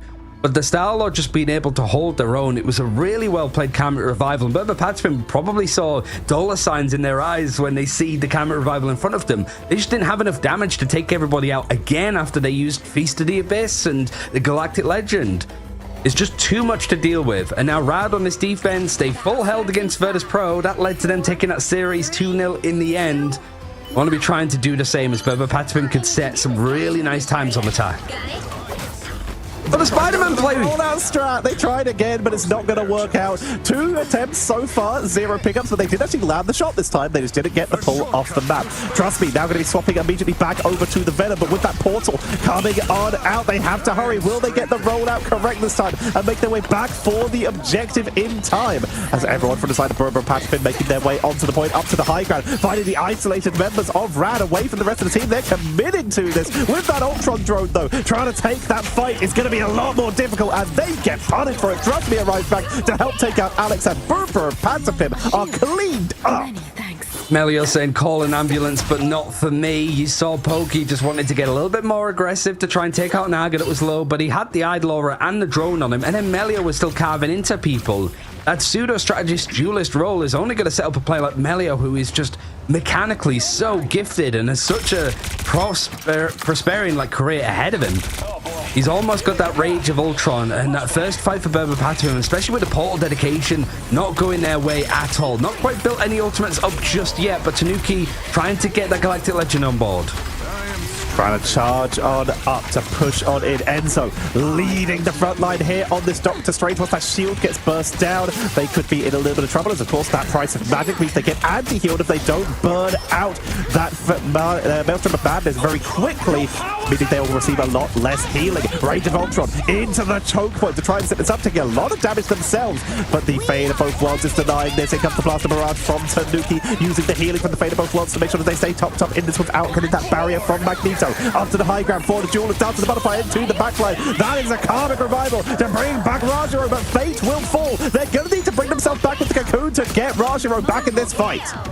No, they leave it. It's gone down twice, though, so he's not going to be available in this engagement. And Melio's gone down too, so Burbapatapim actually having enough about them to send some people actually back to spawn. Not going to be brought back by any passives or the Karmic Revival, but there's still not enough numbers yet to really be put in progression on the point. There's somebody on it. They've almost managed to grab 30%, and Pokey's going to be able to help. He's brought down to low HP, and it is that Psylocke 1 versus 1. Not really too much to rely on in the end, but the rest of Burbapatapim backing him up. Is this going to be a contest from Rad? Because they do have a couple of people here. Yeah, they're going to try and go and fight for this, even if they're buying a bit more time. Your Tanuki just brought out the Spider-Man to try and get a little bit more, pulling people onto the objective. If you're going to try and jump into the lake, Rad, you might as well. The water's fine. Trying to see if they can get some connections together. And we see the fate of the Abyss from Trust Me, trying to get onto connections. The fate of both worlds from Alex, keeping people alive. And Pokey's the one that's going to shut this one down, put it to bed. The last alive is going to be Trust Me.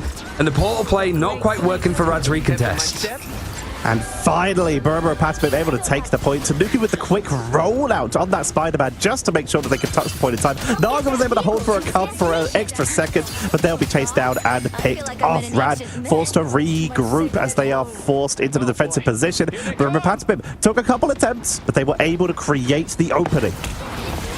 This fight for Rad is everything. If they mess it up, Berber Patapim is going to have a lot more time on the board, and that momentum is still going to go. You win this fight, you could end the map here and there. Then you got to see the regeneration domain come out on his defensive side of Berber Patapim. Following straight away is that God of Mischief, but you still lose Tanuki in the process. I think he was looking around to see if he could catch something on the dive, and his partner of Polly is also going to be eliminated. That backline protected from Rad. The pull away for Berber Patapim, they may be overextended. They got a little bit too overeager in taking space, that they've lost enough numbers that this is a really good contesting point for Rad. They get Trust Me, but that's a character who will respawn and get back into the fight extremely quickly with the speedy rollouts. Rad, though, with that member down, they choose to back up a little bit, but not too much. Moving to defend. The Ultron drone with that imperative patch. Healing up Rajaro, making it very difficult to take them down as in comes that silent seduction for the setup right away. Naga creeping in, seeing if they can find someone the second that ultimate expires. Ayamagamoto to set up onto Venom, but Carbon Crush to lock down Enzo. It's enough to take out Trust Me, though, and level 1 Crook is going to be burst down as well, but they come back with another Karmic Revival from Fate. Up on the high ground, and Tanuki's saying that he can go a little bit higher, making sure the people have to reset again, muddying the stats for them potentially, but it might give Berber Patapim a chance to take this second map. Pokey as well, combining just in the nick of time.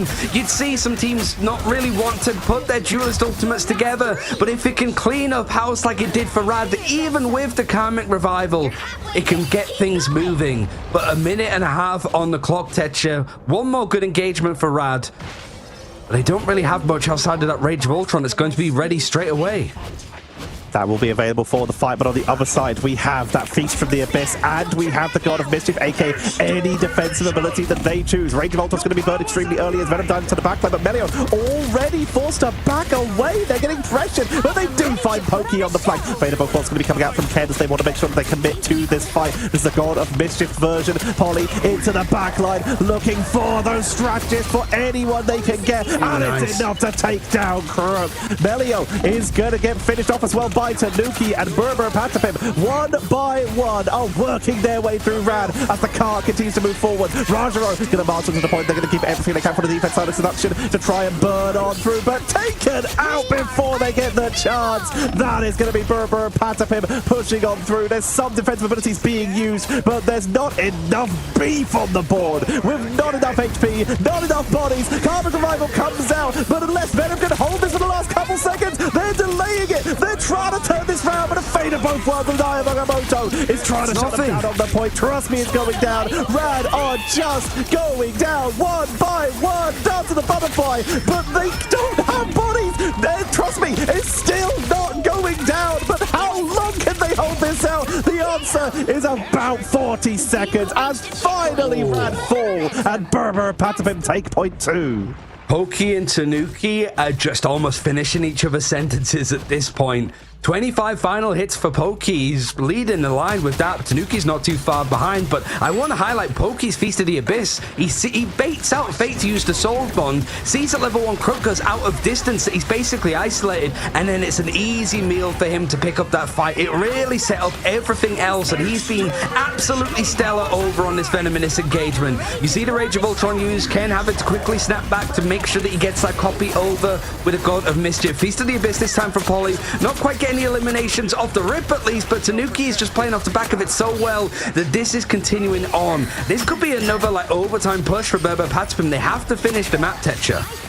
Burma Patapim trying to make their way in. If they force the overtime by hitting the third point, then currently they do have a couple extra seconds, but they need to keep going. With only 30 seconds left, Beast from the Abyss comes on out. Fate already down. Trust me, drops low once again. Pokey is finding so many people though. Dance of the Butterfly, frenzied arrival! It is gonna be Burma Patapim cleaning up again, and Fate is so close to that Karmic Revival, but everyone's already respawning. There's no point to burn it now, but luckily the card has not yet reached that central hall room, so there is still a chance to make it out of spawn and to dive that cart.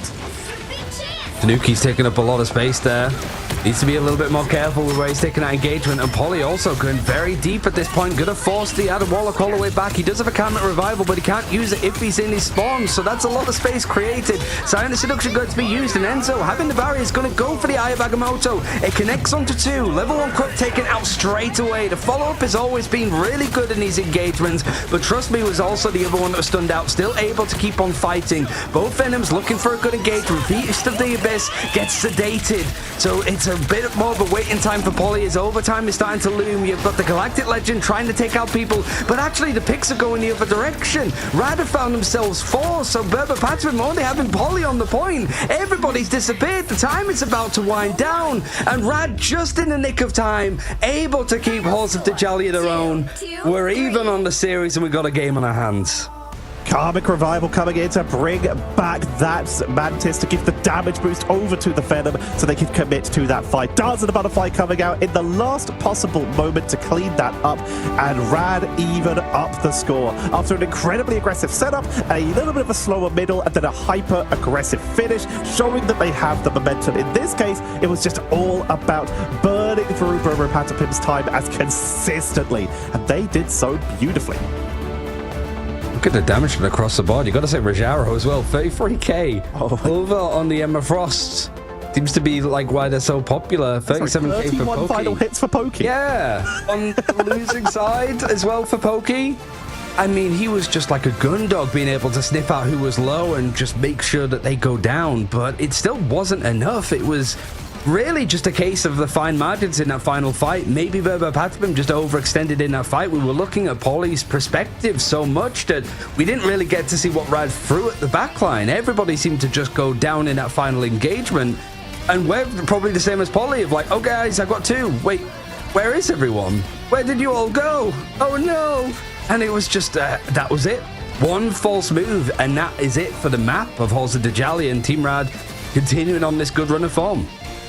I'm sure the chat, who, as we all know, is universally a super big fan of the Res Comp, are going to be absolutely thrilled about this. There's definitely no dissent in that statement at all. As they are, once again, Karmic Revivals. You can see it being burned there on a beautiful angle, and Pokey.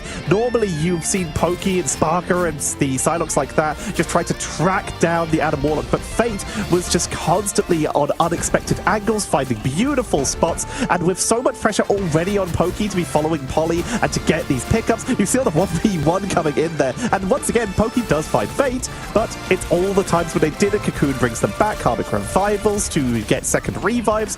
Tanuki's having a lovely time on their own, but the pressure was on Pokey to keep finding that Adam Warlock, and they weren't able to do so every time.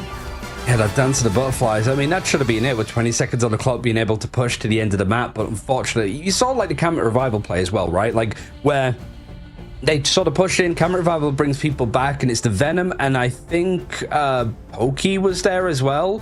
One thing that I didn't spot at the moment that sort of changed out that fight was just Rajaro's like Aegis, the shield from Emma Frost, to be able to block stuff off, because we saw the Venom go in for the fight, and the Psylocke was like, I ain't going that deep. And it was just enough. Maybe it's those moments for Burma Patapim where 2 people are going for a dive, one overcommits, the other one goes, I can't follow you, I'm chickening out, I'm sorry. That could have been the difference in that map potentially. But we're going to go for a break. Map 3 is looming around the corner, a choice for Burma Patapim to take us wherever they want, as long as it is a full convoy map. We'll see exactly where that's going to be in just a short while.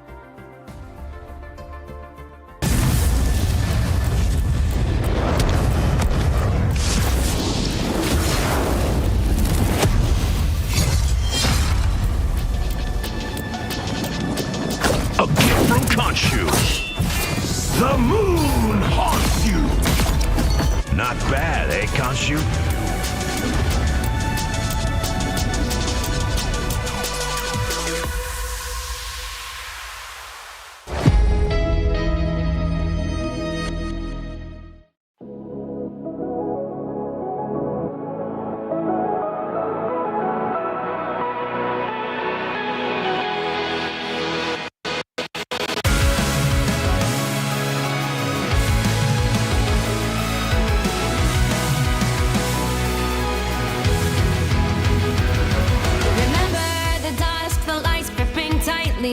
chopping all those fighting souls. But yet, across the world, I see you standing in my way. And remember the time, the place we used to fight, like the sun and moon. And I wonder if ever there was a time that we were friends. The night has fallen, shadows looming, and yes, that time has come for me to seek you out. We are set now for our last reunion. Break the chains, find your way, come find me. Do you remember who you really are? Show me that you are still the only one for me. I'll be waiting for you. Wake up, open your eyes, raising up your fists and smashing through time walls. Before the rift splinters again, we are rebels till the end. Rise up, open your mind, hold on to your powers. No one can stop us. We are rivals till the end of time. We will clash, no matter where. We will fight, pushing across time and space. 'Cause you are my destiny to the end.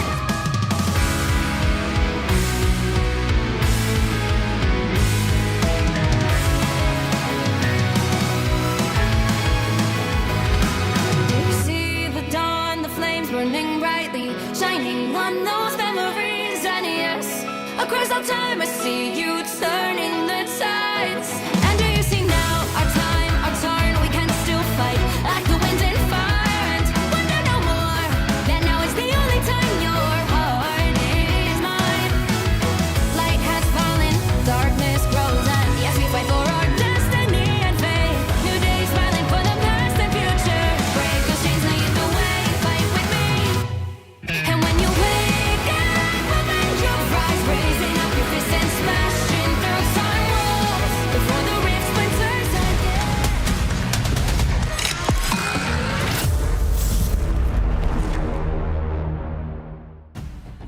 What does it take, Ryan? What does it take is what Pokey will be saying after performing what is one of the most incredible Psylocke games we've ever seen, and Rad still getting the triple cap in a 3-2, evening up the map score. There must be some like basketball quote that people love to use for those kind of moments, because he definitely had the ball but was only able to do so much. But now there is a choice here for buildup. They have a convoy map to choose for before the map pool opens up a bit more for the other game modes. Obviously we can't go back to maps that we've just seen. I do think that Araco is probably a good shout. They were able to beat Virtus Pro on it yesterday, so that's got to feel pretty good for them in the long run. But the problem is that for Rad, they're 1-1 on it so far, and they're up against Patapim that are 3-0. So I feel like the writing's on the wall of where exactly Patapim want to take us for this next engagement. Their most played map, their most popular and highest win rate map as well.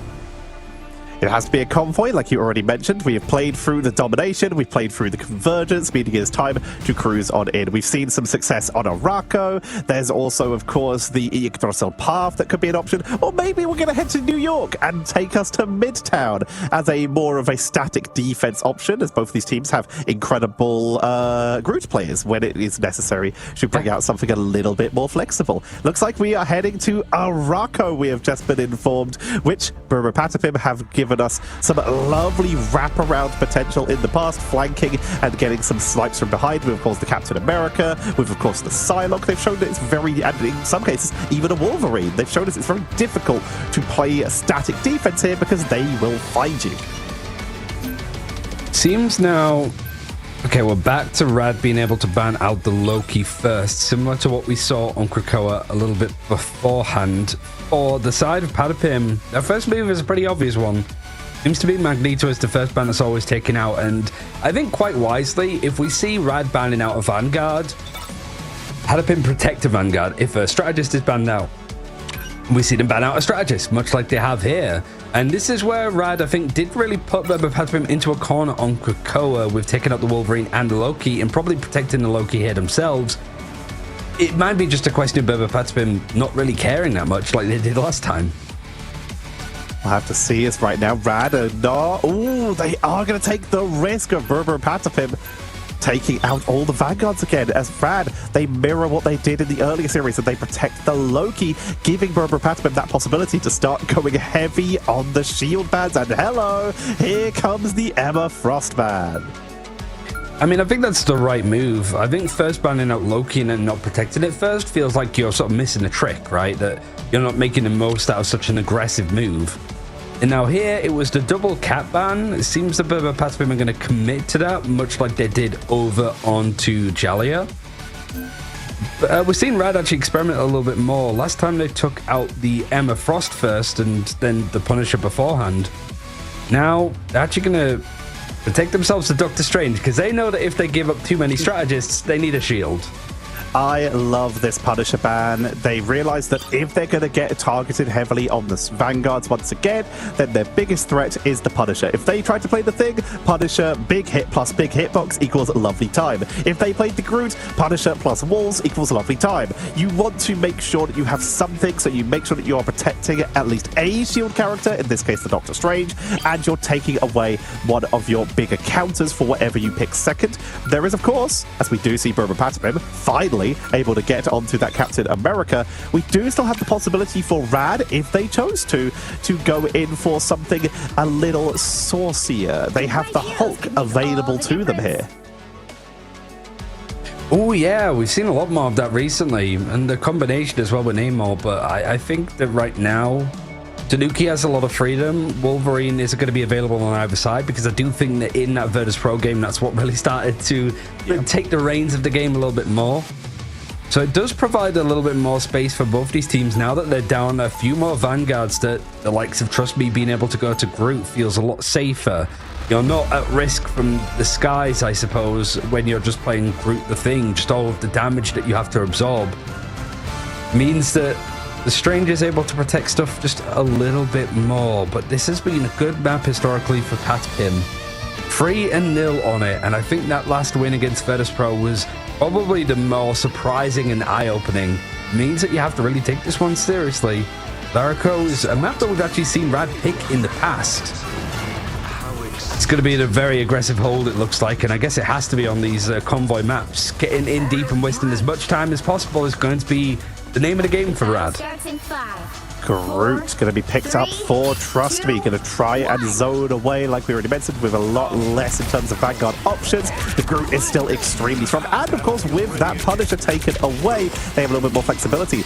Berber Patapim expecting a full spawn hold, and they're not super incorrect here. Have picked up the Squirrel Girl to try and break the siege, to try and just force their way into this backline. But they're up against a Loki, a Cloak and Dagger, and a Adam Warlock. Triple strategist with at least a Rare's potential later on. They could be in trouble if they aren't able to at least get some burst onto the backline, which is what Tanuki's job's going to be. Tanuki going onto the Black Panther, started to see this a little bit more. I mean, in Americas, we saw Black Panther banned out first against Self, which makes a lot of sense, but Berber Patapim just cannot get out of the spawn doors here. Rad have been sat on this clearly and have the strategy to waste as much time as possible. And honestly, the only ultimate that you've built up at this point is the Squirrel Tsunami for Ken, so how much success are you realistically going to find off the back of that? Here it comes, into the backline, trying to get onto the strategist, and it is wiped immediately. The reaction time from Rad. Here comes the Eternal Bond to try and just create even more danger, literally standing in front of the doorway, trying to just put some pressure on and keep them trapped inside. Draggling Prison comes on out from the flanking Tanuki solo, just out of pure principle at this point. Silent Seduction comes on out, but that strange shield and the Groove Wall set them up beautifully. Level 1 Crook with the second setup of the Eternal Bond. This is Rad on a solid hold. How far have they gone? 6 meters. Half the time has almost been used, and they've gone barely a step for this colossal tree man to try and find a little bit more of the space. So much is being used. These ultimates rotated out, and Polly now trying to just get out of the doors a little bit more off the back of the Freedom Charge. There's a lot more that's coming through, and the Eye of Agamotto I don't really think connects onto that much, as we see another Squirrel Tsunami come all the way through. And the picks at least allowing some more space for Patapim to get things going again. But Naga, I was a little bit worried it was going to come out with a camera revival. Let's bring everybody back. But he is caught in the end for Berber Patapim. Finally, they can get stuff going. Berber Patapim, their way of breaking that hold was to charge up and then use every single ultimate they had except for the Blast Descent. That is not a great sign. If you require that many resources, what happens? We immediately see Rajamo swap to who was already on this strange story, portal in and set up the team for a solid D. Tanuki. And there go Rad as Berber and Patapim, this time turning it around. Cardiff Revival on the other side of the gate, but Naga's just taken down again. Brings back the team, which means they are delaying even longer, but the team was basically wiped. Their portal expired, and Berber and Patapim keep moving. Wait, so they karmic revivaled on the other side of the portal and then the portal closed? I think so. I think like the Animal jumped through, got picked off, and then the portal expired before anyone else could make it through. 60 seconds left. I mean, unlucky, I guess, if that's the case. For Rad, it's fine. You've got both of your other strategist ultimates to be working with, and Fate is going aggressive with that Eternal Bond. Nobody's going to try and chase him down. You've got 3 people that are ready to go and die for a fight, and Enzo is the one that's trying to make some noise with the Silent Seduction, pull people apart, and you can see waiting in the wings, looming above. Tanuki trying to see if he can jump on and find the right pick, and now would be a good time actually. Is rather trying to go onto the offensive. The dash throughs are good, but it's more of a dash to escape and reset. A lot of space has to be given up just off of the back of the Eternal Bond, and then level 1 Crook gun for the God of Mischief. They've only got 19 seconds left. In comes Polly with the Freedom Charge for that extra bonus health that will tick up every couple seconds. Down to the butterfly to the backline. And with Tanuki, the bastard said, it is Rad. Absolutely wiped off the board. And once again, Berber, they just charged up and burned basically everything at about the same time. And they claim another point. Enzo was the one that went down in that engagement, but everybody else was able to clear up. Tanuki, the most final blows alongside Pokey. Not quite on 50 eliminations and looking to lose just yet, but now he has that freedom, and it's the Black Panther paired up with the Psylocke and then the Captain America to just find the right targets to dive on. So Rad need to be very careful about this. They want to play quite close together because of the Adam Warlock. You want that Soul Bond to sort of divvy out the damage as much as possible, but it might be a bit too much to deal with on the other side as the Final Judgment, pretty much with nothing to deal with it for Berber Patapim, nothing to get in the face of it, is going to shut down this payload. With just under 2 minutes left on the clock, this fight is going on a little bit long for Berber Patapim. They want to be resetting as much as possible, but I guess notably they don't end up using more ultimates. Berber Patapim have lost significantly more fights than Rad have, but every time Berber Patapim have won a fight, they have proceeded to get about half or more of an objective, meaning that if they take 2 fights per point, then they get the point every time. And already they're about halfway through as Rad move on in for the defensive position, and Berber Patapim are building up towards that ult chain once again. As Tanuki in the backline, here comes the Eternal Bond from Ken to help follow up. Bastard sent into the hallway, but the Loki are hanging out together. They can't find a single finishing blow. What are we watching? This guy is just dip diving and dodging around in a dance to butterfly. He's almost matching the speed that Tanuki was moving at. Just across the screen, it was hard to keep an eye on him. But that combination, yet again, finding so much. Rajaro can only hold on for a split second more. And the Karmic Revival going to be used from Naga, but he's shut down immediately. These aren't working for Naga at all. Rad can't get the Adam Warlock ultimates working today. At least on this map. It's a full cooldown. Naga back to 3%. They're not finding these, like you said. They're getting punished in this setup. But there is the chance, if they wanted to, for level 1 Crook to clone it. But they need it for these Eternal Bonds. As they're setting up, they can now swap too quickly. Dark Force teleport, get back to the team, and then Terracate into that front line. In the meantime, Melio is looking for anyone who steps up onto the top of this ramp. They're getting run down here. Bastard Center just clean up. Berber Patapim are creating space once again with 11 seconds left. It's a casual stroll for the Groot, empowered with the spirit of Krakoa to help continue saving our Rocco and to help Berber Patapim keep marching towards that 3rd point. Ooh, they lose Fate at the same time. So that's just going to be a bit more time made, and really it could just be meters on this 3rd part of the map. Really can be the difference here, and it's the fact that Berber Patapim are doing it with panache. They're doing it with such style, and a Dance to the Butterfly's Freedom Charge means that this momentum can keep building up. You got the Eternal Bond for Ken, and both him and Fate have been sending these Eternal Bonds pretty much to the back lines. Only 60 They're trying to cut people out, but you can see just how much this has to be measured from Berber Patapim. They can't just run in the silent seduction, trying to create a little bit more space. Backed up into this corner, the alcove is Rad, and they're forcing themselves back a little bit more. Final Judgment, almost a plea to create a bit more space for them, but Ken is going to run right through them with this Eternal Bond. I am Agamotto from above to try and lock down Ken, but the healing output is just too much, and this is a familiar sight. Everyone from Berber Patapim is marching forward. Everyone from Rad is in the spawn room, and it's just a snowball. What can Rad do to adjust to this? They're trying to drop these regeneration domains, but they're only protecting them for so long, and the cooldown's long enough that Berber Patapim just keep cleaning them up with 14 seconds remaining, and a Dance of the Butterfly and Blast Descent about to be available. This might be enough for Berber Patapim to clean on up. Oh, are they going to be able to touch a point? They've had to back off of it completely. Is anybody going to be able to touch? Somebody does. Tanuki, he has balls of steel to not just scream and panic and dive onto the point himself here, but regeneration domain going to be used, and trust me, he's found himself free. He's carved up the backline, and whilst this is a good finish on the map texture, I'm looking at Jose Tajalia and going, finishing the map might have been a necessity at this rate. Rad have showed how good they are when it comes to aggressive pushes by being the attacking team. How do they adjust this composition? How do Berber Patapim adjust? Will they be sticking with this Black Panther to just try and get in behind people and clean up? Looks like so far, yes, it was extremely effective, being able to just take out these backliners. It helps prevent Naga with those revives consistently with the help of Pokey, and they're just going to stick with hyper-aggression as their strategy.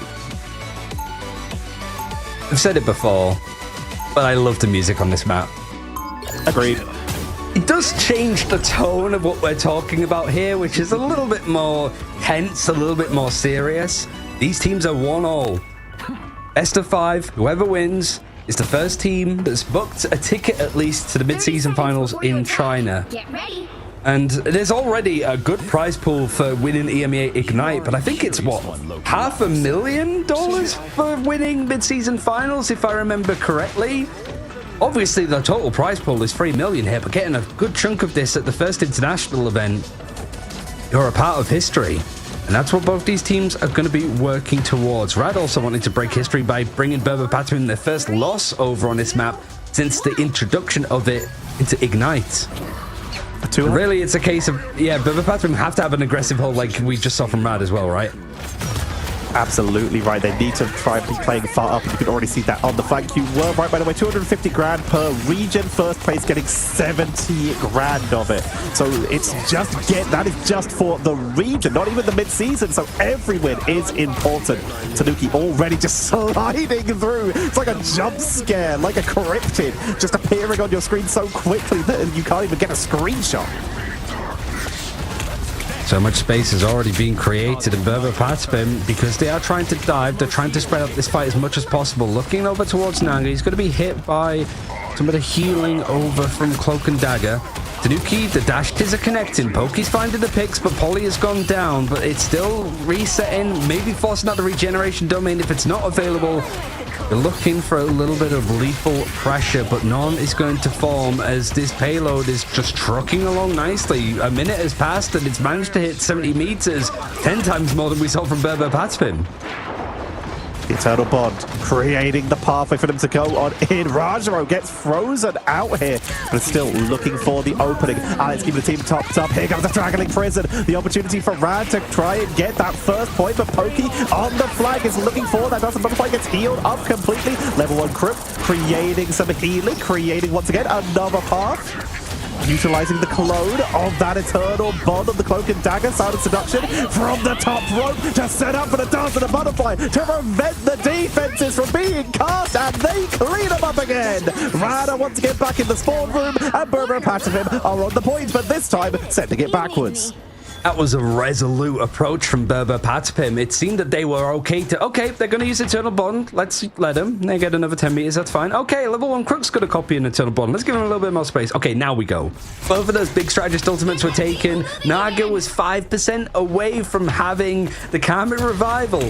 So really, it was just a case of perfect timing for the play to come in, and Polly is not letting this fight go outside of this corridor. He's able to go in for this one-shot battle, and even the Bast is going to be used from Tanuki. The connections, this is the perfect position for him. He's taking all of these all day, and Naga was the last alive. Maybe would have used a Karmic Revival, but Pokey spots and takes him down early, and 90 seconds on the clock for Rad. We've talked about how dangerous it is and just how you can't take close-knit fights against a Groot. They gotta win the fight because they set up walls and enclose you in the hallway and you just take too much damage from the Thornlash walls. Well, we can add another one to that list, which could in this case seemingly take out Groot. It's the Black Panther. We just know that when they get those resets going, it is so hard. I mean, it's essentially unlimited damage. Trust me, it's kicked off the edge by Enzo. Fate's attempting to set up an opening, but they're already outnumbered with 2 members down. They're going to try and take this anyway, though. Getting Alex on the backline, trying to chase down into the high ground. Dark Horse teleport. It's the 1v1. Cloak versus Cloak. As Enzo is taken down by Rajaro with the revenge for Trust Me. Pushing on in as Ken sets up the Eternal Bond to give that extra stain. And level 1 Crook will fall. Naga is once again down by Pokey. He keeps going down, and it's just perfect moments for that Karmic Revival to come through. But he's able to come back just off of his passive anyway, so there's a little bit more fight in this one yet, but there's 20 seconds on the board. There's the final judgment. Melio has to find something for this, but everybody for Berber Patmim is just slipping away. Crook just cloned Naga for the Karmic Revival to bring them back into the fight. And guess who now still has Karmic Revival? It's Naga as they make their way forward. Rad attempting to hold this. Portal's coming out from Pokido as Enzo's going to try and delay with that sound seduction for the first hold. Naga has to stay up in this fight if they can. Then Rad can keep this going. Karmic Revival being used preemptively here, but immediately Berber Patmim are going to back away. They don't want to trigger it. Why would they? They went for the inspiration with Bakamoto from Rajaro, taking advantage of Berber Patmim's hesitation. Revives coming out, pushes coming on in, and Rad are creating an opening. There's the retreat coming out from Enzo. They can't hold this alone. Pokey's dropping low. Trust Me's going down, but in the meantime, in the backline, it's Polly. Captain America to try and harass this as Ken has swapped over to the Jeff to try and make it in time, but with no one on the point, it is gonna be point number 1, grabbed by Rad. Oh my word, you were right. Level 1 Crook was the one that got the copy onto Naga to have that Karmic Revival back. I thought he was just brought in from the Soul Perseverance. But good God, that took everything for Rad to just keep it moving, and they have to essentially finish out this map, only having 2 minutes here, getting another 90 seconds if they reach this next checkpoint. Berber Patmim not quite having ultimates just yet to go for a fast, pacey, high-tempo engagement, and Rad actually have a lot to spare here. Rajaro swapping over towards the thing, trying to go and use this big corridor whilst you're fighting uphill. You'll be rolling on through at the right times, and the Strangling Prison gonna force Berber Patmim to keep resetting. Rad attempting to do what they've done before, make the most of momentum. Rajaro on this thing could set them up with a clobbering time quite effectively to keep this push going. In the meantime, Tanuki is continuing to be encrypted. Firelying on past, but will finally get taken down by Rajaro and Melio as they will make their way towards this second point. Enzo dropping low. You can't lock down the thing for too long. You can't kick him at least, but you can Carbon Crush. Ken will fall as Trust Me, making the most of the fact that the entranceway to this point is just very thin doorways and trying to push on in. But Melio taken out by Enzo, who's just currently up contested the dance and the butterfly for the backline to try and force them on. Soul Bond comes out from Naga to keep the team topped up, and Fate with the healing of the Eternal Bond. How much of a fight is still left in this for Berber Patmim? There's a minute still on the clock, and Rajaro just taking swings at whoever he can get onto. He's tried to spot the Eternal Bond, the Cloak and Dagger right at the end of it. Clobbering time, trying to follow on through. Strangler Prison actually going to connect onto the this time, but it was still a while before Ken actually went down in that engagement. Silent Seduction from Enzo going to come through, but it's just not enough. These guns working a little bit too hard for Rads, but there's still a delay that's coming in. Tanuki now, you could just watch Melio's perspective. He's trying to work out where on earth he is, but he's still able to connect onto him nicely. And Berber Patmim have to disengage here, disconnect completely from this engagement, because if they start getting reset like they did last time, there's not going to be too much time left for Rad. They went aggressive there. They burned 3 ultimates just to get Ken, and you know what? It was worth it. Just remove that extra healing and that Terror Cape from the fight. They burned Clobbering Time, which did not land, Strangling Prison, which did, and then finished it off with Final Judgment to make sure that they could take the control. Freedom Charge to set this up with 1.5 minutes to go. Patman would rather engage now and then build up ultimates later on. They don't get anything, but they did create a little bit of harassment and hold the cart for just a moment. I mean, they were happy to just go in with a Freedom Charge, force out the copy from level 1 Crook, and then disengage. Now they're going back in. They've taken out Naga. That's going to come back with a Soul Perseverance. It does have that Comet Revival, but it might not be needed. He's going to be able to go into this engagement. Tanuki's trying to get these combos connecting. The Idol Aura is going to keep him alive and keep him topped up. And now it's forced out Fate with the own Eternal Bond. There's the Strategist Ultimates dipping one at a time, and that's enough room for Pokey to go in for the Dance of the Butterflies. But if you don't catch out Naga here, everybody's going to be brought back, but nobody goes down. In fact, the Strangling Prison from Trust Me is going to be the thing that comes out on the other end. This payload only has to move, what, like 30 more meters, and the last few remaining players of Patman hiding behind the tree, trying not to get reset too often, but trying to contest as best as they're able to. The Final Judgment taken out from Tanuki. He's trying to find another sort of way back into this engagement, and Comet Revival's able to bring people back from behind the corner. Finally getting a Karmic Revival off without being tracked down by Pokey. They push on in. Crook goes for the copy. Eternal Bond to set this up. Tanuki just keeps getting locked down. Holly falls. Alex falls. This thing is grounding the dashes, grounding the flyers, and grounding the swingers. And in comes the Strangling Prison. The feast from the abyss, but the damage output. But it's too staggered. Brother Patapim just keep coming back in. And Rada running out of ultimates to use. They're about to have Clobbering Time, but nothing else is close. Can anyone else touch this point? Venom delays. The car moves forward. Tanuki is taken down. They get the triple, and Rad take the lead.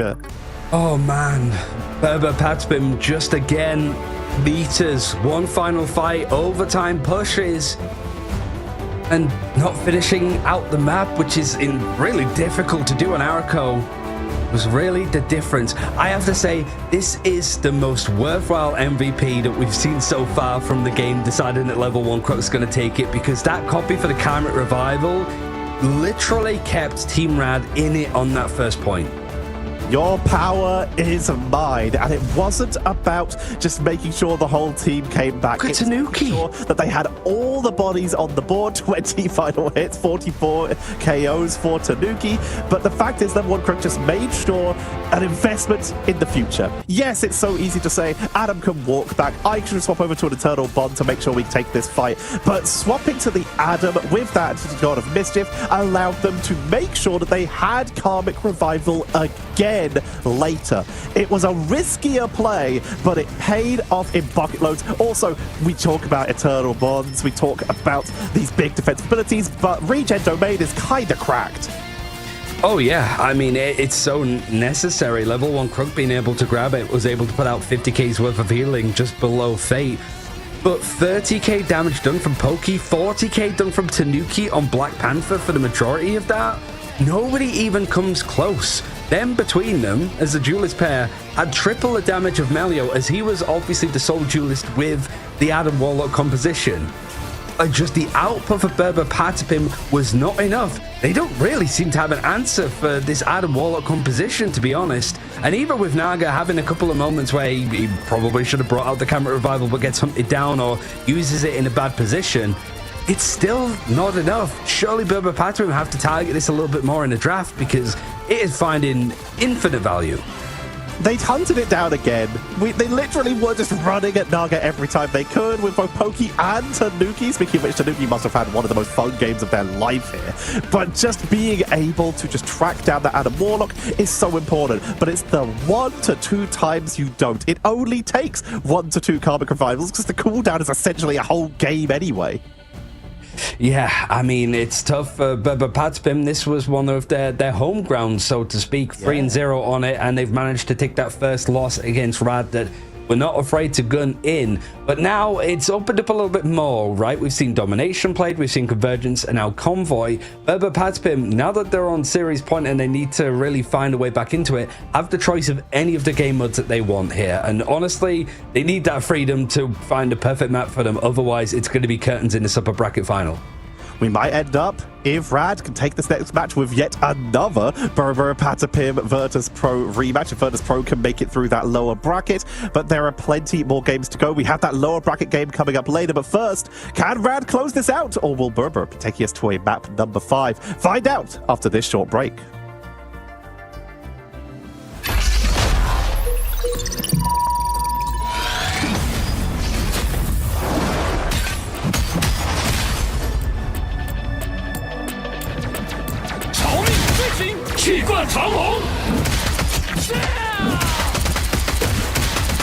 Struck down by living cheek.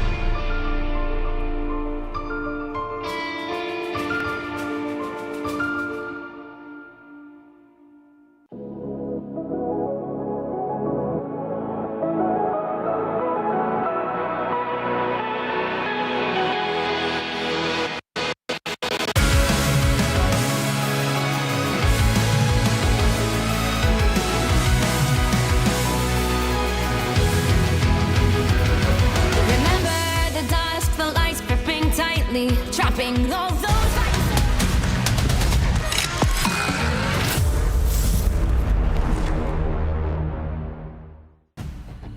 Rad have 1 foot in the door already for the mid-season finals and also the grand finals of EMEA Ignite. 1 more map win and they're able to go pretty much the whole distance, which after that win against VP a couple of weeks ago, they've really put themselves as a name and a force to be reckoned with for EMEA. But Berber Patsman, the choice of map, they're going back to the game mode that they were able to take that first map on. They're taking us to Hell's Haven and a bit more domination.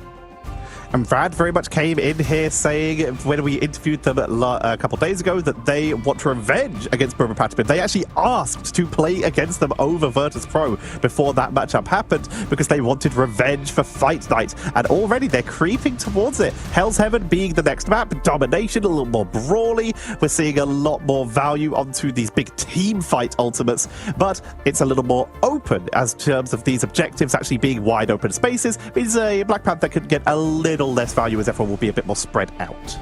Yeah, I wonder if it was a little bit of a break glass in case of emergency. And another thing that we didn't really highlight towards the end of Arako is the vanguards, right? I think we saw Trust Me finding so much value with the group with the Strangling Prisons, and also Rivars swapping over towards the Thing. But honestly, it was such a massive brawl, it was hard to keep tabs on all of the individuals outside of those big strategist ultimates. I think we're just going to see more of the same here. Like, this is a position that we have seen buildup in. They were in this spot yesterday against Virtus Pro, but it was that Hell's Heaven win where they're able to just come back in overtime on that second point. It really gave them momentum into that final map of Midtown yesterday against Virtus Pro that ended up giving them the series win. So really, there is a chance to buckle up here and fight. It's going to be nervous. There's going to be players that are really feeling it, but I imagine that with certainly the coach of Salah, he's very good in those moments of making sure that people remain composed and focused, and this is still within reach. It is still possible for either of these teams, and Berber, they've shown that they have what it takes in these high-profile moments. They talked about it. They believed that they got out-drafted yesterday versus Virtus Pro, but they were still able to bring it back with just a couple last-minute adjustments. And then in their words, then we were like, wait, we can win this, and hyper-commit, recovering, keeping everything stable. But Rad, they have shown that when it comes to stability, they seem to be one of the top teams where they have heavy momentum, and once they start getting control of something, they almost never let it go. Yeah, sort of looking well, we're going to go into the game now, but I wanted to sort of look at the drafts as well that we have been seeing out of Rad. They went back to the whole like Loki first ban, Wolverine first ban, and then to protect onto Loki themselves. I mean, they got their money's worth from level 1 Crook with how he was able to play it, and the Strange to just rely on it as and when needed was really key. Stopped Berber Patipim taking out too many of the vanguards, and well, the Magneto first ban has been consistent for Berber Patipim. They haven't really alterated or changed anything about it. Rad now finding a little bit more success off that first ban, going to lock in the Loki. Let's see what they go for here. Berber thinking about that Luna. It did give them a lot of protection in the games where they have been able to grab a hand of it, and of course it very much threatens someone like a Human Torch, like a Psylocke. It puts a lot of pressure on Rad to start targeting, but they are sticking to their guns. They are going to create the first ban not on Loki, but on the Punisher, because they know the Berber Patipim are currently threatening a lot of these vanguards, so taking it away gives them more freedom to try and take Berber in these more brawl-like fights that they seem to like to do. Ooh, interesting. This is very, very different from what Rad have done before, because it typically has been if you ban out the Loki or any strategist first, that you would go protect it first. So maybe feeling a little bit nervous here as Captain America is going to be this next ban out on the side of Berber Patipim. Now this next one is going to be at the same time. Not going to see the mirror copies, but Wolverine, I think, locked in very, very quickly on the side of Rad. They have the Emma. They're looking to potentially, they could try bringing back Groot, because Trust Me was absolutely a king on Arako with that and can get some really good zoning potential. There are also some spots on this map where you can get isolated extremely easily and pulled off the map in some of the more niche cases like that Super Soldier Factory. And Rad looking to one-side it. They pick up the Wolverine for their protection. That's fair. That's reasonable. Yeah, that's valid. I think that was earned, to be fair. So, I mean, it's a little bit more stress to deal with, less stress to deal with for sure on the side of Berber Patipim. Protecting, well, you have the option here to protect the Emma Frost or the Magneto. I imagine the other one would get banned out towards the end here, unless there's some other tricks up Rad's sleeve. Looks like they are looking at Magneto, so they can get at least a one-sider here. So now the question is, will Rad take away the Emma to make sure that they get the one-side and prevent the double mutant frontline? Looks like they're at least considering taking out that Captain America. As currently, Luna, Captain, and Psylocke are all available. The classic Berber backline assassination comp. But Rad have decided that they would rather take more brawly fights and would rather have control over that Emma so that they can try and stun out. We know from Virtus Pro that Emma can trade out Magneto quite effectively and can lock down the Captain America if they're able to land that Carbon Crush. Rad decide that they'd rather fight in a melee style as opposed to just trying to brawl out and remove some of these backline divers. Yeah, I think Patipim's won the draft here. If it was just off this alone, I think that final move was as checkmate almost, because you have to ban out the Emma Frost because you don't want to give Pokey that team-up combination where he can make decoys of himself and do a little bit more damage. means that he's going to be a little bit more dangerous, more lethal with those approaches. But you've given Paulie Captain America in a game mode where he's able to brawl and dive and just be as irritating as ever. The Paulie-Pokey duo is definitely real, but saying that, Tetra, it was semi-available for them in the last game over on Araco, and it didn't work. So really, it has to be down to these fine margins. Burbopatapim lost the first point over on Krakoa earlier. Now they want to have a strong start because they could be in free fall and the panic can start setting in if they don't get this first point of Hell's Heaven on lock. Speaking of pressure, we're seeing Burbopatapim going for a little bit less of a min-max here. They start off on just Rocket, 4 of Rocket's packed lunch for that 25 extra armor, whereas Rad, they did take the time to make sure that at least 4 of their players got that 50 armor, that extra bonus health from the Penny team-up. So now they're going to be making their way in with at least a little bit extra protection in comparison to Burber. And Tanuki is on the Black Panther now. He's seen a lot of Americans use it and is like, it's my time. If I have to rely on my comfort, I'm going to go for it. And we've seen how potent it can be in the right hands across the Atlantic. Rajaro trying to find connections onto him, but he's able to be a little bit more slippery. Regardless, it is Melio does find that first pick over on towards Pokey, and almost halfway to building up that Rage of Ultron. It's only Trust Me that's actually beating him out with not only just the pure damage output, but trying to get that Silent Seduction online. Tanuki looking for another turnaround. Naga creeping forward, needs a bit of healing. See if they can find someone to maybe take off the edge. This is the point of the map where you can try and start dragging people. Going with the booster, take Polly into the abyss. It might be a 1-for-1, but it's certainly a mental win. Well, it's more the fact that you've got people on the point fighting as well, and now this is still like an over-dedication. Pokey's just in their backline. Spawns were flipped there for a second, and Trust Me, he's actually managed to get a hold of him. Sort of really set up Naga to do the majority of the damage on the back end, but he's not going to be able to get the pick, and actually, in fact, Rad have lost the point, so Naga's found himself in a little bit of no man's land, wants to try to dive out and get out of the way, but he doesn't quite realize that behind him, somebody else was looming. Rajaro swapping over towards the thing, a really big pivot that opened up the Rad for a little bit more freedom in these more scrappy engagements. Tanuki must have a better plan this time. Rajaro, the thing has been so effective on Araco, while Tanuki has been able to find the freedom just due to the cooldowns that being in favor of Burbopatapim.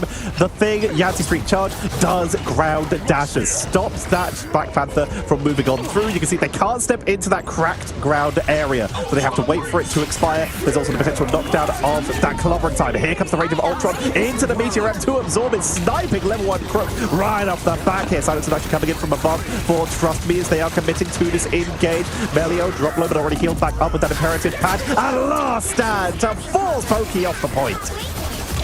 Just as he had the dance of the butterflies, but this is Rad throwing in 3 ultimates in this engagement. They still haven't quite taken the point as it's still ticking up in favor of Burbopatapim. Invincible boundary, Tanuki's just going to keep connecting on through, but has decided that he's going to try and reset, build up some of those cooldowns again and go for another engagement in the future. Paulie with a freedom charge is going to have just basically the heck kicked out of him. The bastard's going to come in and Polly's going to actually find the follow-up over onto Fade.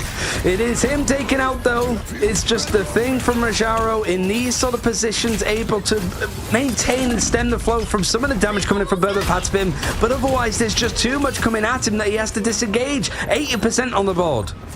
Burbopatapim in control. Rad, they're taking fights okay for a while, but they're just getting overwhelmed by attrition and haven't been able to step up onto the point. They're going to portal in for one last chance at the defense to try and hold this, but that's going to be without the thing, meaning that Tanuki is about to start cruising on through here to start getting reset after reset, looking above so they can go for the setup. First reset, I think they went through the portal, coming back out, does the butterfly, coming in from Pokey, but it's going to be Burbopatapim wiping out the re-engage attempt, while Rad are actually going to be able to get the flip. They are extremely outnumbered.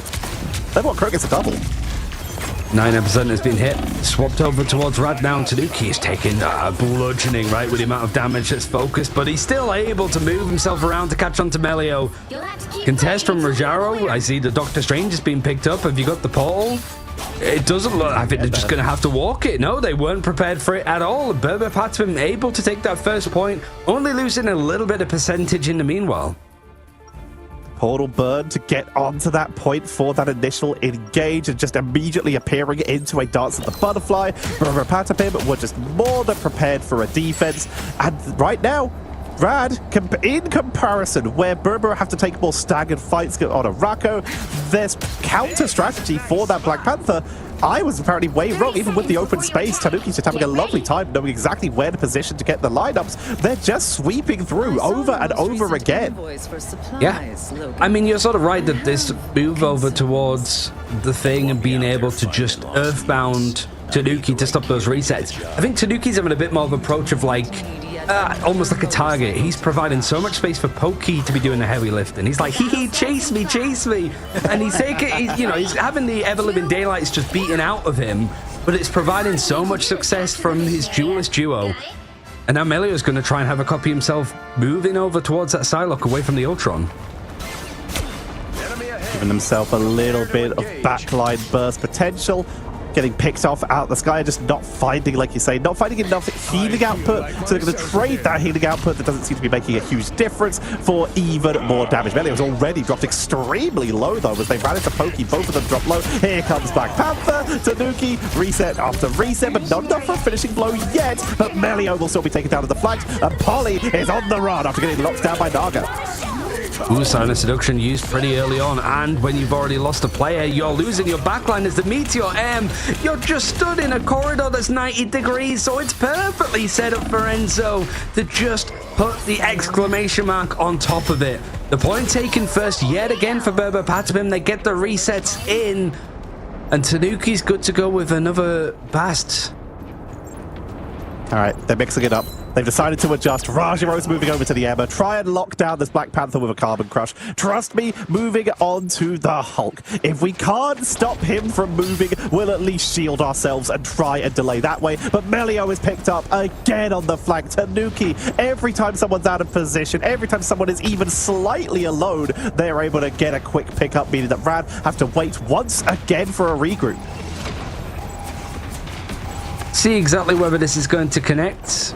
Shout out to Insomnia that still giving teams nightmares with this play beforehand. Unfortunately, I had to say goodbye to them yesterday, but seeing if there's a little bit of a imitation that's going to come in. But right now, actually, this is just a lot of, it feels a little bit of time wasted, frankly, from Rad as they're trying to group up things together.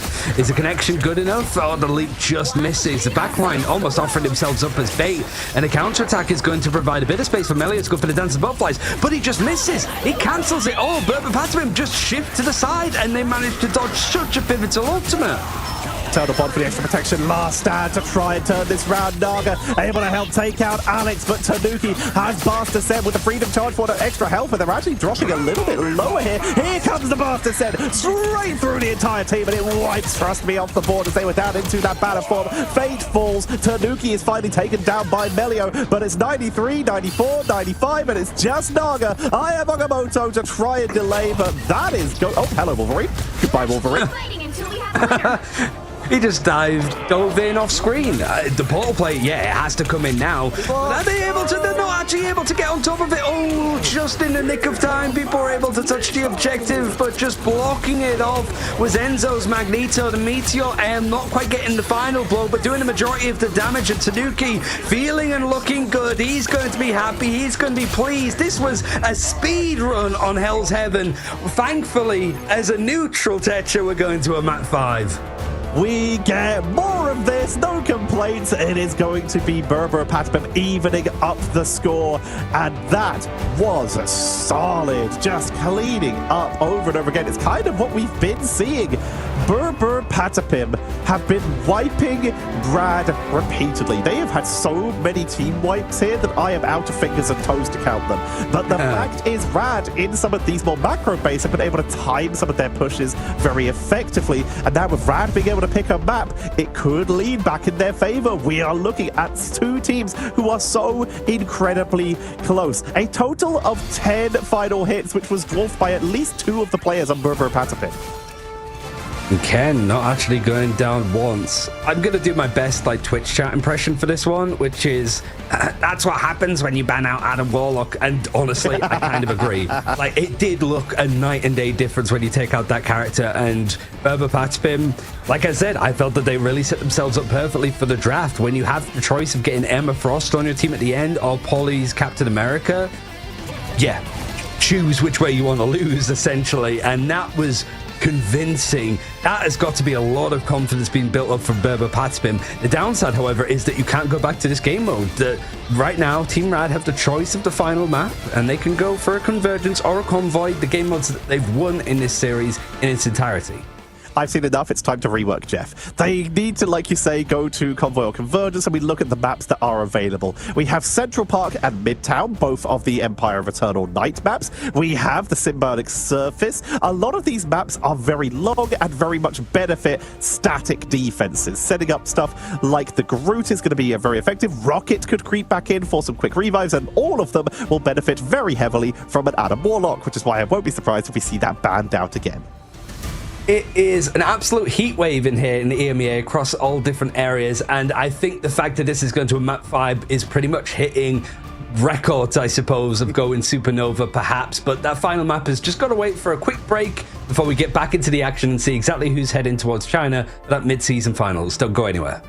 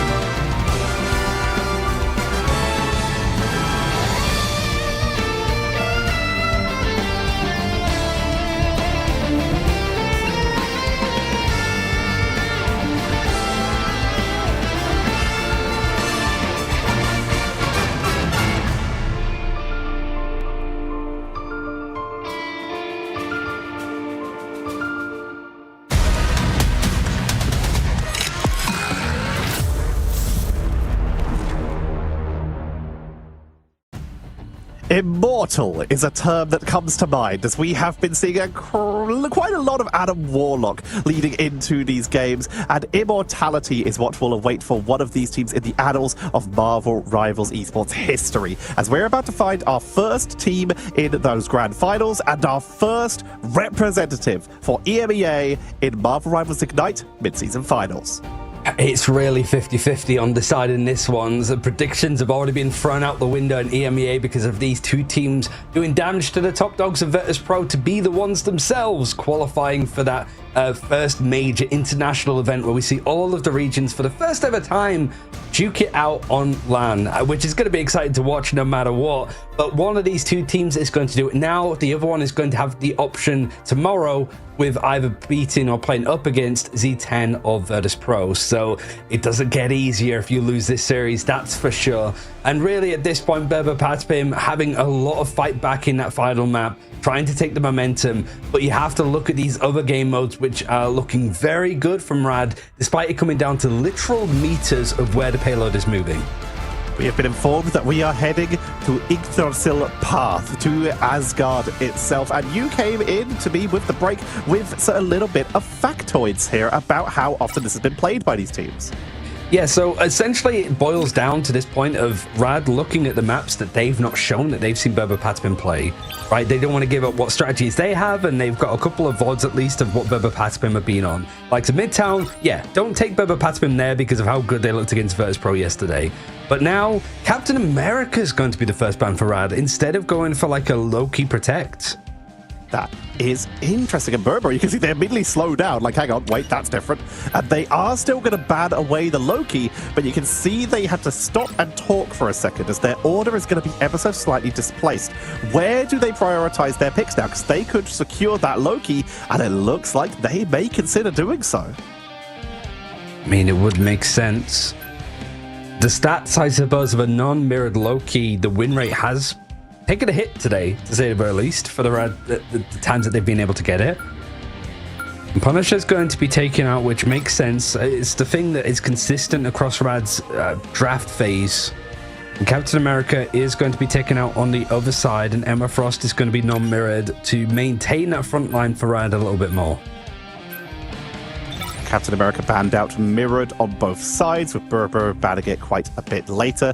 You already mentioned one-sided Emma Frost, which means Berber have the opportunity to now create a one-sided Magneto or a one-sided Cloak and Dagger if they choose to do this. Actually, no, they can't create one-sided Cloak and Dagger because Rad would have the opportunity to protect it if they wanted to. So instead, they're going to secure themselves a Magneto, knowing that there is a chance that they might just get a little bit focused down when it comes to that Cloak and Dagger because Rad have the opportunity to secure it for themselves either way.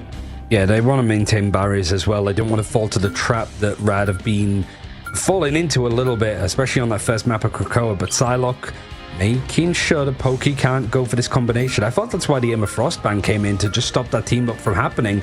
But they're going to protect Venom. I feel like this is Rad showing their hand a little bit. And I mean, the success that they've had from the Venom today on these payload maps has been insurmountable, definitely noticeable.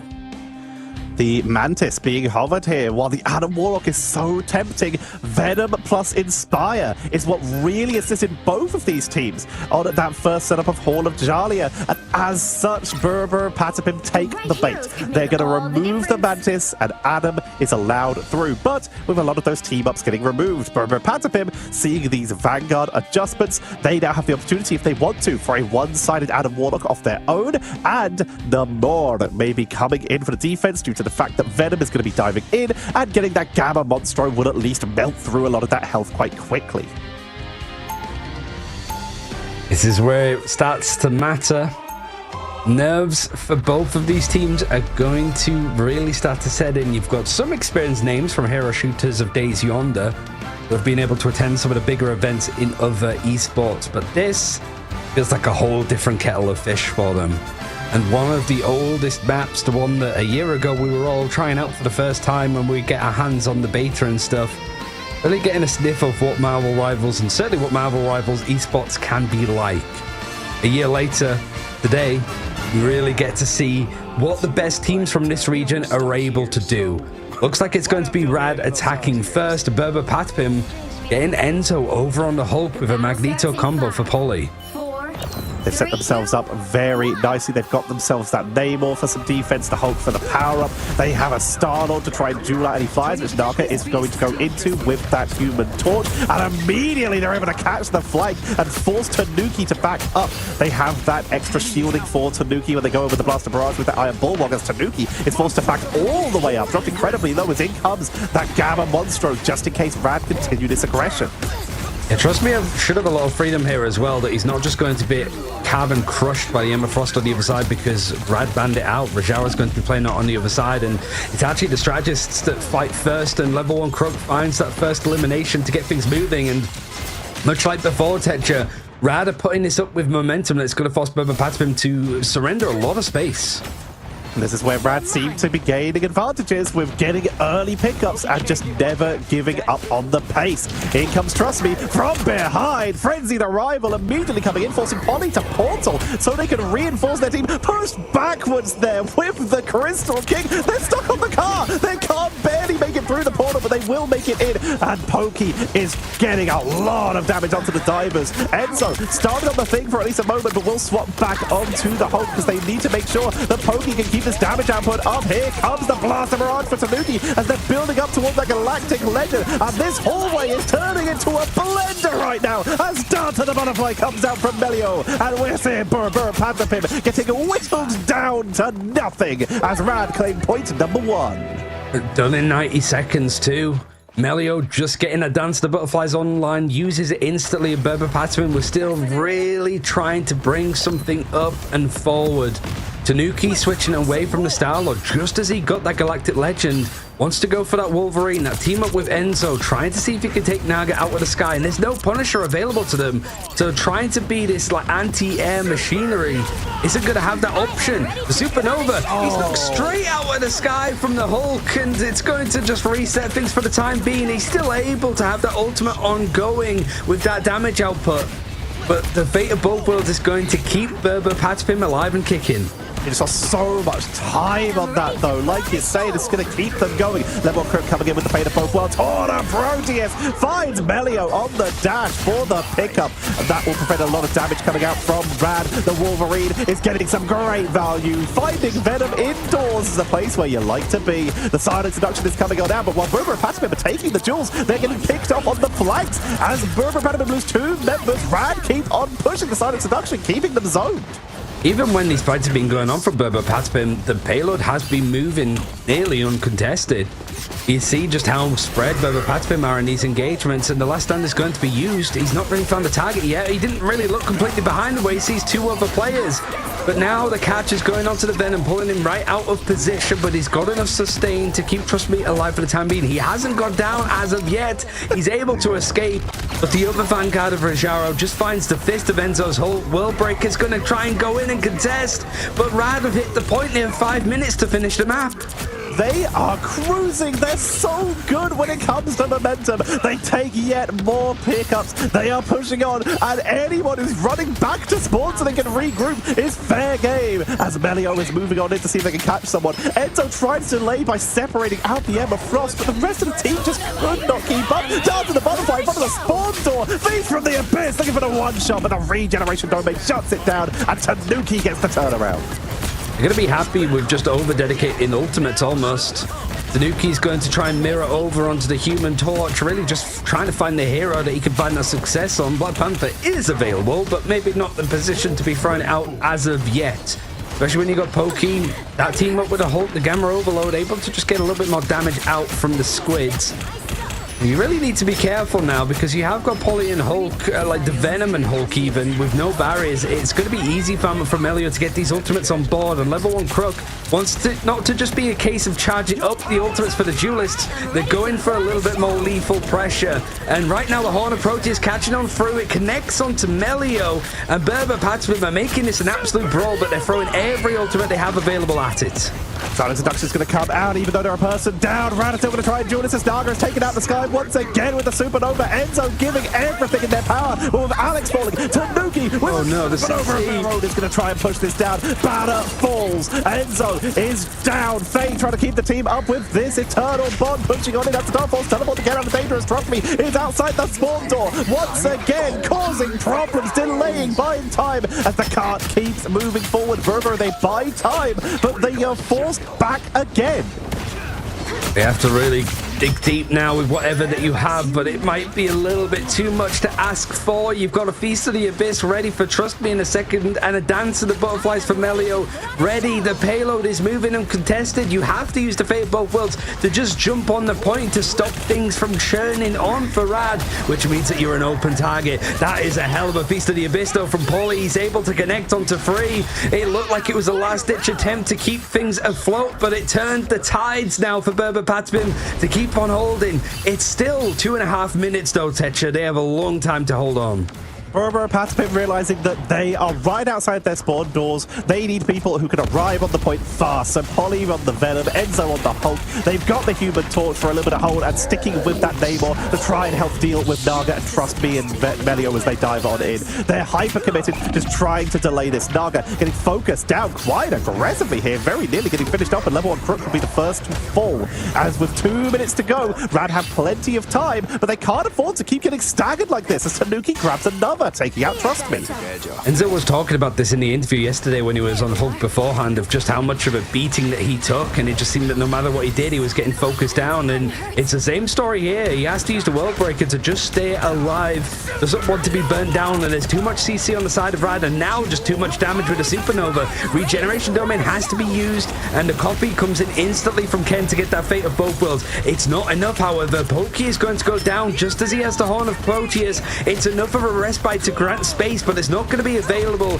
Ken's ultimate duration is just about to expire, and that's where Rad might push a little bit more. The Psionic Seduction finding one. That Feast of the Abyss from Trust Me, seeing if it can find a little bit more, but can't.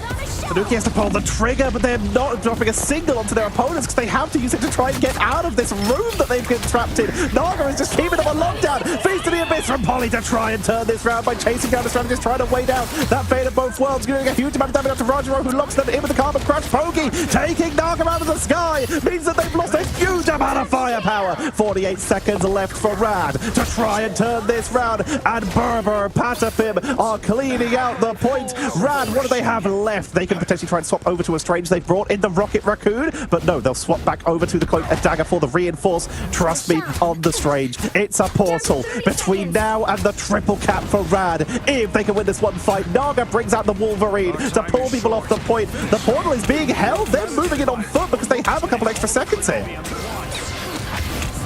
5 minutes down to 20 seconds on this final checkpoint. All to play for Horn of Proteus, right into the center of Rad, but everybody alive, everything required to keep people going. Very short while away from having that eternal bond for Fate. It's on the precipice of being available, and it's going to come out just in time. The World Breaker, however, is going to be used, and the picks are going away of Berber Patapim. Even through that support ultimate, it's not enough to keep people afloat, and one of those players that you lost is Crook. He doesn't quite have it. Last stand is going to be from Naga to just push back and give some space.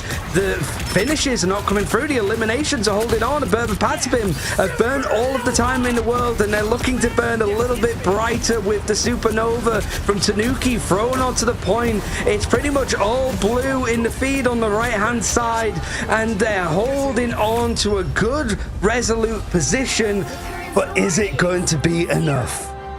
I think Rad may have just made a misplay. I like that they tried bringing out the Strange because the damage output when fighting on a single point is good, but the reinforcements could have made such a difference there. If they'd stuck to their guns and stuck with what they were already playing, stuck with that Venom for the extra sustain, whoever went down first could have moved on to the Strange to try and portal back in. Moving in on foot when they still had that portal off cooldown may have been a misplay that might have secured Berber Patapim that ticket towards the mid-season finals. Again, a reminder of the draft and how it's looked.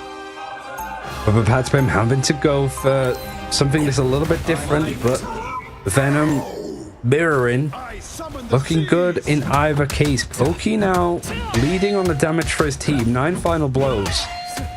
Comparing that to Naga that's on this non-mirrored Psylocke, 30 seconds before you attack. it's just a little bit more. You have to look at the support, and Melio is actually going to go over towards playing at Ultron.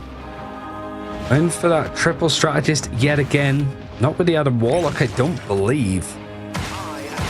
Even though it's still available. As we mentioned, like you say, the Adam Warlock is available, but it was the Mantis that was banned out, so they would only be getting reses onto the Star-Lord if they were to decide to do this. Rad setting themselves up on the defense. But Patapim, they're sticking with the hyper-aggression. Double dive with the Hulk and this Venom. The Hulk going to be diving between, swapping between diving the backline and then moving back into their team for that indestructible guard. They find the flank, they find Naga. And they're waiting for them to pull the triggers. They can try and dive onto them. Polly with a distraction, pushing on forward, immediately getting locked down, but is able to disengage. Focus! Able to survive. Not going to be finished off this time.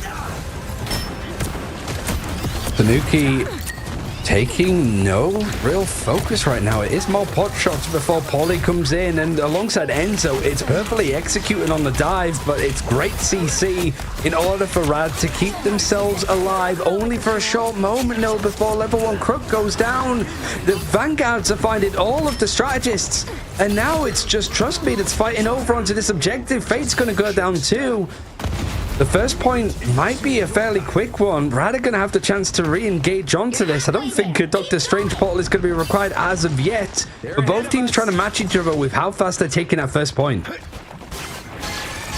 to be seeing Berber, Patapim creeping on in. Rad waiting for the regroup. There's a couple members here. They are probably going to try and defend this on gate number 1. Not going to give it up for free. Melio on the Punisher to try and burn through these large hitboxes on the Venom and the Hulk.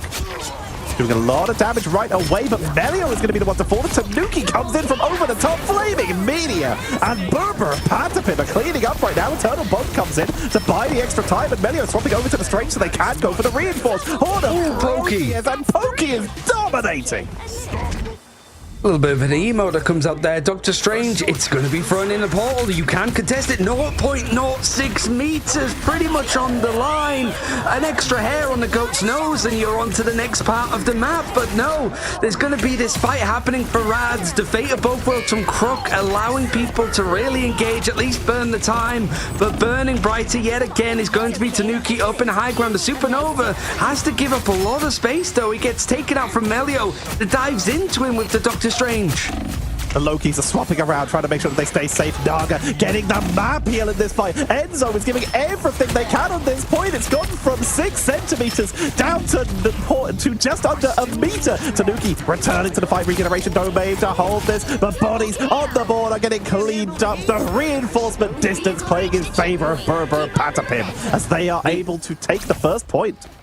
You take that, I still think, because Rad, you forced out a lot more time. You got some of the bigger ultimates out. You have to sort of be careful. Polly is very good in playing in these positions. You've got Enzo that sort of makes the more brash approach, right? Just as the Hulk, he's not afraid to take that damage and dive back out. But Polly being able to just jump up onto the high grounds, dive down, and with Tanuki, he's able to go in for it too. It means that you're able to just body block some of the approaches here. Enzo managing to cut off behind where these defenders are for Rad, and they're forced into an engagement. They're maybe potentially forced out to use the fate of both worlds. Sorry, even the Eternal Bond that's going to come through, and the dance of the butterfly from Naga, seeing if it can catch something in the back line, and it catches onto Pokey. Pokey was in the air in that aquatic blessing, but got outlasted, picked off. Crook falls to Tanuki, who's playing so aggressively. Feast from the abyss, trying to chase them down. They're too mobile. They were able to get away as Melio arrives, gets out the shotgun and deals with the symbiote. They're turning this round. Berber Patapim trying to hold onto the card as the counter feed from the abyss is going to come out, locked down onto Trust Me, but they're already healed back up. Fate of both worlds to keep Tanuki up so they can try and break this siege. I mean, that's a hell of a fight. It was also a great play for Ken to be able to go for the copy and teleport out just as the Feast of the Abyss comes in. Silent Seduction going indoors, and Tanuki tries to follow. Unfortunately, gets a little bit more than he bargained for. You also lose out on one of your vanguards. 2.5 minutes. Rather able to hold on to this spot, and they still have the final judgment in hand for Melio. They're happy to just sit back on it. Fate of both worlds. Berber Patapim need to get something going, but if they try and make this fight continue, if they try to overextend here, it feels that more time is just going to be burnt away from them. The difference between Naga and Fate there, Naga's so locked in and Fate is just chilling. They believe that this is going well as Melio's going to drop that final judgment, burning onto Tanuki, who is up above. They're looking for anyone who is vulnerable, but they do not find the pickups. So it's all about positioning. In comes that Venom as they dive on forward. Adjudication out of radioactive lockdown's going to shut them down as the Supernova from Tanuki is trying to melt through reinforcements. Rad are trying to hold this with just 1 minute 43 seconds left. Boomer and Patapim can't seem to find the distance. Fate of both world is coming in from level 1. Crook Ken keeping their team topped up as well. Faces the Abyss onto Polly, but they're taking on through. Neither team is going down. Dancing the Butterflies to try and push this in as Naga gets a double. And Paulie is just somehow staying alive up until the very end. And now there's just under 90 seconds for Berber Patapim. They forced out a lot from this defense, that's the positive, but you have got a Silent Seduction and another final judgment for Melio about to be ready. I think Melio's key for this one for Rad. If you want to stop things here and now, it's going to be that to work with. Naga gets CC'd, but he's not under any immediate threat. He's going to be chased down though by 2 players, so has to maybe surrender up this high ground as the Feast of the Abyss looking for an opportunity for Polly. He doesn't have to worry about the strategist ultimates for the time being, and he's able to grab onto Melio just as he was about to get that final judgment. Brad getting cleaned out here. Berber Patapim. That car might be starting to move. They are cleaning them off the board here. And the goats start walking, headed towards that second point to open up the gates and head towards Yggdrasil, the Tree of Life, which can instill a grand finals position in whoever is able to touch it. So the legends say, as Berber Patapim are looking on the flanks, making sure that anyone who comes to the reinforce is going to get shut down. Pokey playing safe. They can't afford to be the ones to be taken out early as they are one of the big damage outputs. Oh, Pokey and Tanuki have found 2. Silent Seduction is going to mean that this fight goes into overtime for the time being, but it's not going to pull anybody off of the point. It's now into OT. It's now down to these fine margins that Berber Patapim have struggled with over on these payload maps, but we're still seeing the event feed starting to light up with Berber Patapim names. Certainly Pokey's able to find himself a couple. It's right at the precipice, but Rad have bought themselves more time. What was it? Berber Patapim had 5 minutes to defend on the 3rd area of Yggdrasil's path. It's 90 seconds again for Berber Patapim to push it all the way. They're making their way in. This is it. It comes down to distance now. 100 meters, 18 centimeters. That's it. That is the distance here as Berber Patapim are looking for openings. They have Horde of Proteus, Rad, Feast from the Abyss, Dance of the Butterfly, and now Fate of Both Worlds is going to be dropped immediately. Dance of the Butterfly coming on out with 1 minute to go. Every pickup that Rad can get will be huge, and they find Tanuki with the zone up. Melio looking for Polly, forcing them to disengage. Now it's really a case of waiting it out, and Rad's overextended, perhaps they do. Naga goes down to Enzo. He was just holding his own, but you lose out on Pokey that had the Horn of Proteus. It's going to be about 10 to 15 seconds before he's back in this engagement, and there's the Feast of the Abyss that comes through. Enzo, though, the Hulk is winning out. He's going to be back in Bruce Banner form, but he might be able to sort of go for a good duel here against Crook if he can get the shots in. Halfway to building it back up, and the other Vanguards actually found the trade over on the other side, so now it's going to be Enzo out of it for the time being. 20 seconds left. This is going to be an overtime push yet again for Berber Patapim, and it has to be everything that they have here. The Feast of the Abyss not going to catch on to anything, and now the Supernova alongside the God of Mischief for Ken going to bring this down to exact moments, Tetcher. They're going in. They have to burn everything. It's like you say, overtime is going to be picked. But Melio with Final Judgment at the ready. They take out Tanuki. Final Judgment. Polly is melting the Symbiotic Resilience. Fate of Both Worlds to try and keep Berber Patapim's dreams alive. As Rad that's big. forcing their way forward. The shielding comes out. Polly takes out Melio as they make their way to the backline. Level 1 Crook with the Fate of Both Worlds is going to buy that extra time. Enzo is down into Banner and taken out again. Alex falls. Tanuki is swapping over to the Doctor Strange. They have to reinforce. Polly has to delay this for as long as possible. Naga cleans out Pokey. It's about to reinforce. Pulls a lot to the point. It comes down to this as they're trying to delay it. Tanuki's getting focused down. The shield is giving every second they can. They're body blocking any reinforcements, but Enzo's able to make it through with the radioactive lockdowns opening up. But they're locked off the point. point! The banner transformation!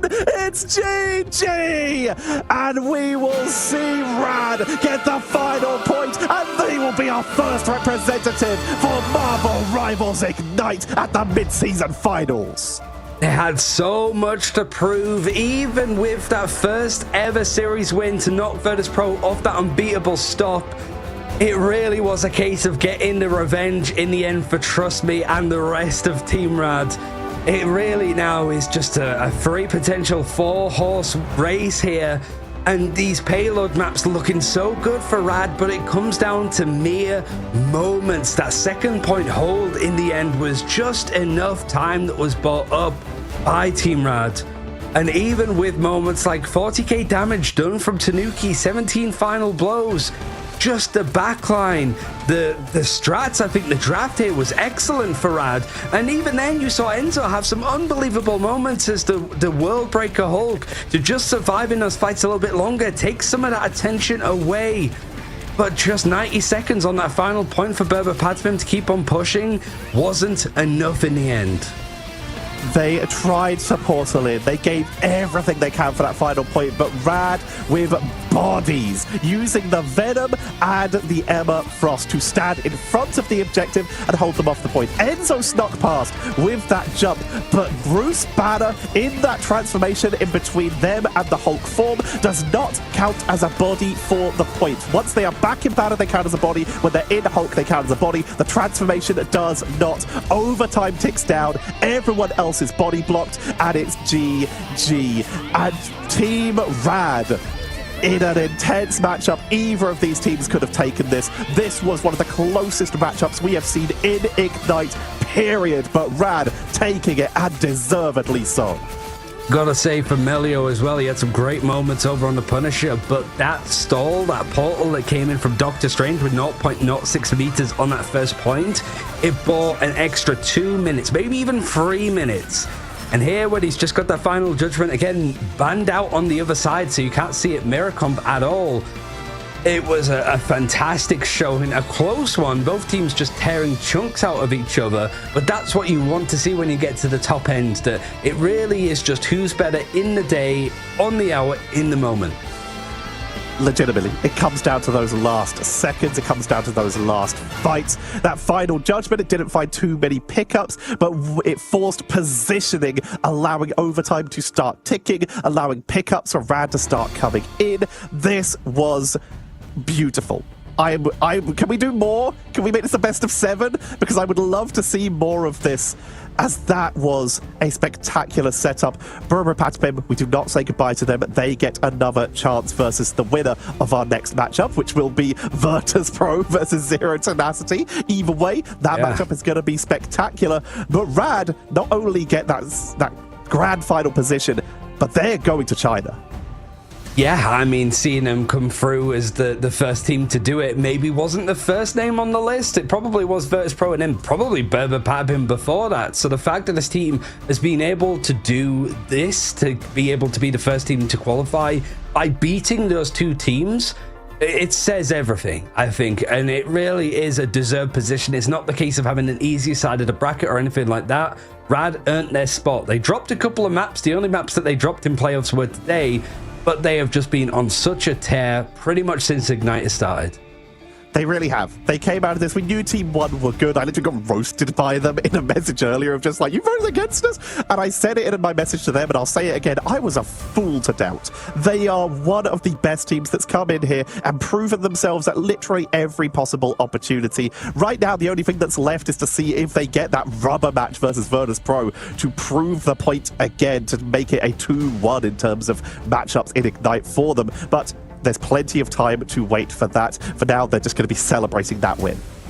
Yeah, hopefully we get to see that little bracket, that graphic even, of all of the teams that have qualified so far for the mid-season finals in China. We could just add Team Rad to it, at least for today. We should have an interview from somebody coming up very soon, probably when they're done like crying and screaming and honestly peeing, because that was a long series. But we do have confirmation that Rad have made it to the grand finals, and being top 2 in EMEA is the key thing about getting yourself to the mid-season finals. They're going to be happening late July. We know that there's going to be a lot of focus on this one. It's a big prize pool for the first ever international event, and the fact that it is the first ever international event, EMEA versus Americas, not on 180 ping, actually potentially happening in our faces, is all to play for. And I think Rad have earned their keep with not only what they were able to do in the server, but the theory and the minutiae of how they approached the new draft system as well. Rad joined such hallowed teams already qualified as Ground Zero from OCE, Sentinels and 100 Thieves from the Americas. They'll decide their last qualifier in the upcoming game soon. But already, Rad will be the first representative from EMEA. Rejects from Asia as well. China will decide later as they are staggered 1 week behind the rest of the regions. So we'll find them out a little bit later. But already, our first champion. So we need to start getting the chat behind Rad here because they are going to be representing us. But first, we need to find out who the best team in EMEA is. So we will have to find out who their opponents are later.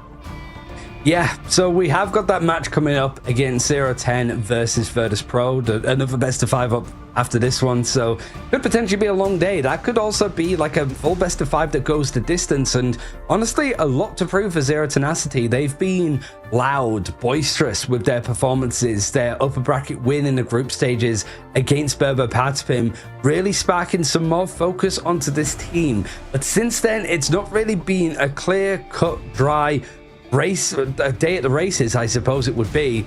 So now, I mean, I'm really curious on how that one's realistically going to go.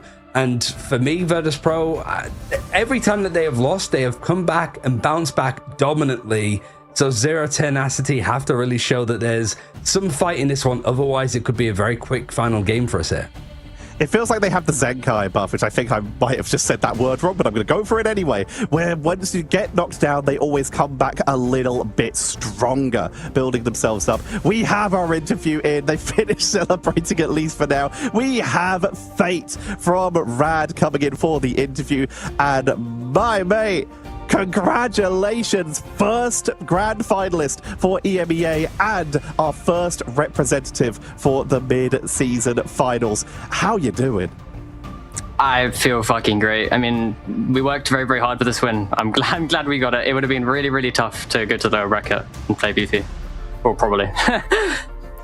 I mean, yeah, no team wants to be able to do it. I think you've set yourselves up nicely, but one thing I wanted to talk about were the drafts, because I really do feel that there was a lot of interesting movements from both you and Patapim going for like the non-mirrored Wolverine that actually wasn't able to work on those domination maps. Like, let's start with there. The 2 maps that you dropped, both in domination, what went wrong? I feel like first map we had a pretty major draft difference. We like went into the map thinking, okay, let's ban Punisher, let's ban Wolf, and we kind of last second swapped to the Cat ban, and I think it really fucked us because their Punisher map 1 just got so much value. The other map we lost, I don't remember what it was. That was House Heaven, right? I think there's also a similar issue. We allowed them Cap Psy, which they're very, very strong on. Like, they're probably the best Cap Psy team in the world. So it's House Heaven was pretty one-sided. We also saw Berber Patapim bring out something that they have brought in a couple times before, and that is that Black Panther. And you guys did go through quite a few iterations of how to deal with that. You brought out the Thing at one point. You were relying very heavily on those regeneration domain labs, but it nearly was able to topple you over. Where do you feel its strength lies, and what did you adjust in the end to be able to finally deal with it? Black Panther is so scary, especially if Tanuki's on it. But I think the Rivars, actually, it was Trust Me's cool. Trust Me made a cool to go to thing. And to be fair, not that the team actually didn't believe it at first, but as soon as we swapped a thing, it felt a lot better. The Earthbound, I think it does so much against the Black Panther. So that was a very, very good call. There was a very, very clutch moment. You focused a lot on Loki. I think we saw a fantastic copy of, I think from Crook onto, it might have been you, or it might have been Naga that was playing playing the Adam Warlock on Arako, that he copies over the Camera Revival to get the Resurrect back. Like, were there any particular moments that caught you by surprise from your team in this best of 5? Like any crazy plays that we just missed in the action that you guys knew about because you obviously were able to execute on them, because so much was going on in those fights sometimes? Honestly, Arako in particular was full of miracles. I think the only reason why we even got first point is because Rojaro basically just killed the whole team by himself. And I think the Crook res was also insanely big. Like, I think without those two hero plays, we probably would have just lost then and there. Those are like the main standouts. You yourself got some insane eternal bonds. You just got insane ultimates the entire time. Remind us, who does the shot calling for the team when it comes to getting these ultimates off in time? Most of the shot calling is trust me, but I think a lot of our team are very vocal. Like, I think Rojaro on officials, he's always so vocal. Like, his comms are really good. And our backline are obviously always talking. DPS too. Everyone plays their part. I think one of the things about you guys that have been really entertaining to watch is, like, as a core, you have stayed pretty much the same. Like, you've played under different banners, you've had some good results when you played in the Invitational, for example. And certainly, like, you and Crook have played together as a strategist backline for quite some time now. We've spoken a lot about, like, the first international event, first pro you'd expect at the top, Berber Patspin being close behind, Zero Tenacity trying to make a name for themselves.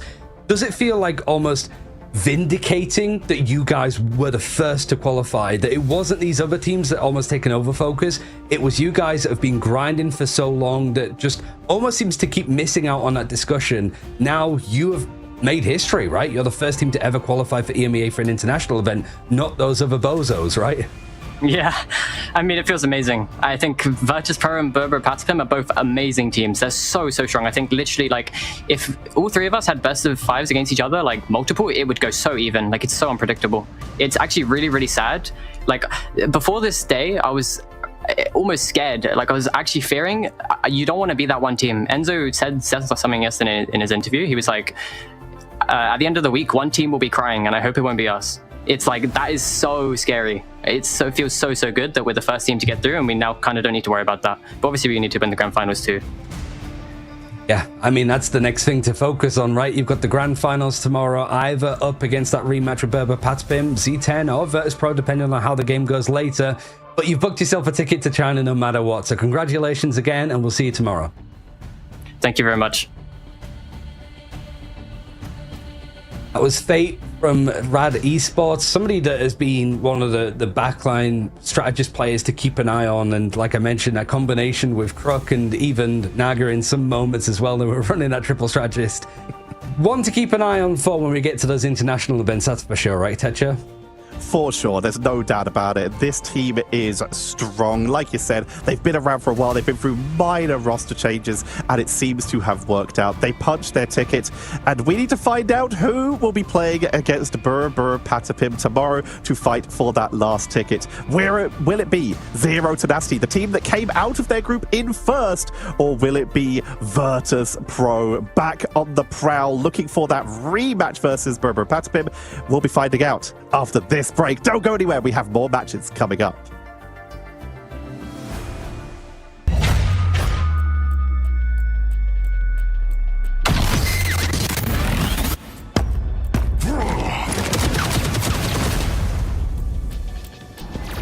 Out of sight! Judge! Jury! Executioner!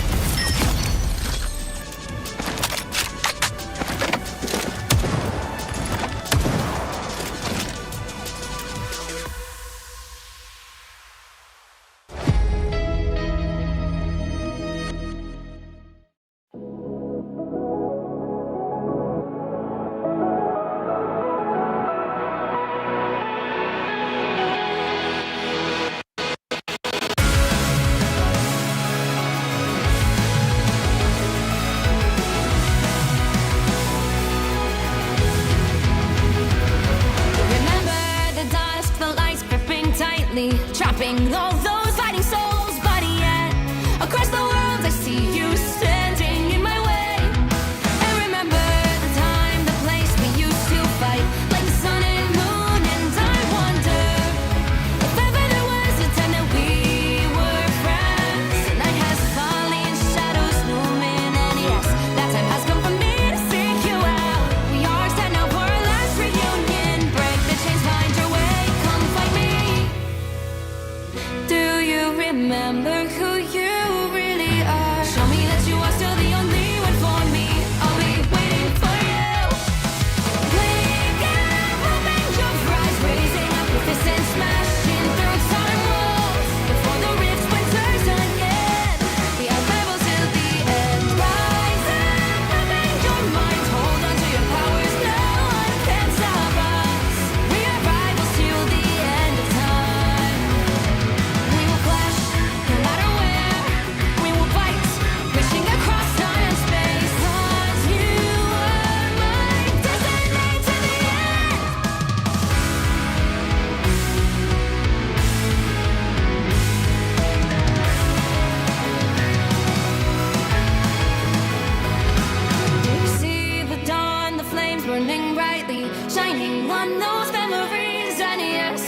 Across all time, I see you turning the tides. And do you see now our time, our turn? We can still fight like the wind and fire. And wonder no more that now is the only time your heart is mine.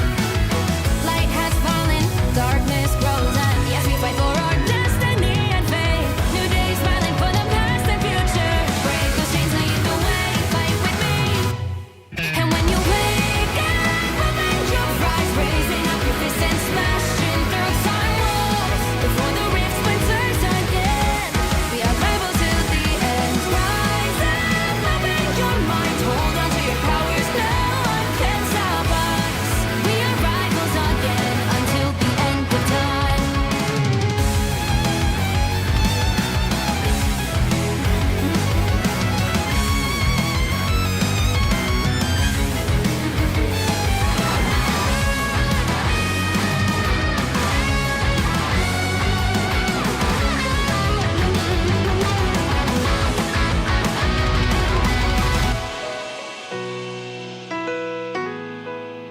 Show me that you are still the only one that matters for me. I'll be waiting for you. Wait up, open your hands, holding on to your heart. Look inside you. Can you feel it? The sparks in you. Adding up, unleash it. Wake up, open your eyes, raising up your fists and smashing through time walls. Before the rift splinters yet again, we are rivals till the end. And rise up, open your mind, hold on to your powers, no one can stop us. We are rivals till the end of time.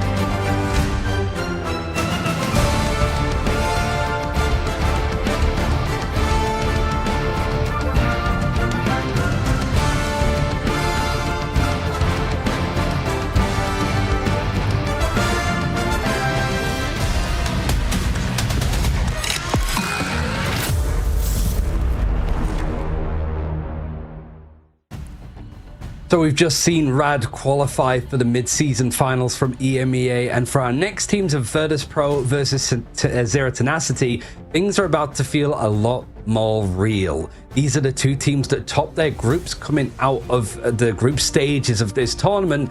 Probably neither of them wanted to go out in 4th place. They want to be part of that 3-horse race that seems to be the main narrative for EMEA.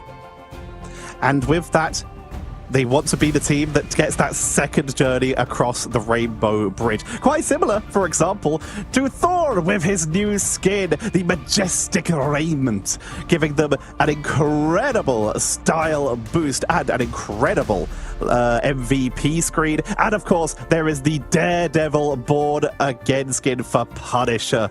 It is magnificent, being inspired by the TV show, which I know you are a big fan of, I am a big fan of. These two are styling. Yeah, I mean, there's a lot of moments for Punisher to certainly start to shine at the moment, so I'm quite surprised that we've not seen the skins in-game as of yet, but really now dialing back into this series, this is 0-10 that have tried to be the dark horse of this tournament and have really enabled that, are showing some fantastic performances through the group stages, being able to beat out Berber Patpim, who, if they win this series, they're going to be able to go for the rematch in a full best of 5 to qualify for China. The problem is, you're up against the big guns that is Virtus Pro. Yes, that is going to be the intimidation factor for any team who has to go up against Virtus Pro. But Zero Tenacity, they have proven that when it comes down to it, they will pop off. They have shown they have that potential. They have taken maps versus and games versus some of the best teams. They are here because they deserve it. So many teams are going to be looking at this and saying, we talked about it, so many teams feel like there's 3 teams, one of them is going to be crying. Zero Tenacity earned their spot here. They are going to fight tooth and nail, and just because it's Virtus Pro in their way is going to make no difference to if it was anyone else. They're going to give everything to try and earn that match versus Burbo Patapim and try to compete for that second spot in the grand finals. And I think when we're sort of looking at it from VP's perspective as well, you've lost series now for the first time ever. You lose to Rad. They qualified. Going to be in the finals tomorrow. Lost against Burbo Patapim. They're third place. You don't want to go out to another team, I don't think. You want to try to maintain that position as a competitor, but losing that to Zero Tenacity might be a little bit of free fall of what this team is feeling like in the future. But it is going to be Benin to Chala to decide. It's a random map that's chosen, but it isn't random on what these first teams like to ban. It's going to be EMEA Frost taken out on both sides. Magneto looking to be secured for Zero Tenacity right off the bat. Several Wolverines being hovered here. Virtus Pro. They do not get their hands on the EMEA Frost. They've been enjoying playing it for a moment. We've already seen them start flexing their compositions extremely here as Loki is taken off the board, and that leaves it open for a secure, but Magneto will be prioritized. Vanguards, as we saw in our previous matchup, can be extremely important and can get choked out. I guess the biggest difference here is that EMEA Frost is the main pick, the main first protector we've seen out of Virtus Pro. Definitely Mummy's Boys, as we've sort of seen the graphic floating around a little bit more. They've sort of taken the post away from all business that we're really focused on playing as much EMEA Frost at the moment. But they'll be happy to take Magneto. Both Finzi and Nevix can play it. And Virtus Pro actually maintaining control of the Human Torch, making sure that Smashnez can't grab it on this first domination map. And giving it over to Fi, who is one of the more aggressive Torch players, loves to charge in at people from that sky, and he will be happily getting into tight-knit spaces, even with that flyer, because they know that everyone inside is also going to be absolutely burning. As we, speaking of the burn into T'Challa, there are plenty of opportunities for some high ground protection here for Fi. Are they going to go for the non-mirrored Wolverine like we saw a lot from Rad? I mean, here, I think probably protecting the strategy seems to be the wisest thing. Either getting the Lunar Snow, Cloak and Dagger, that could be something that Virtus Pro might take out on the end, but they want to maintain some of that damage because they have taken out some of the big heavy hitters. Silent Wolverine and Torch, all going to be main focuses of both teams trying to delete them from the server, at least for this map. Protecting the Punisher seems like they don't want to lose out on some of that firepower. And the last ban will be on that Cloak and Dagger, while the Mantis boost for the Punisher could be extremely scary. Lunar Snow is also a rough option. That will be the main choice. So now there is the option for the Punisher, plus either the Cloak and Dagger for the vulnerability, or the Mantis for the damage boost, or both, as we are seeing. Hey guys, it's your favorite. It's going to be triple rares, or at least double, as we're not seeing a Star-Lord. I think the Canute in it is a bit more expected. And there has been more of a focus, I suppose, of trying to take up Mantis in drafts from other regions. That's gone up in a huge amount of popularity in like Asia, even Americas, to try and hit some of the bigger points. But I think the biggest sort of meta swing from Americas has been it's not like don't give Kobe the ball, it's take Kobe out of the game, put him on the bench for this one, and not let him just play the game at all, because some of those duelist characters, uncontested, can be a real pain in the backside. But now a full best of 5 awaits these two teams that haven't met each other so far, been on opposite sides of the brackets. Probably were expecting to be in the upper brackets themselves, but one is playing for elimination, one is playing for a final chance of making the grand finals, making the mid-season finals happening in China. And really, Virtus Pro, you have to say the favorite, but this Zero Tenacity team has to get respect on its name, and what's more respectful than a first map domination against them? I'm going to steal two phrases that I saw in the chat in the break here. Let us know as we're heading into this first fight. Are you rooting for Knuten, or are you expecting a Fincy Wincy? Let us know, as Nevix is already wrapping around into the backline to see if they can catch anyone in position, and a Pyro Prison to cut off this flank from Zero Tenacity. Gamma overload again from the Hulk and Namor for Sparker, so he's able to output more damage, which going up against the likes of Lugia, who's going to be on that Wolverine, means that it is only one Vanguard in the server currently for Zero Tenacity, something that they're sort of more well known for, especially on these domination game modes. And Vi is just really able to just throw down the heat onto the ground, and nobody is really looking up to deal with him for the time being. Nobody's actually gone down. It's more bot shots and some of these pyro prisons to keep the damage consistent, forcing out some defensive at least from the Namor, but it is both sides contesting, nobody giving up ground just yet. Knuten seems to have been put onto squid duty, currently trying to focus onto those monstros, and Sparker as such is getting their damage output severely reduced, but still has a horde of Proteus! Triple KO! And yeah, I think Virtus Pro are probably going to take the first point here, but a couple revives coming out, Soul Rejuvenation to find some extra time, but with Supernova on top of it, the team's getting completely split apart here. They're very staggered, and Virtus Pro are almost certainly taking the first percentage here. Zero Tenacity making them work for it though, buying as much time as they can. They bought a lot of time and bought a lot of ultimates too. Knuten is very close to having a Karmic Revival, and you also have two of the other duelists ready to go with their respective ultimates. Ducky over on that Magneto, he certainly has made a name for himself in that Vanguard role. He has a lot of work to do, and he is just the only bit of mitigation that's blocking really hell raining down on them from Virtus Pro. But they might need to fight a little bit more to just get out of their spawn, and they're having to go for a flank to try and fight for this high ground. Saipe is going to be sat there ready and waiting for them over on the Cloak and Dagger. Twitter on the flank, radioactive lockdown onto Smash. There's on the Punisher. That's going to be so rough for them to deal with. Shutting down their main damage dealer for at least a few minutes. Has to drop that Monster Hulk though, because Lugia has moved on in. Another radioactive lockdown is going to force Nemix to retreat here and make their way in for the front line this time. Get slumbered, but it's still dropping a solid amount of damage. Karmic Revival being burned early as Ducky was the first to fall. And underground as well, so there's this potential wraparound that's actually going to start, and that alongside the Soul Resurgence, the final Judgment looking to carve on through.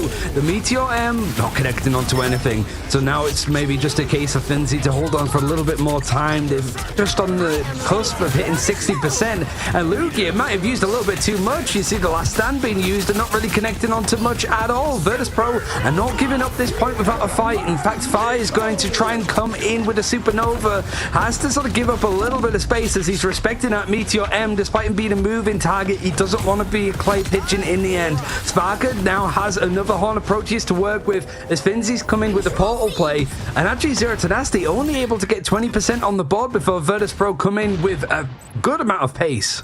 Portal re-engage, setting it up, and as such, Smashnez is going to swap this over. That the Mortar coming in for them, and Lugia moving off of the Wolverine will be bringing out the Hulk so they get that damage boost. They realize their composition was not finding the pickups as much as they like. They're going to just try and ping people with a more sustained fight, but in order to get the sustained fights, they've got to stay on this point and get the sustain. What have Virtus Pro got to confirm this first point?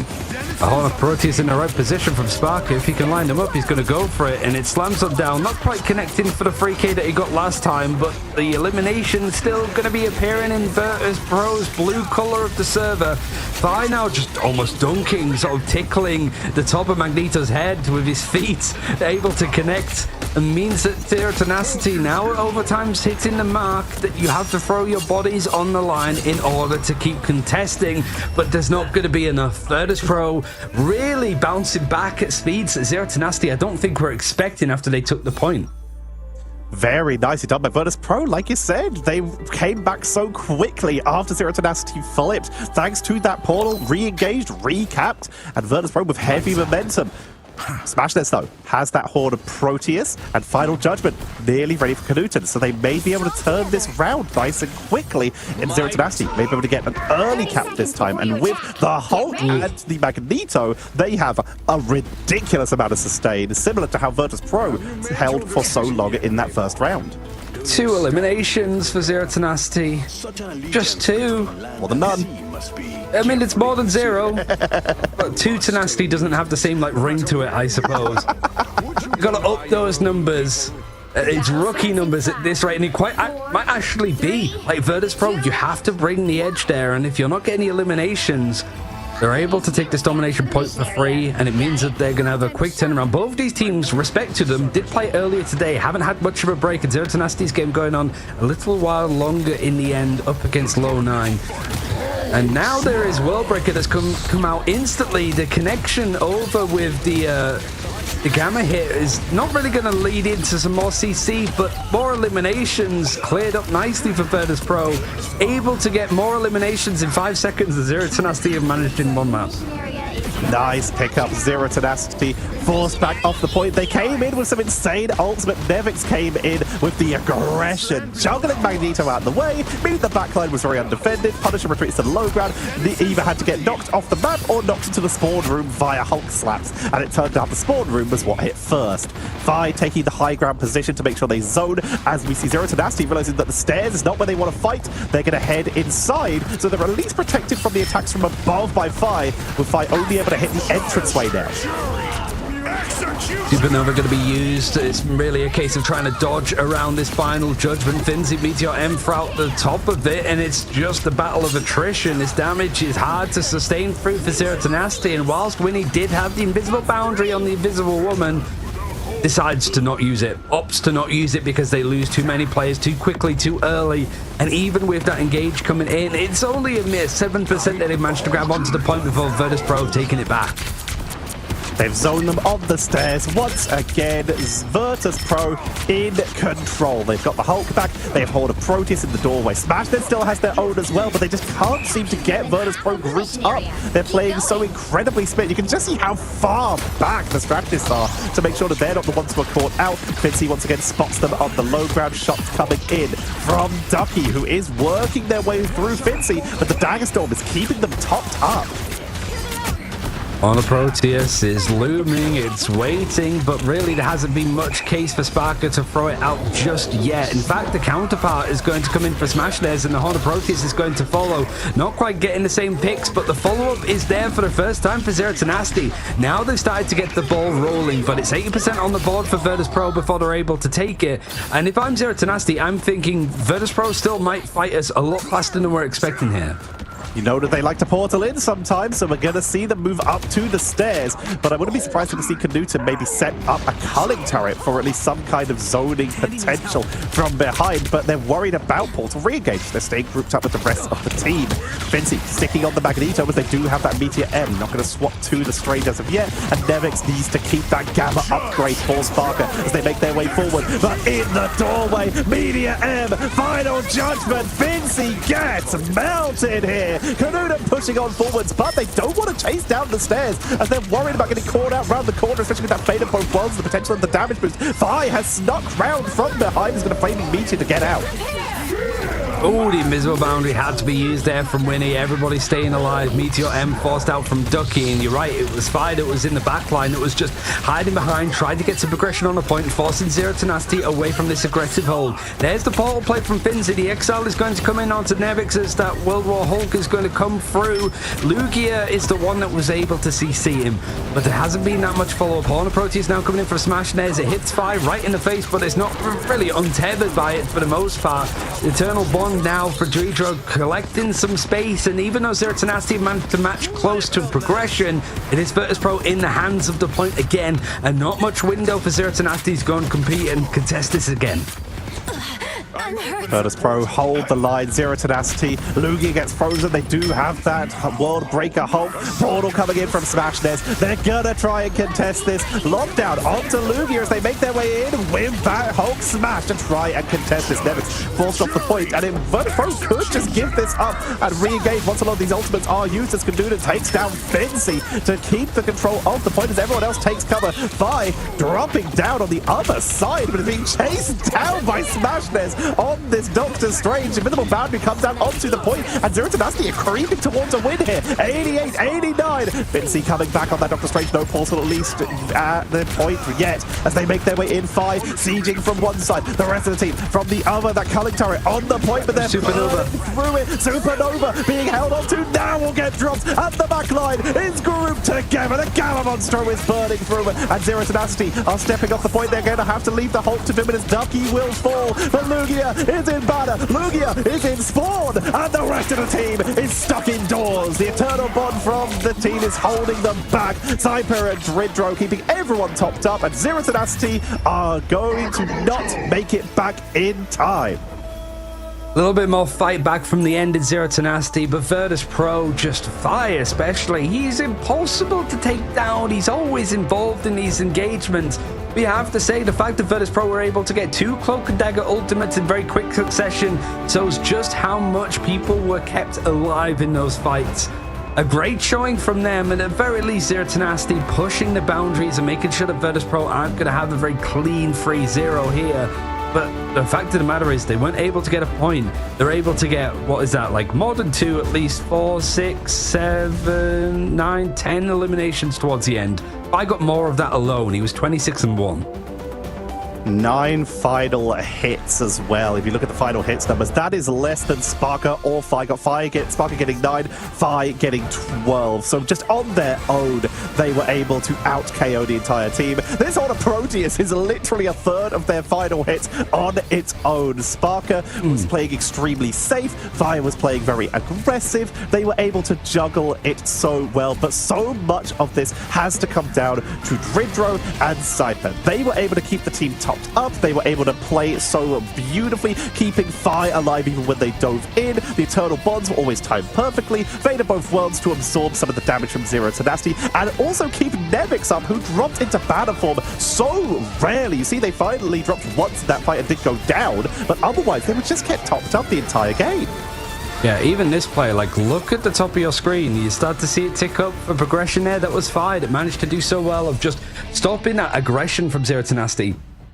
Like, just going behind them and just trying to cap the point. Making sure that our final judgment, whilst it was trying to take space and find a couple more picks onto Virtus Pro, had to be focused to turn around to make sure that it wasn't going to go a little bit out of hand. So, yeah, I mean, Virtus Pro are not going to take prisoners here. They've let too many games slide away from them, and now that we're talking like a big chunk of the prize pool here in EMEA and also that first international LAN, it would be a car crash disaster for Virtus Pro if they, as a team that have been dominating this region for so long, and one of the 2 teams to qualify for that event, it would be horrendous for them. So they're taking no prisoners. Zero Tenacity fighting them a little bit back texture, but honestly, Virtus Pro hungry for the win. Will they be able to keep this momentum going, though, or will Zero Tenacity be able to show a lot of tenacity and be able to even up this series? We'll be finding out after this break. Don't go anywhere. We have another team to make it into this top 3.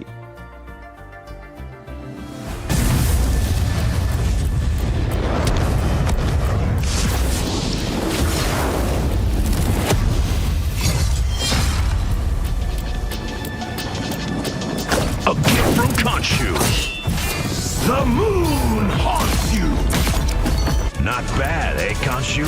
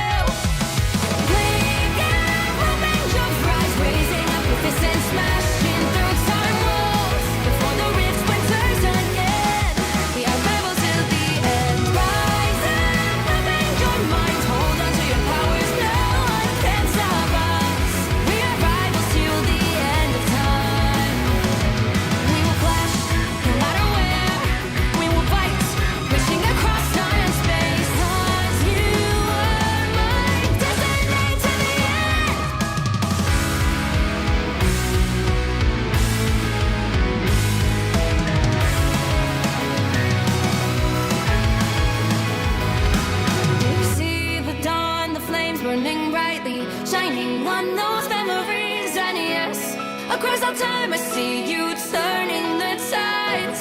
And do you see now our time, our turn? We can still fight like the wind and fire. And when there no more, then now is the only time your heart is mine. Light has fallen, darkness grows, and yes, we fight for our destiny and fate. New days smiling for the past and future. Break those chains, lead the way, fight with me. And when you wake up, open your eyes, raising up your fists and smashing through time walls before the rift splinters again.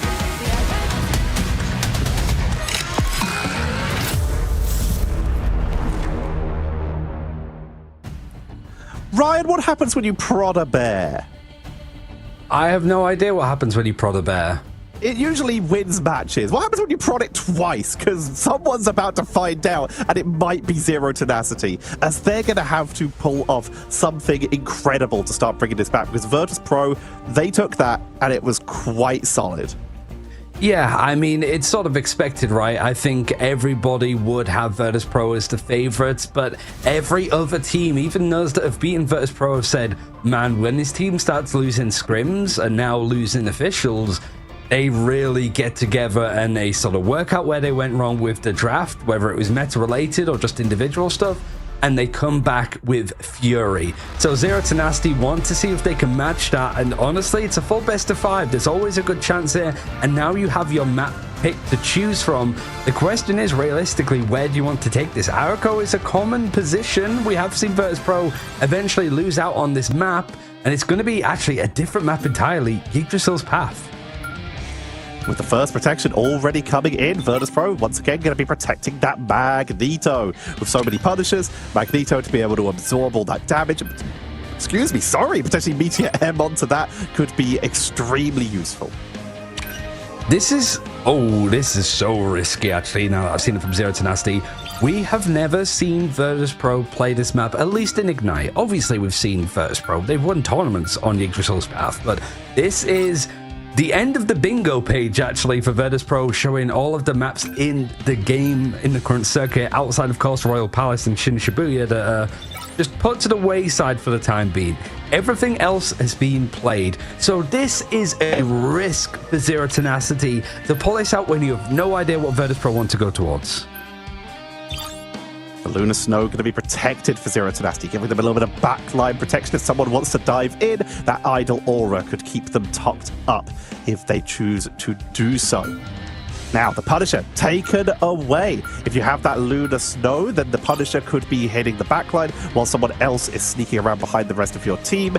It's a good way to remove at least some of that potential. Virtus Pro playing it nice and safe here, and the Human Torch being hovered as their protect once again. Well, Fi's been playing it beautifully, and it's been working very well, so take it up, take it away from your opponents. One-sided Torch makes it very hard to take extended fights in certain areas, because that Supernova will absolutely dominate.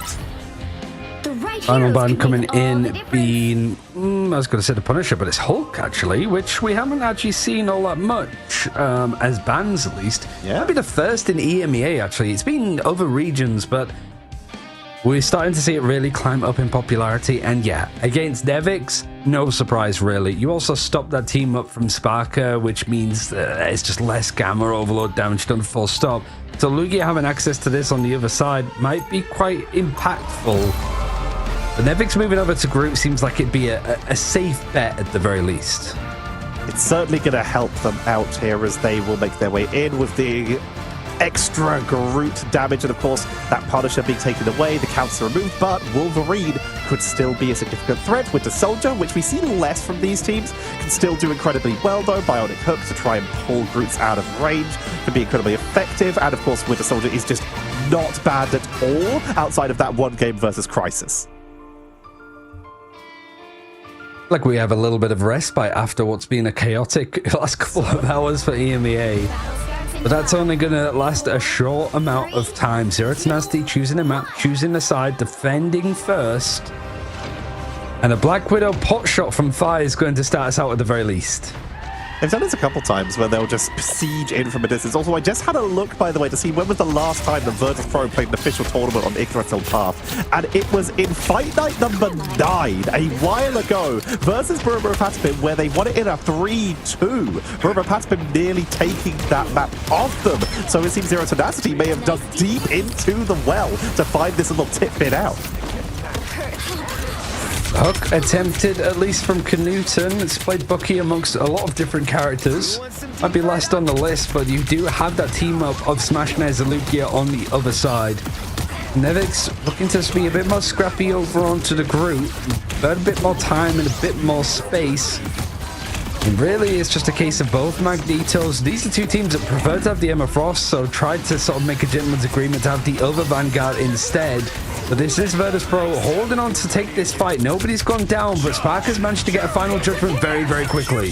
Visible Boundary immediately burned for that extra defense, but they've got the Kraken impact to try and burst on through, but it is just melting. Sparker is so protected. Finzi just kept the magnetic barrier on them. They had the Eternal Bond. They didn't even use Fate of Both Worlds. They just made sure that Sparker was protected. It's a full team wipe, and Virtus Pro begin heading in towards point A in convincing fashion, and they're going to have an easier time holding this because Nemix can start cutting off that main entrance tunnel. Sorry, Tetra, was that 4 ultimates that was used from Zero Tenacity that were just bowled over by the final judgment? They're not even going to get to contest here. No swap over to the Strange or anything. They just gave this up and tried to have a bit more of a high-line defense over on point B. Sky is once again where they seem happiest, in the sky, doing damage and making everyone's life bad, because they are just making that health bars disappear right now. Pyro Prism to cut off re-engages, they see the flank, they're making sure everyone is pushed down there, so if they try and cross over the street here, they're just going to get blasted. The team is split in 2, and 5 make it impossible for them to regroup, with Supernova already charged up. When they step out, it's about to be rough. I'm ready to put on a show. Right. Supernova was used, and Struggling Prison is going to pull everybody together, but the Fate of Both Worlds keeping Zero Tenacity all topped up, so there's not too much the Fi can do in this current situation, but might just catch the Vanguard all on his lonesome. Very lucky to be alive. Ducky having to use the Bulwark on his own. Invisible Boundary going to be met with a Meteor M that was pretty much grabbed instantly from Ducky, thrown straight onto the ground, and it finds 2. And that got the pickup onto the Cloak of Dagger, removing the Eternal Bond, taking out Redro, and Virtus Pro are forced back to spawn. Knudsen building their way up towards another Kraken. Impact currently at 16%, getting dropped extremely low, and actually sniped off by Sparker, and they may have just overextended and lost the advantage they just gained.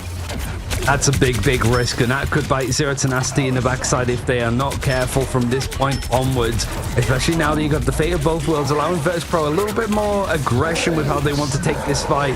The Super Hulk is going to come in from Lugia. Worldbreaker is going to just get blocked off by the wall, and honestly, a little bit wasted. Virtus Pro just baiting out the ultimate before they have anything to use themselves. The final judgment for Sparker is close, as is the Supernova from Fi. It's whether they get there first before winning an Oasis that are very close to having those strategist ultimates.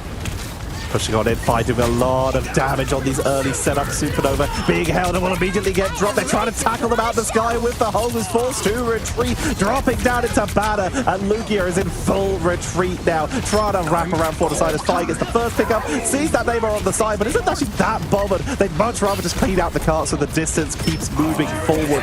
It's a full clean out. Kraken impact with the straggling prison. They try to counter it, but it's completely shut down. The Kraken impact are finding a couple resets here. Knudsen pushing forward, but will go down. Virtus Pro, they hovered on the brink there for just a second, but it's Zero Tenacity who fall in the end.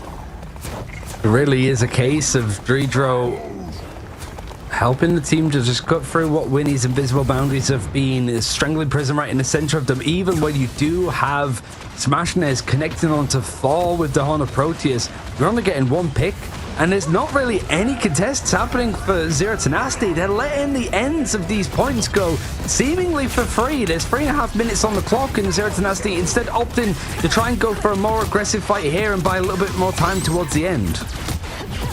They need to make sure they save some ultimates if that's the case. Though, currently all they have is Meteor M. Everything else is just around 50%. And Virtus Pro might not be giving them time to do so. Meteor M looking for the backliners. Instead, it's just right to the face of Smashnes. Feeling personal once again after Smashnes set up a counter KO in that last fight. Knuten is looking for anyone who steps out of position is going to receive that unbreakable guard, but forced back into spawn. Zero Tenacity, they are just running out of time to make something happen. As Virtus Pro, they only have one body on the car. It could be moving faster. They could be cutting down this timer even more.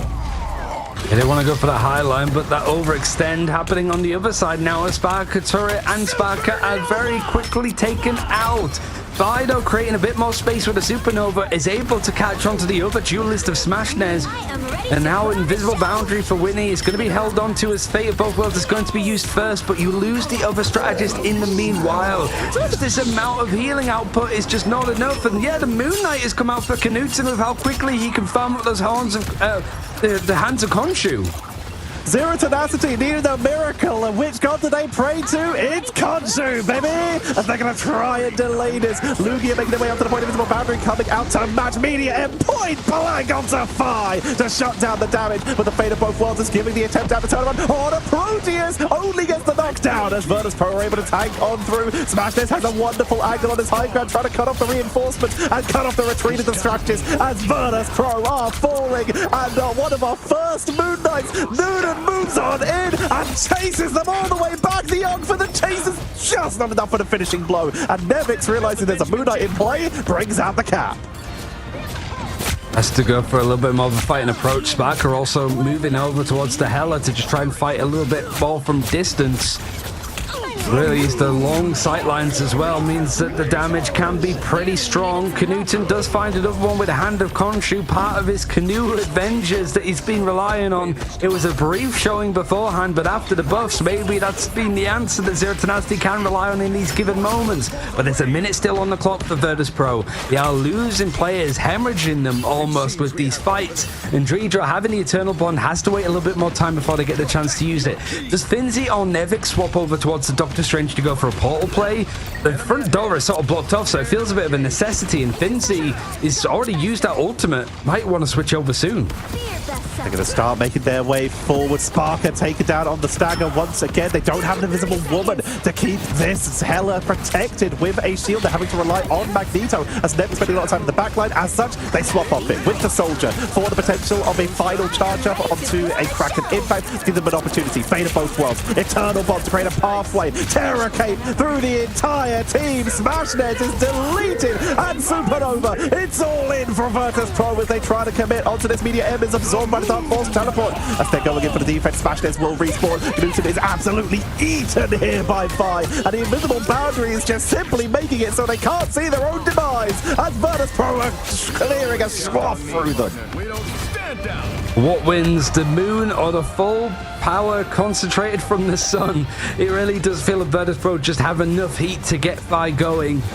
And Knuten swapping over to the Star-Lord seems to be playing like all of the characters available to him to just dash out and stall a little bit longer alongside Lugia that has to go World Breaker in order to give himself more HP to keep things fighting. On approaches does catch on to Saipei. That's a big pick in the end, but you do lose one of those duelists, and now Sparker with the kinetic combine, he's able to find a lot more space, but Zero Tenacity stop the payload before it gets to the end of the map.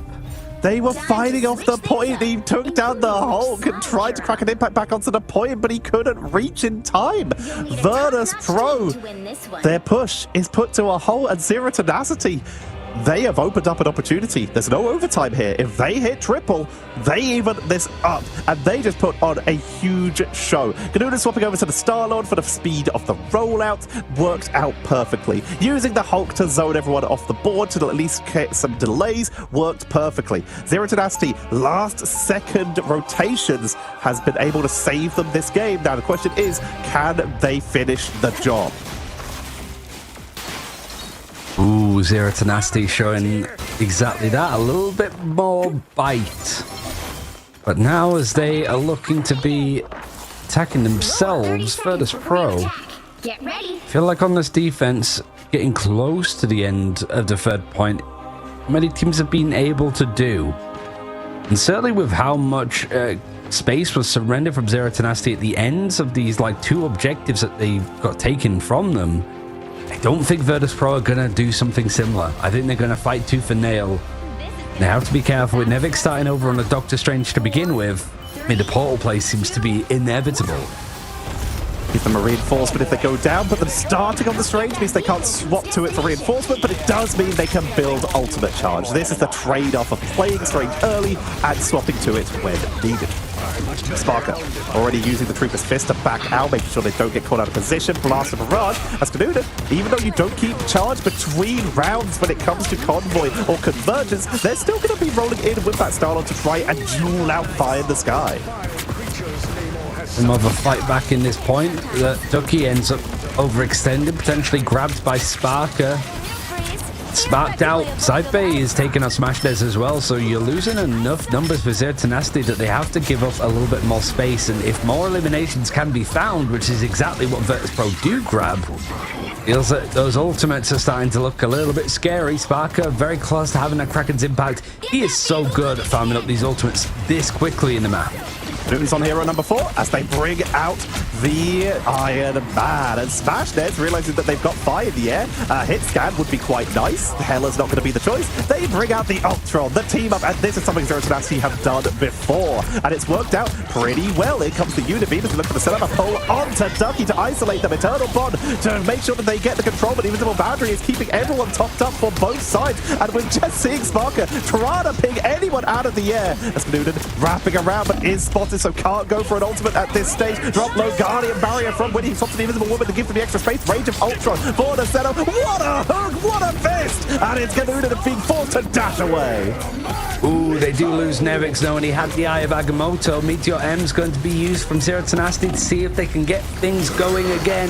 They found that first pick, but the last stand is allowing Knudsen and Ducky some extra space. Lugia taking a lot of that focus, and even the Pulse Cannon thrown on down. Good time set for Zero Tenacity, but it's not going to be a completely given up point. There comes the portal play, and an Eye of Agamotto is handy and available. Ooh, it's right on the edge of being on this second checkpoint again. And Meteor M now waiting for Finzi, biding his time, taking a lot of damage, which was of course being mitigated into the ultimate as a bit more firepower if needed. Doesn't find an elimination, but it provides a window for Virtus Pro to get their bodies back onto the payload and to stall out for just a little bit more time.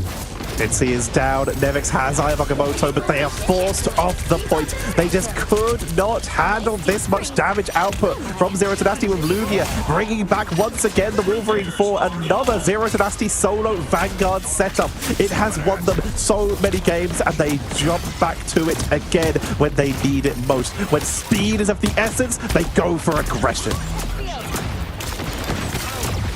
Very close to having another Pulse Cannon. Knudsen finding himself a multi-pick in a couple of games now. He can pull out a play like this against Virtus Pro. It's going to be talked about for quite some time.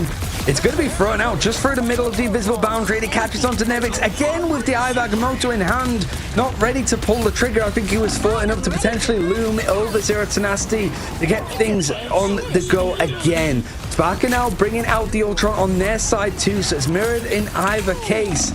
And now Saipe with the fate of both worlds, trying to keep Virtus Pro on this objective, but Lugia, he catches onto multiple of them. He just carves through 3, and it's provided so much more space. Again, they don't need to finish out the map.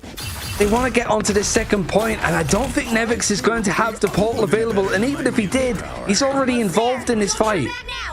Lugia is looking for another opening. If they can find someone on the flank as they come through this doorway, they can isolate them earlier. Supernova with the flaming meteor to make sure that they're on the point for the extra delay, but they're just being lasered and point blank Meteor M. But it's brought enough time for Finzi to reach up to the point. Eye of Agamotto going to be coming out with the range of Ultra. Everyone topped up. Ganudan will fall. Lugia is almost taken down, but the song has restored their strength. As Oasis keeps the team topped up, but if Finzi can land this Meteor M, they can go for the turnaround. It's point blank onto Wolverine, but they just tank it. Sparker is on the flank, keeping the team topped up as they push on in. The bodies are falling for both sides. Finzi getting CC'd onto the point, but it's only Wolverine. Iron Fist from 5. Extra body on the board. It's maximum sustain, maximum rollout speed. It's all about the backline as they take out Oasis.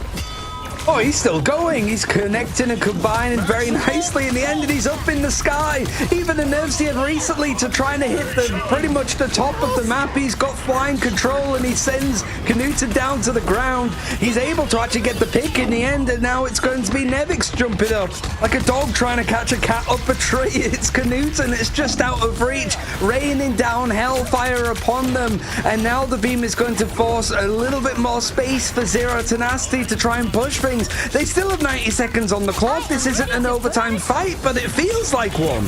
They're giving everything here. Invisible Boundary traded out for the fate of both worlds. Vi is back still on Iron Fist because he's essentially a flyer. He's too sticky to force off those flyers, so Invisible Boundary has to be used every time you can end the line. Ayamagamoto from Ducky does not find a target. Counter coming in from Nevix. They do find a target, taking down Lugia. Oasis is wiped by Vi, and Knutson and Smashness are out of there. Absolutely not. But Vi doesn't want to let them get away that easy. They're coming in for the chase.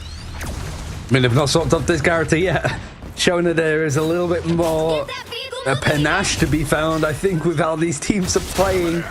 And 40 seconds left. Oh, it might be a bit of an overextend for Finzi. He is completely on his lonesome, and that's one of your vanguards gone. And very close to having a Meteor M, so Reset is going to be back in the fight soon enough. But it's whether the rest of Zero Tenacity and Knutson especially can make a little bit more space. There goes the other vanguard. This is great for them. A snowball could be a big pulse cannon if they can find a few more players. And this is uncharacteristic from Virtus Pro. They're all in different spots. The ultimate use from Iron Fist, but he's shut down so quickly.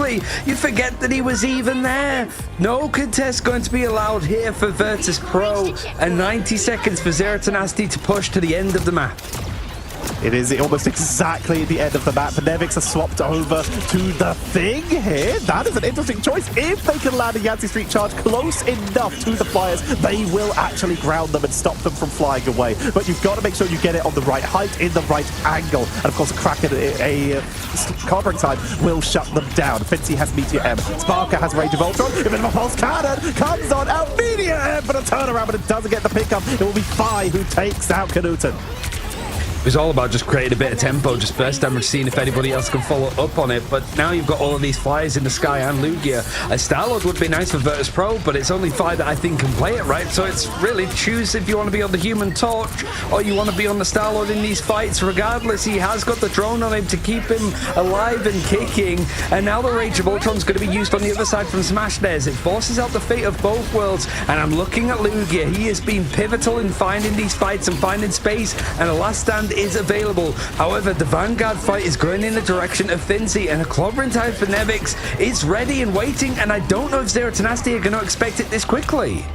Battle leaps to make sure that Vi gets that damage reduction in the air. 19 seconds. Zero Tenacity have to pull the trigger. They are going to make their way in. They will easily touch. And you mentioned that last stand is at the ready, getting the heal up thanks to the team up from that Ultron. Healing up the rest of the team. They make their way in. Wolverine onto the point. They found Vi, who's dropped low. Supernova comes down for the turnaround. Knutson gets the Guardian Barrier. Meteor M to try and take out anyone on the backline. They turn it to deal with that Thing instead. Nevix goes down.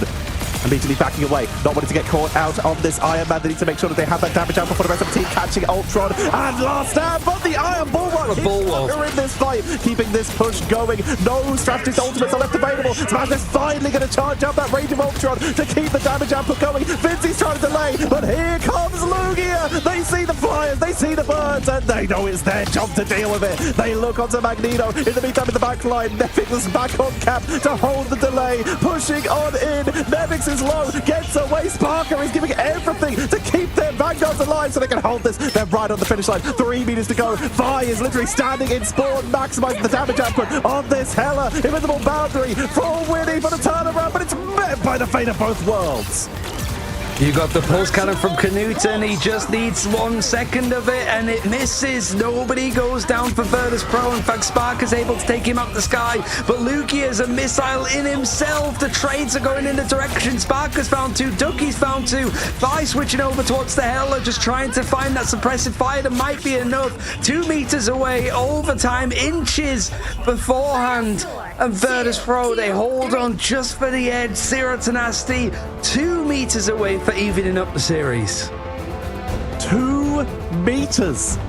between Zero Tenacity evening that up and Virtus Pro taking us to match point, and it flipped one way, an almost perfectly balanced game, but that last second swaps onto the Hela, onto the Ultron to make sure that they could try and ping away at this Iron Man indoors, ping away at this Ultron and try to take out the Wolverine. We talked about it earlier. Moxie brought it up. That Soul Drainer to stop Wolverine moving, just to keep them in place for an extra second or two, and it was enough to clean up the points and allow Virtus Pro to go one game away from getting that rematch versus Patapim. As a reminder, both these teams played a little bit earlier, full best of fives that both Virtus Pro had to win against Peps 3-0 and Zero Tenacity. A little bit more time used up, but it was 3-1 in the end. That felt like a bit more of a spaghetti game, honestly. It's spaghetti on the floor kind of style, but that is to be expected, like I mentioned, when you've got these guys that are putting in the hours in a very, very warm day across all of Europe. So now Zero Tenacity was so close to actually making this a very competitive map. But honestly, Virtus Pro had uncharacteristic mistakes, I think, from them. But it's really just a case of getting it across the line. They won't care how, they just care that they're able to make this 2-0. We've called it before, it's time to pull out all of the stops, and we just saw Iron Fist Iron Man, double Ultrons, and an extra little bit of Moon Knight creep on in from these teams. When it comes down to these final meters, to these final pushes, to these elimination matches, if you've got something in your back pocket that might work, there's no time to just wait around and say, oh, hello, no, guys. You pulled that trigger, and both of these teams did so. Yeah, any little more tricks that both these teams have now is the time to use them, because you might not be able to for quite some time. All of these teams have sort of set themselves up for Season 2 of EMEA, but that's months away, right? Like, the meta's going to look changed. We're going to have multiple more characters added into the game. Yeah, like, there's going to be a very different look. So if it's the last that we see of Z10, they have one map to decide whether that's going to be the case or not. It's going to be a very different style of game. So if there's any tricks up their sleeve right now with the way that they go about the draft, the compositions, even the heroes, like we saw with a little bit of Moon Knight, now is the time to use them. I've been seeing in the chat in between the games that people are saying, who hasn't been played yet? The answer is Thor, who did receive a couple changes, allowing them to cancel that Awakening rune for a Storm Surge. At this point, with all these options and almost every hero actually being played so far, you know what? Maybe it's time. Give it a go. But we'll have to find out if they're going to take that risk. As we're going to head to a quick break. When we come back, we'll find out if Zero Tenacity can begin the comeback or if Virtus Pro will close this out.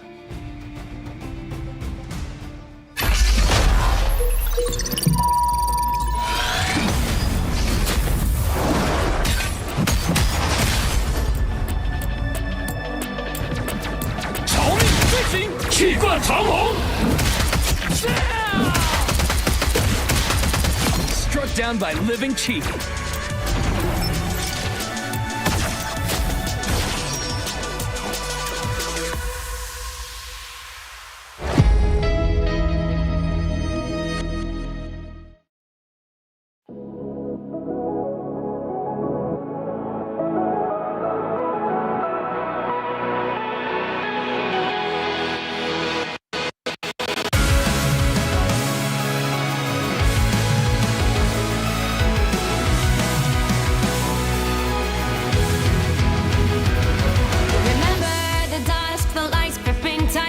Trapping all those fighting souls, but yet across the world I see you standing in my way. And remember the time, the place we used to fight like the sun and moon. And I wonder if ever there was a time that we were friends. The night has fallen, shadows looming, and yes, that time has come for me to seek you out. We are set now for our last reunion. Break the chains, find your way, come fight me. Do you remember who you really are? Show me that you are still the only one for me. I'll be waiting for you. Playing out, hoping your rise, raising up your fists and smashing through time walls. Before the rift splinters again, we are rebels till the end. Rise up, hoping your mind, hold on to your powers. No one can stop us. We are rivals till the end of time. We will clash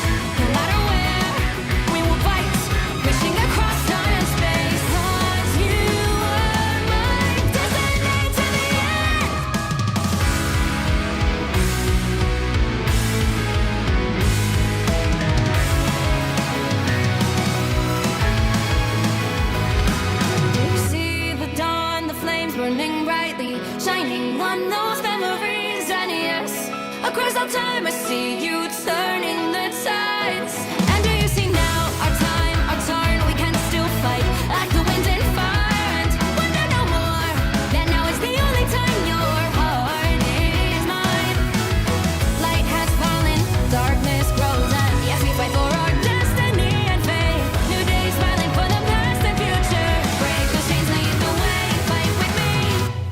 And when you wake up, revenge your rise, raising up your fists and smashing through time walls before the rift.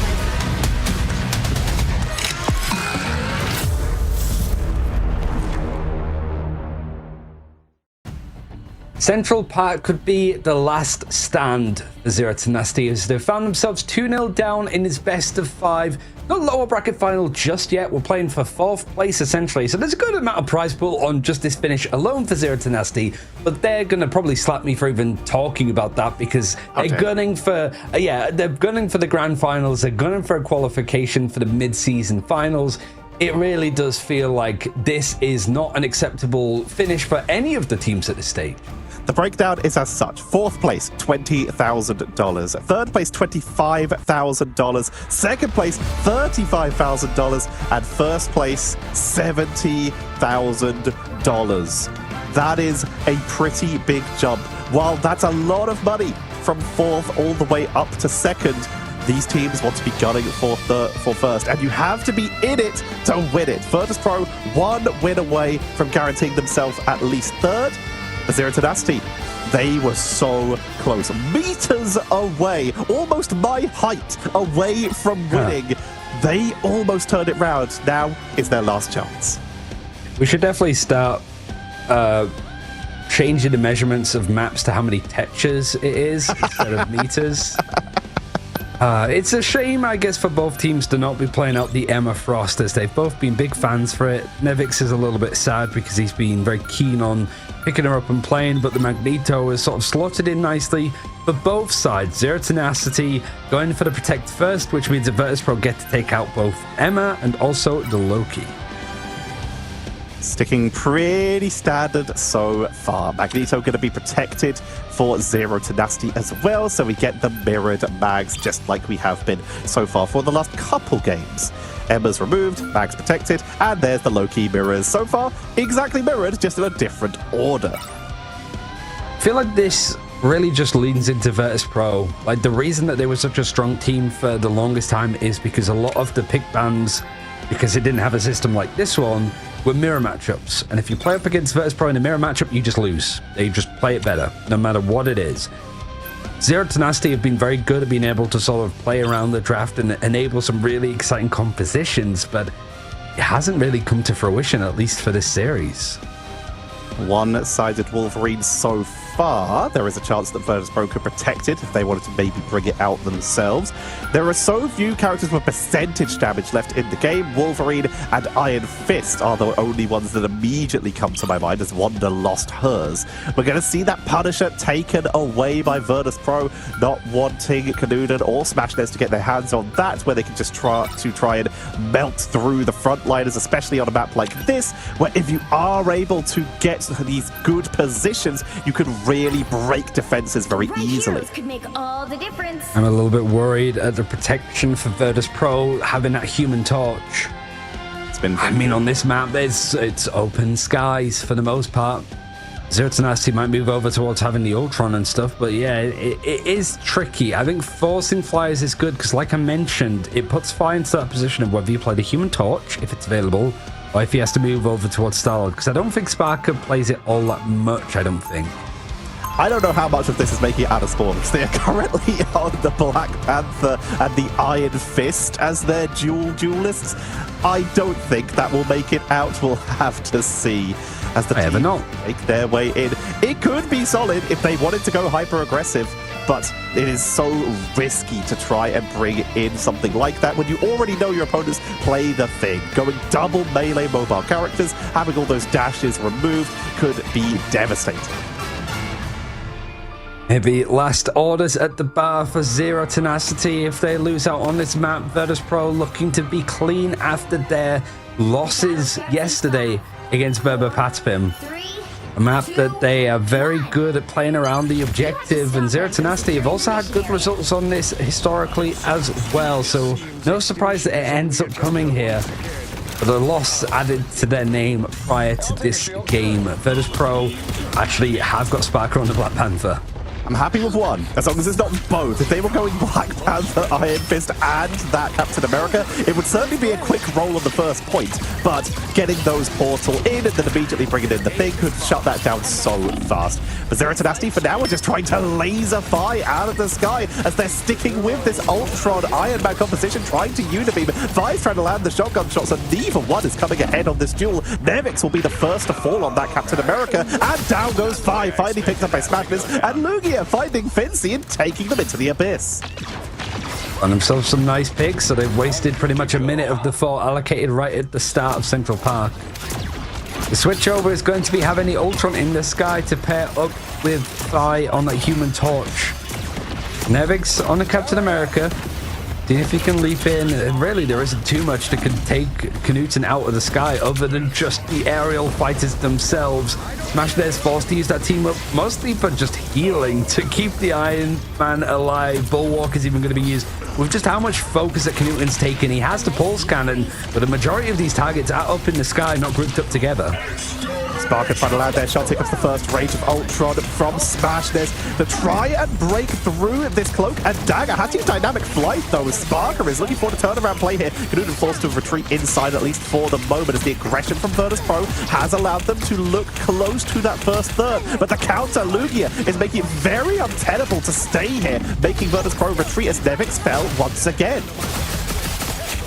I mean, this non-mirrored Wolverine, especially when it's Lugia playing on it, is a threat. It always is. The last stand, just as Vinci thought that he did enough to survive, he gets pulled right back onto the objective itself, and nothing has been made progression-wise on the side of Virtus Pro. The fight is still ongoing. The fate of both worlds. Oh my god, that block from Nevix! He leaped across the sky and just bounced the Meteor M back. It was looking like it could potentially grab onto Oasis. Even Saipe that he was using the fate of both worlds. But man, what a block from Nevix, the freedom charge, trying to get some momentum going, and the second pulse cannon from Knudsen yet again finding absolutely zilch. Vi was taken out in that fight earlier by the Wolverine after being pushed off the map, but has already returned because they can just fly around the side. They're trying to get the shot onto that range of Ultron to smash. This is trying to zone away the reinforcements, but will get taken out by Vi, and the dive in from Sparker as Virtus Pro with the Supernova will try and cut off the reinforcement points. Lugia is looking for the opportunity. Fate of both ones has to be used just to break the opening. Supernova thrown down. Yeah, fate both worlds means that all of the bodies are starting to congregate for Zero to Nasty on this objective. Is there anything that could potentially take the roll out of their misery? Not quite. Lugia, though, with the portal play, leaving through, seeing if he can find this fight, and it's Ducky that's moved on over to try to enable one final engagement for Zero to Nasty. Less than a minute left on the clock.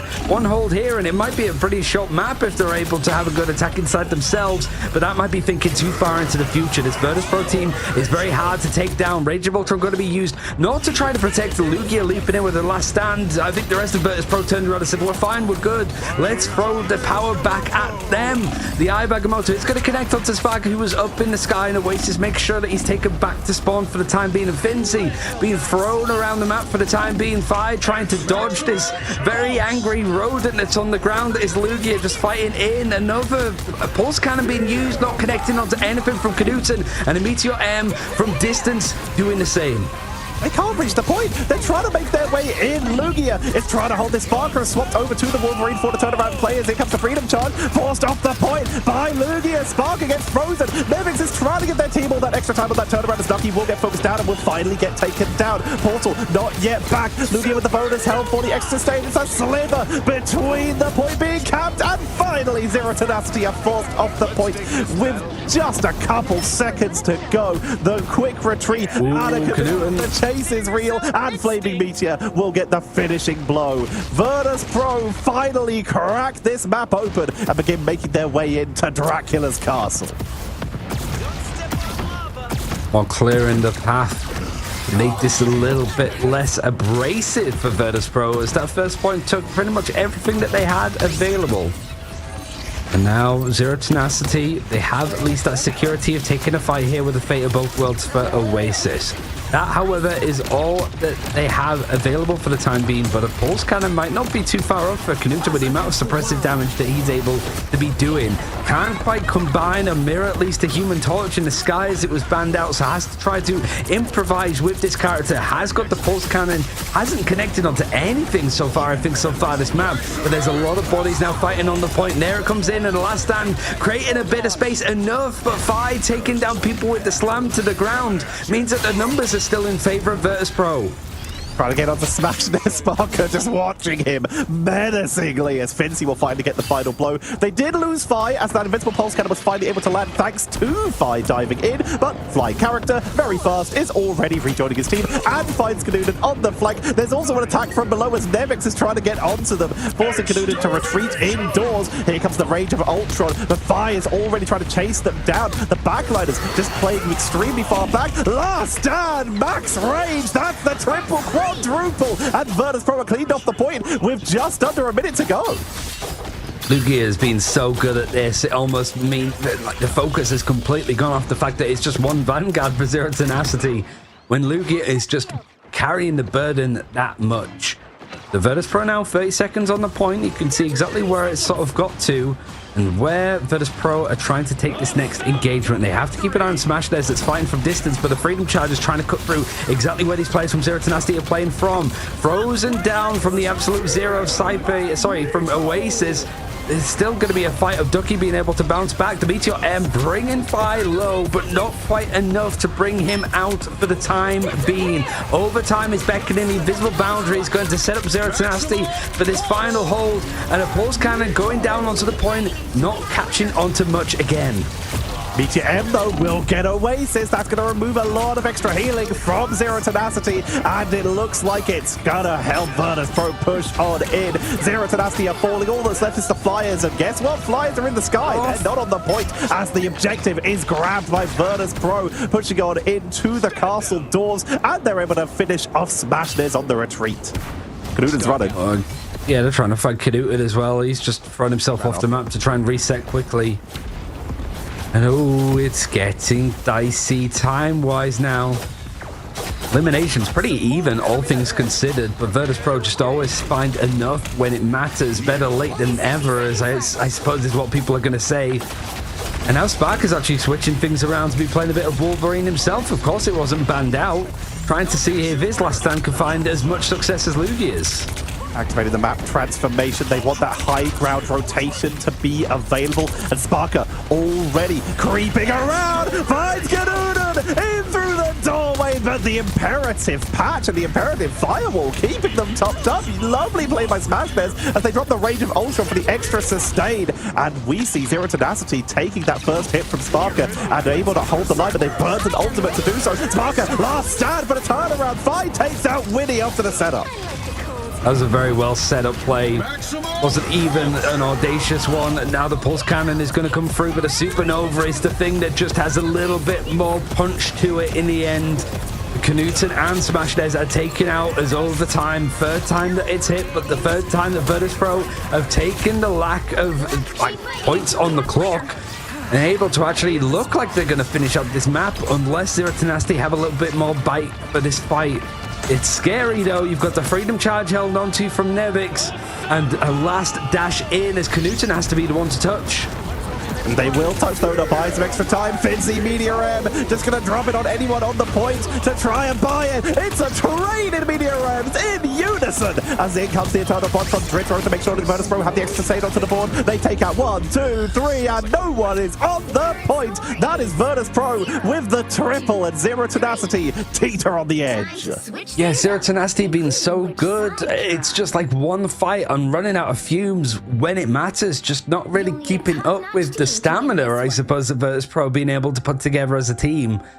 Having to finish out the map is tough, and it could have realistically been Zero Tenacity holding onto the first point alone, so that's got to do a lot of damage to morale. You have to finish out and you have to go for another round on this attacking side and do a little bit better. That's the goal that Virtus Pro has drawn in the sand. But now that you're having to go for an attack yourself, Zero Tenacity, how are things going to change? Nevik so far has been dropping a consistent Vibranian W, getting the turnarounds, deflecting those invincible pulse cannons, and as such, Knudsen has yet to lock in. Do they want to keep with this Iron Man? Oh, yes. It's time. When you get in this situation where you know it's time to try something, you need to bring out anything. What do? It's time for Hawkeye. Snipe from a distance with the Lunar Snow buff. It got nerfed. Is it enough to stop Zero Tenacity from locking down Virtus Pro and creating an opening? All you need to do is capture the mission area. Got it? It is pretty much through the fire and flames. Zero Tenacity, win or loss, have to carry on. Lugia trying to go in for a dive to see if he can catch somebody out, but unfortunately not able to connect. And you're right, the Hawkeye is still going to be dedicated to from Knudsen. It is nerfed, even tweaked, just the numbers brought down a peg or two. So you still wonder if Knudsen could do a lot of work on this, and wondering if he's going to be up against some flying characters. Lugia is able to take out the counterpart of the Wolverine on the other side, but he's taken himself out in the process at the same time. Enforcement distance a little bit shorter for the attackers, so Zero Tenacity do get the benefit of that. Fi trying to chase them down, though, taken out by Smashness, and Zero Tenacity, slow but steady, creeping forwards. Frost Arrow at the ready, gets the lockdown onto Nevix. They're looking for an opening. Lugia taking out Fincy. It's slow, it's working. They're trying to get onto that cap, who's forced to back away, chase into the hallway as that timer begins to tick up, and Knudsen is happy to just dual cap in melee if need be. And the dive is trying to go in onto the back line, and you do have the Hunter's Sight being used. You've got the Eternal Bond also trying to leave Virtus Pro a chance to go for this engagement from Tridro, but Ducky with a Meteor M is the one to find an opening. It's 88% on the point, but there's still 3 players from Virtus Pro fighting tooth and nail for every single moment of time. Even if this is a lost battle, they want to keep things flying on and force down both of the support ultimates from Zero Tenacity at the same time. That could be a little bit of a mistake if it wasn't for Lugia finding a lot more of this control. The dashing around off the back of the last stand is going to keep Virtus Pro's numbers down to dwindling positions. It's still enough to hold on to this objective, though, and even though we are just seeing consistently Zero Tenacity filling up the elimination feed on the right hand side, it's only up until now that Zero Tenacity have had to give this up. They make their way in. Zero Tenacity grab the point on the attack here. Fine went all in once again for the last ditch effort. We saw it last time. They went for a double on what I'm going to call the Fire and Fist here, but they got picked off both times. They found no value, just tried to get it for the sustain, but guess what? You're up against a Wolverine and a Magneto with the back cannon and a double freeze composition. They could not find anyone and were picked off quickly in those fights. Sparker's trying to decide what he wants to play. He's moved over from the Wolverine to the Ultron to the Wolverine again. So now, I mean, so much damage has been done from Knudsen here. You can't say that there's no value to having Hawkeye in this position, and especially when you have a bit more vertical mobility, it is going to be irritating for Virtus Pro to deal with this now. Rage of Ultron is going to provide some space, but the Supernova is going to cut through the backline like a hot knife through butter. Fi has found himself 4, and it seemed to be 5. It's just completely clean from him, and he hasn't broken a sweat in the process.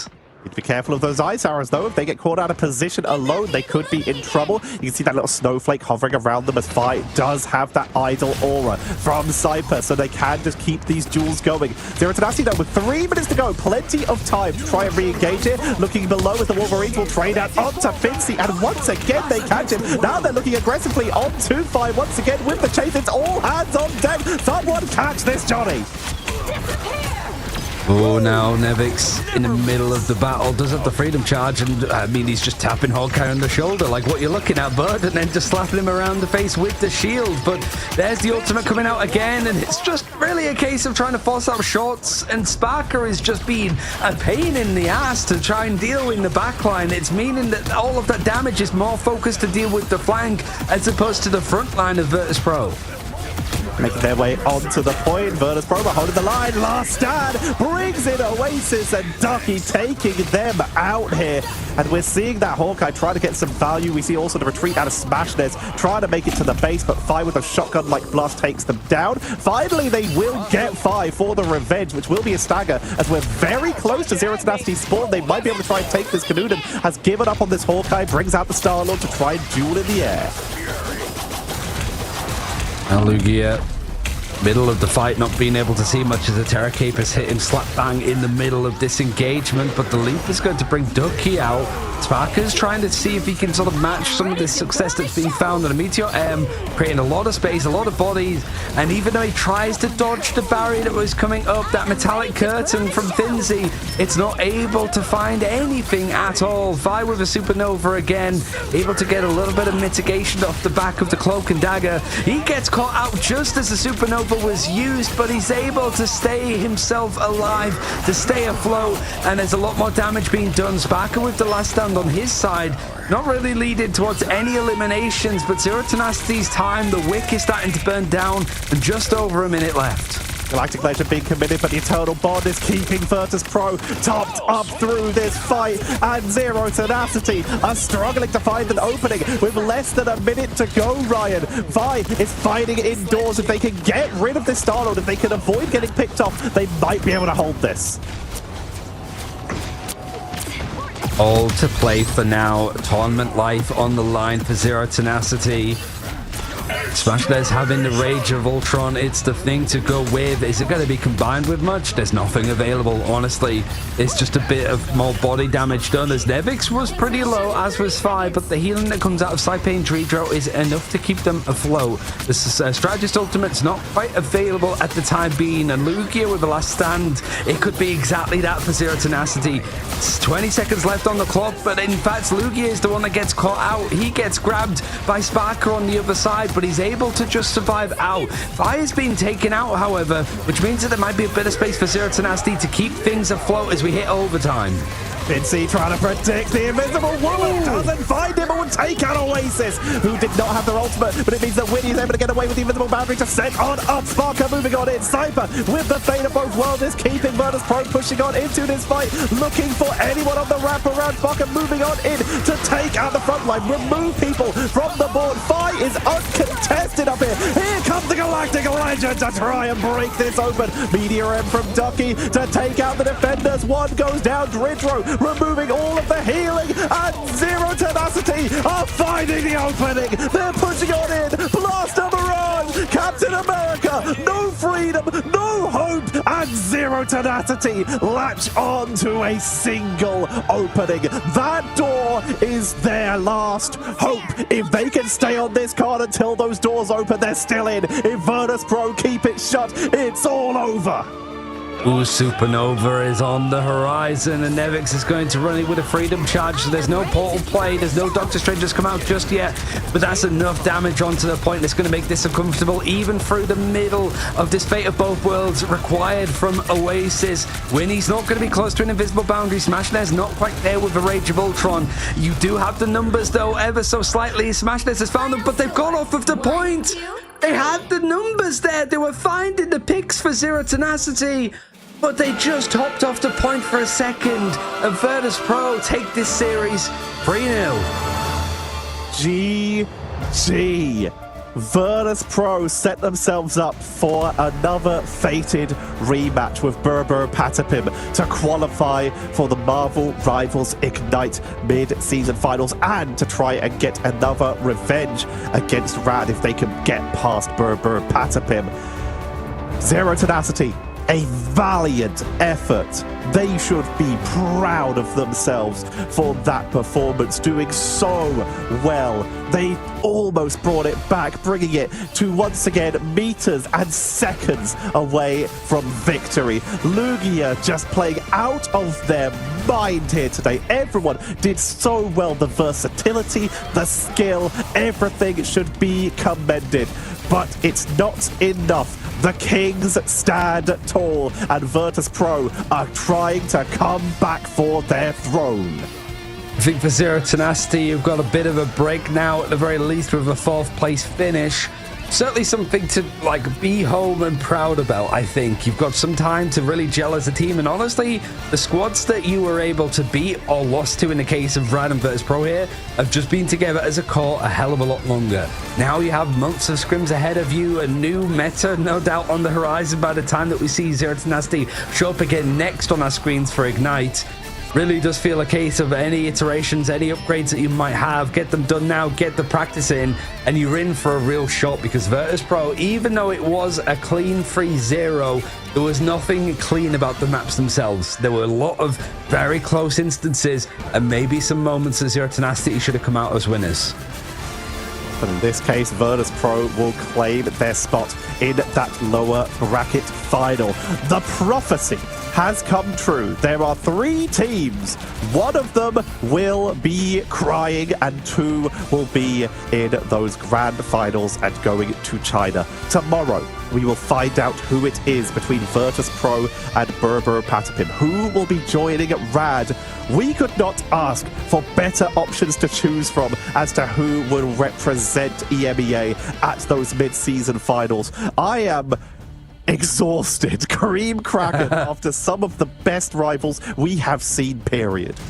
It's been fun. It's been a really good day in the end. Virtus Pro, they're going to be happy that this story continues on, despite the fact that yesterday didn't go to their plan. But it does set up that final, lower bracket final rematch of Berber Patapim versus Virtus Pro, and one of them is going to be qualifying for not only the grand finals that we're going to be seeing tomorrow as well, but that mid-season finals in China. So it's a scary game if you're a Berber Patapim fan. You need to go and do the unthinkable, which was winning in that best of 5 the first time. Now you've got to do it again. If this was a show, the scriptwriters will be absolutely cooking to get us to this point. With this matchup again, Berber Patapim versus Virtus Pro. They thought they were done with it, but now they have to face these guys again. Sparker is joining us from Virtus Pro. After an incredible win over Zero Tenacity, you're heading back into those lower bracket finals, a position you found yourself in before in your group stage, and you in that brought it back and brought out another victory. Will history repeat itself? No, I don't even know how they won yesterday. I'm gonna be honest. Like if you just look back at the maps, I don't really know what happened. I feel like I won, but I don't know about them. I feel like they're scared that they have to play us again.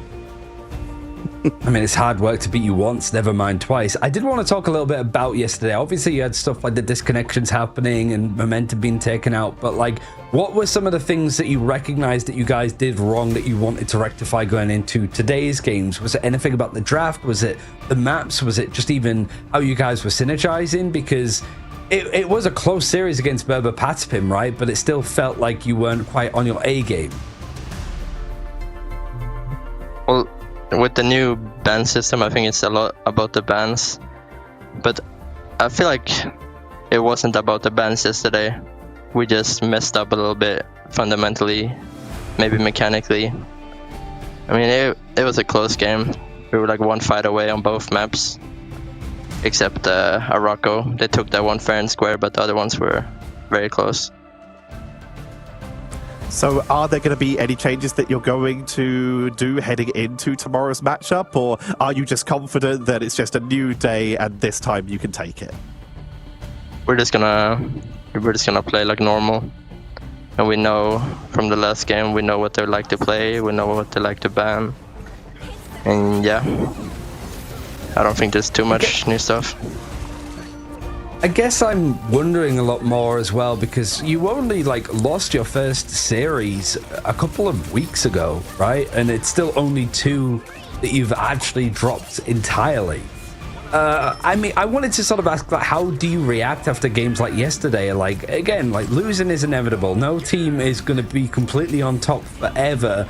But now that you're sort of looking at a game of qualifying to that China tournament, right, and being able to get into the grand final and potentially just go for the losers bracket run to win out again, What was it like yesterday? Do you have to like dust yourself off and just be like, it happens, we need to go again tomorrow? Or honestly, are nerves starting to kick in a little bit? Because this is where it really starts to count, right? You don't want to be the team that misses out on qualifying for that first LAN, especially when you've been dominant the entire year leading up to it. Well, it sucks to lose a game in that fashion. So of course everyone was a bit down yesterday. But I feel like the worst part about all of that was having to wake up early for the game one. Like, we're all a bit late sleepers, so it was just a bit awkward to wake up early because we didn't expect to lose to them, so don't think we're too nervous. Well, you are now one series away from the grand finals and potentially getting in to be the second EMEA representative for the mid-season finals. The last question is simple. What words do you have for Berber and Patapim and what could very well soon be the world? Don't get nervous, Berber. This is the game for all the marbles.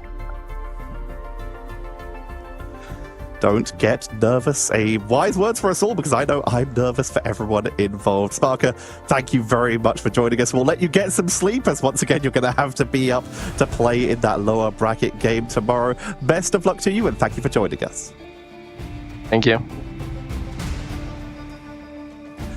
Ryan, what incredible games we had today. I am very jealous of our colleagues for getting these games tomorrow to cover. Berber Patapim versus Virtus Pro, the sequel. Yeah, I mean, they were jealous for us getting these two games, to be fair, so I think it sort of balances it out. But yeah, I mean, we're going to sort of look at the bracket and the schedule leading in tomorrow, but we really have to focus on the fact of, like, the top two teams from EMEA are the ones that are trying to go all the distance to be in that grand final, because a top two finish qualifies them for what's happening next. Mid-season finals happening in China. We have one team confirmed, and it's either Berber, Patapim, or Virtus Pro in a losers bracket final that has to decide that final slot. All of which, the losers bracket final and the grand finals, happening tomorrow. So if you haven't got the Magic skin, honestly, by the end of this event, I'm going to think less of you as a person, because there've been so many good games to be watching across all of the regions. How could you not tune in for 6 hours to watch some amazing games? If you don't have it, go get it tomorrow, because good grief, these games are going to be stellar. Berber Patapim versus Virtus Pro has been one of the best series, and we get to see it again. To quote a character from Marvel, we're going to keep them doing this till they're 90, because it's just so fun. Oh man, I mean, we're seeing enough Wolverine action as well from these teams as well. But we are sort of sunsetting our time on Ignite Season 1 in EMEA with one final day after this one. And I mean, like Sparker said, it is quite literally for all of the marbles. That qualification spot for the mid-season finals and the grand finals themselves, trying to take the chunk of the main 100k prize pool that's been allocated in for EMEA. And honestly, the three teams that are left are the three top dogs, right, Tetcher? They're the ones that we expected to be leading the line. The triple Hydra head, I suppose, of the region. But just as confirmation, here's what the schedule is going to be tomorrow. So you know what time to wake up, Sparker, and the rest of the world does. It's starting at 6 p.m. As a full best of 5. So, I mean, it's optimistic to think that it's going to be an 8 p.m. start for the grand finals. This could go on through the night, I think, Tetcher. A best of 5 series waiting for us between Berber Patapim and Virtus Pro, and then leading us in to who will be the first EMEA champion for Marvel Rivals Ignite. A best of 7 between Rad and, no matter who joins them, a deserving opponent. And both of these teams will be looking for revenge, for a rematch. We couldn't ask for better representatives for EMEA at LAN, and we couldn't ask for more exciting games tomorrow. Ryan, it's been amazing. Thank you so much for joining me today, and I'm just happy to be here. This was so much fun. Yeah, it's been an absolute pleasure. Like, Ignite is ended for at least us two. We're going to be in the chats with all of you tomorrow, cheering on the EMEA teams. But for tonight, that's going to be all. You do get to see who's going to be the third team from the Americas region, who's going to be qualifying there a little bit later today, a couple of hours or so before we get into the Americas action. So don't stray too far. But for EMEA, that's all she wrote for today. We'll see you tomorrow for the grand finals and for a big day of Ignite action.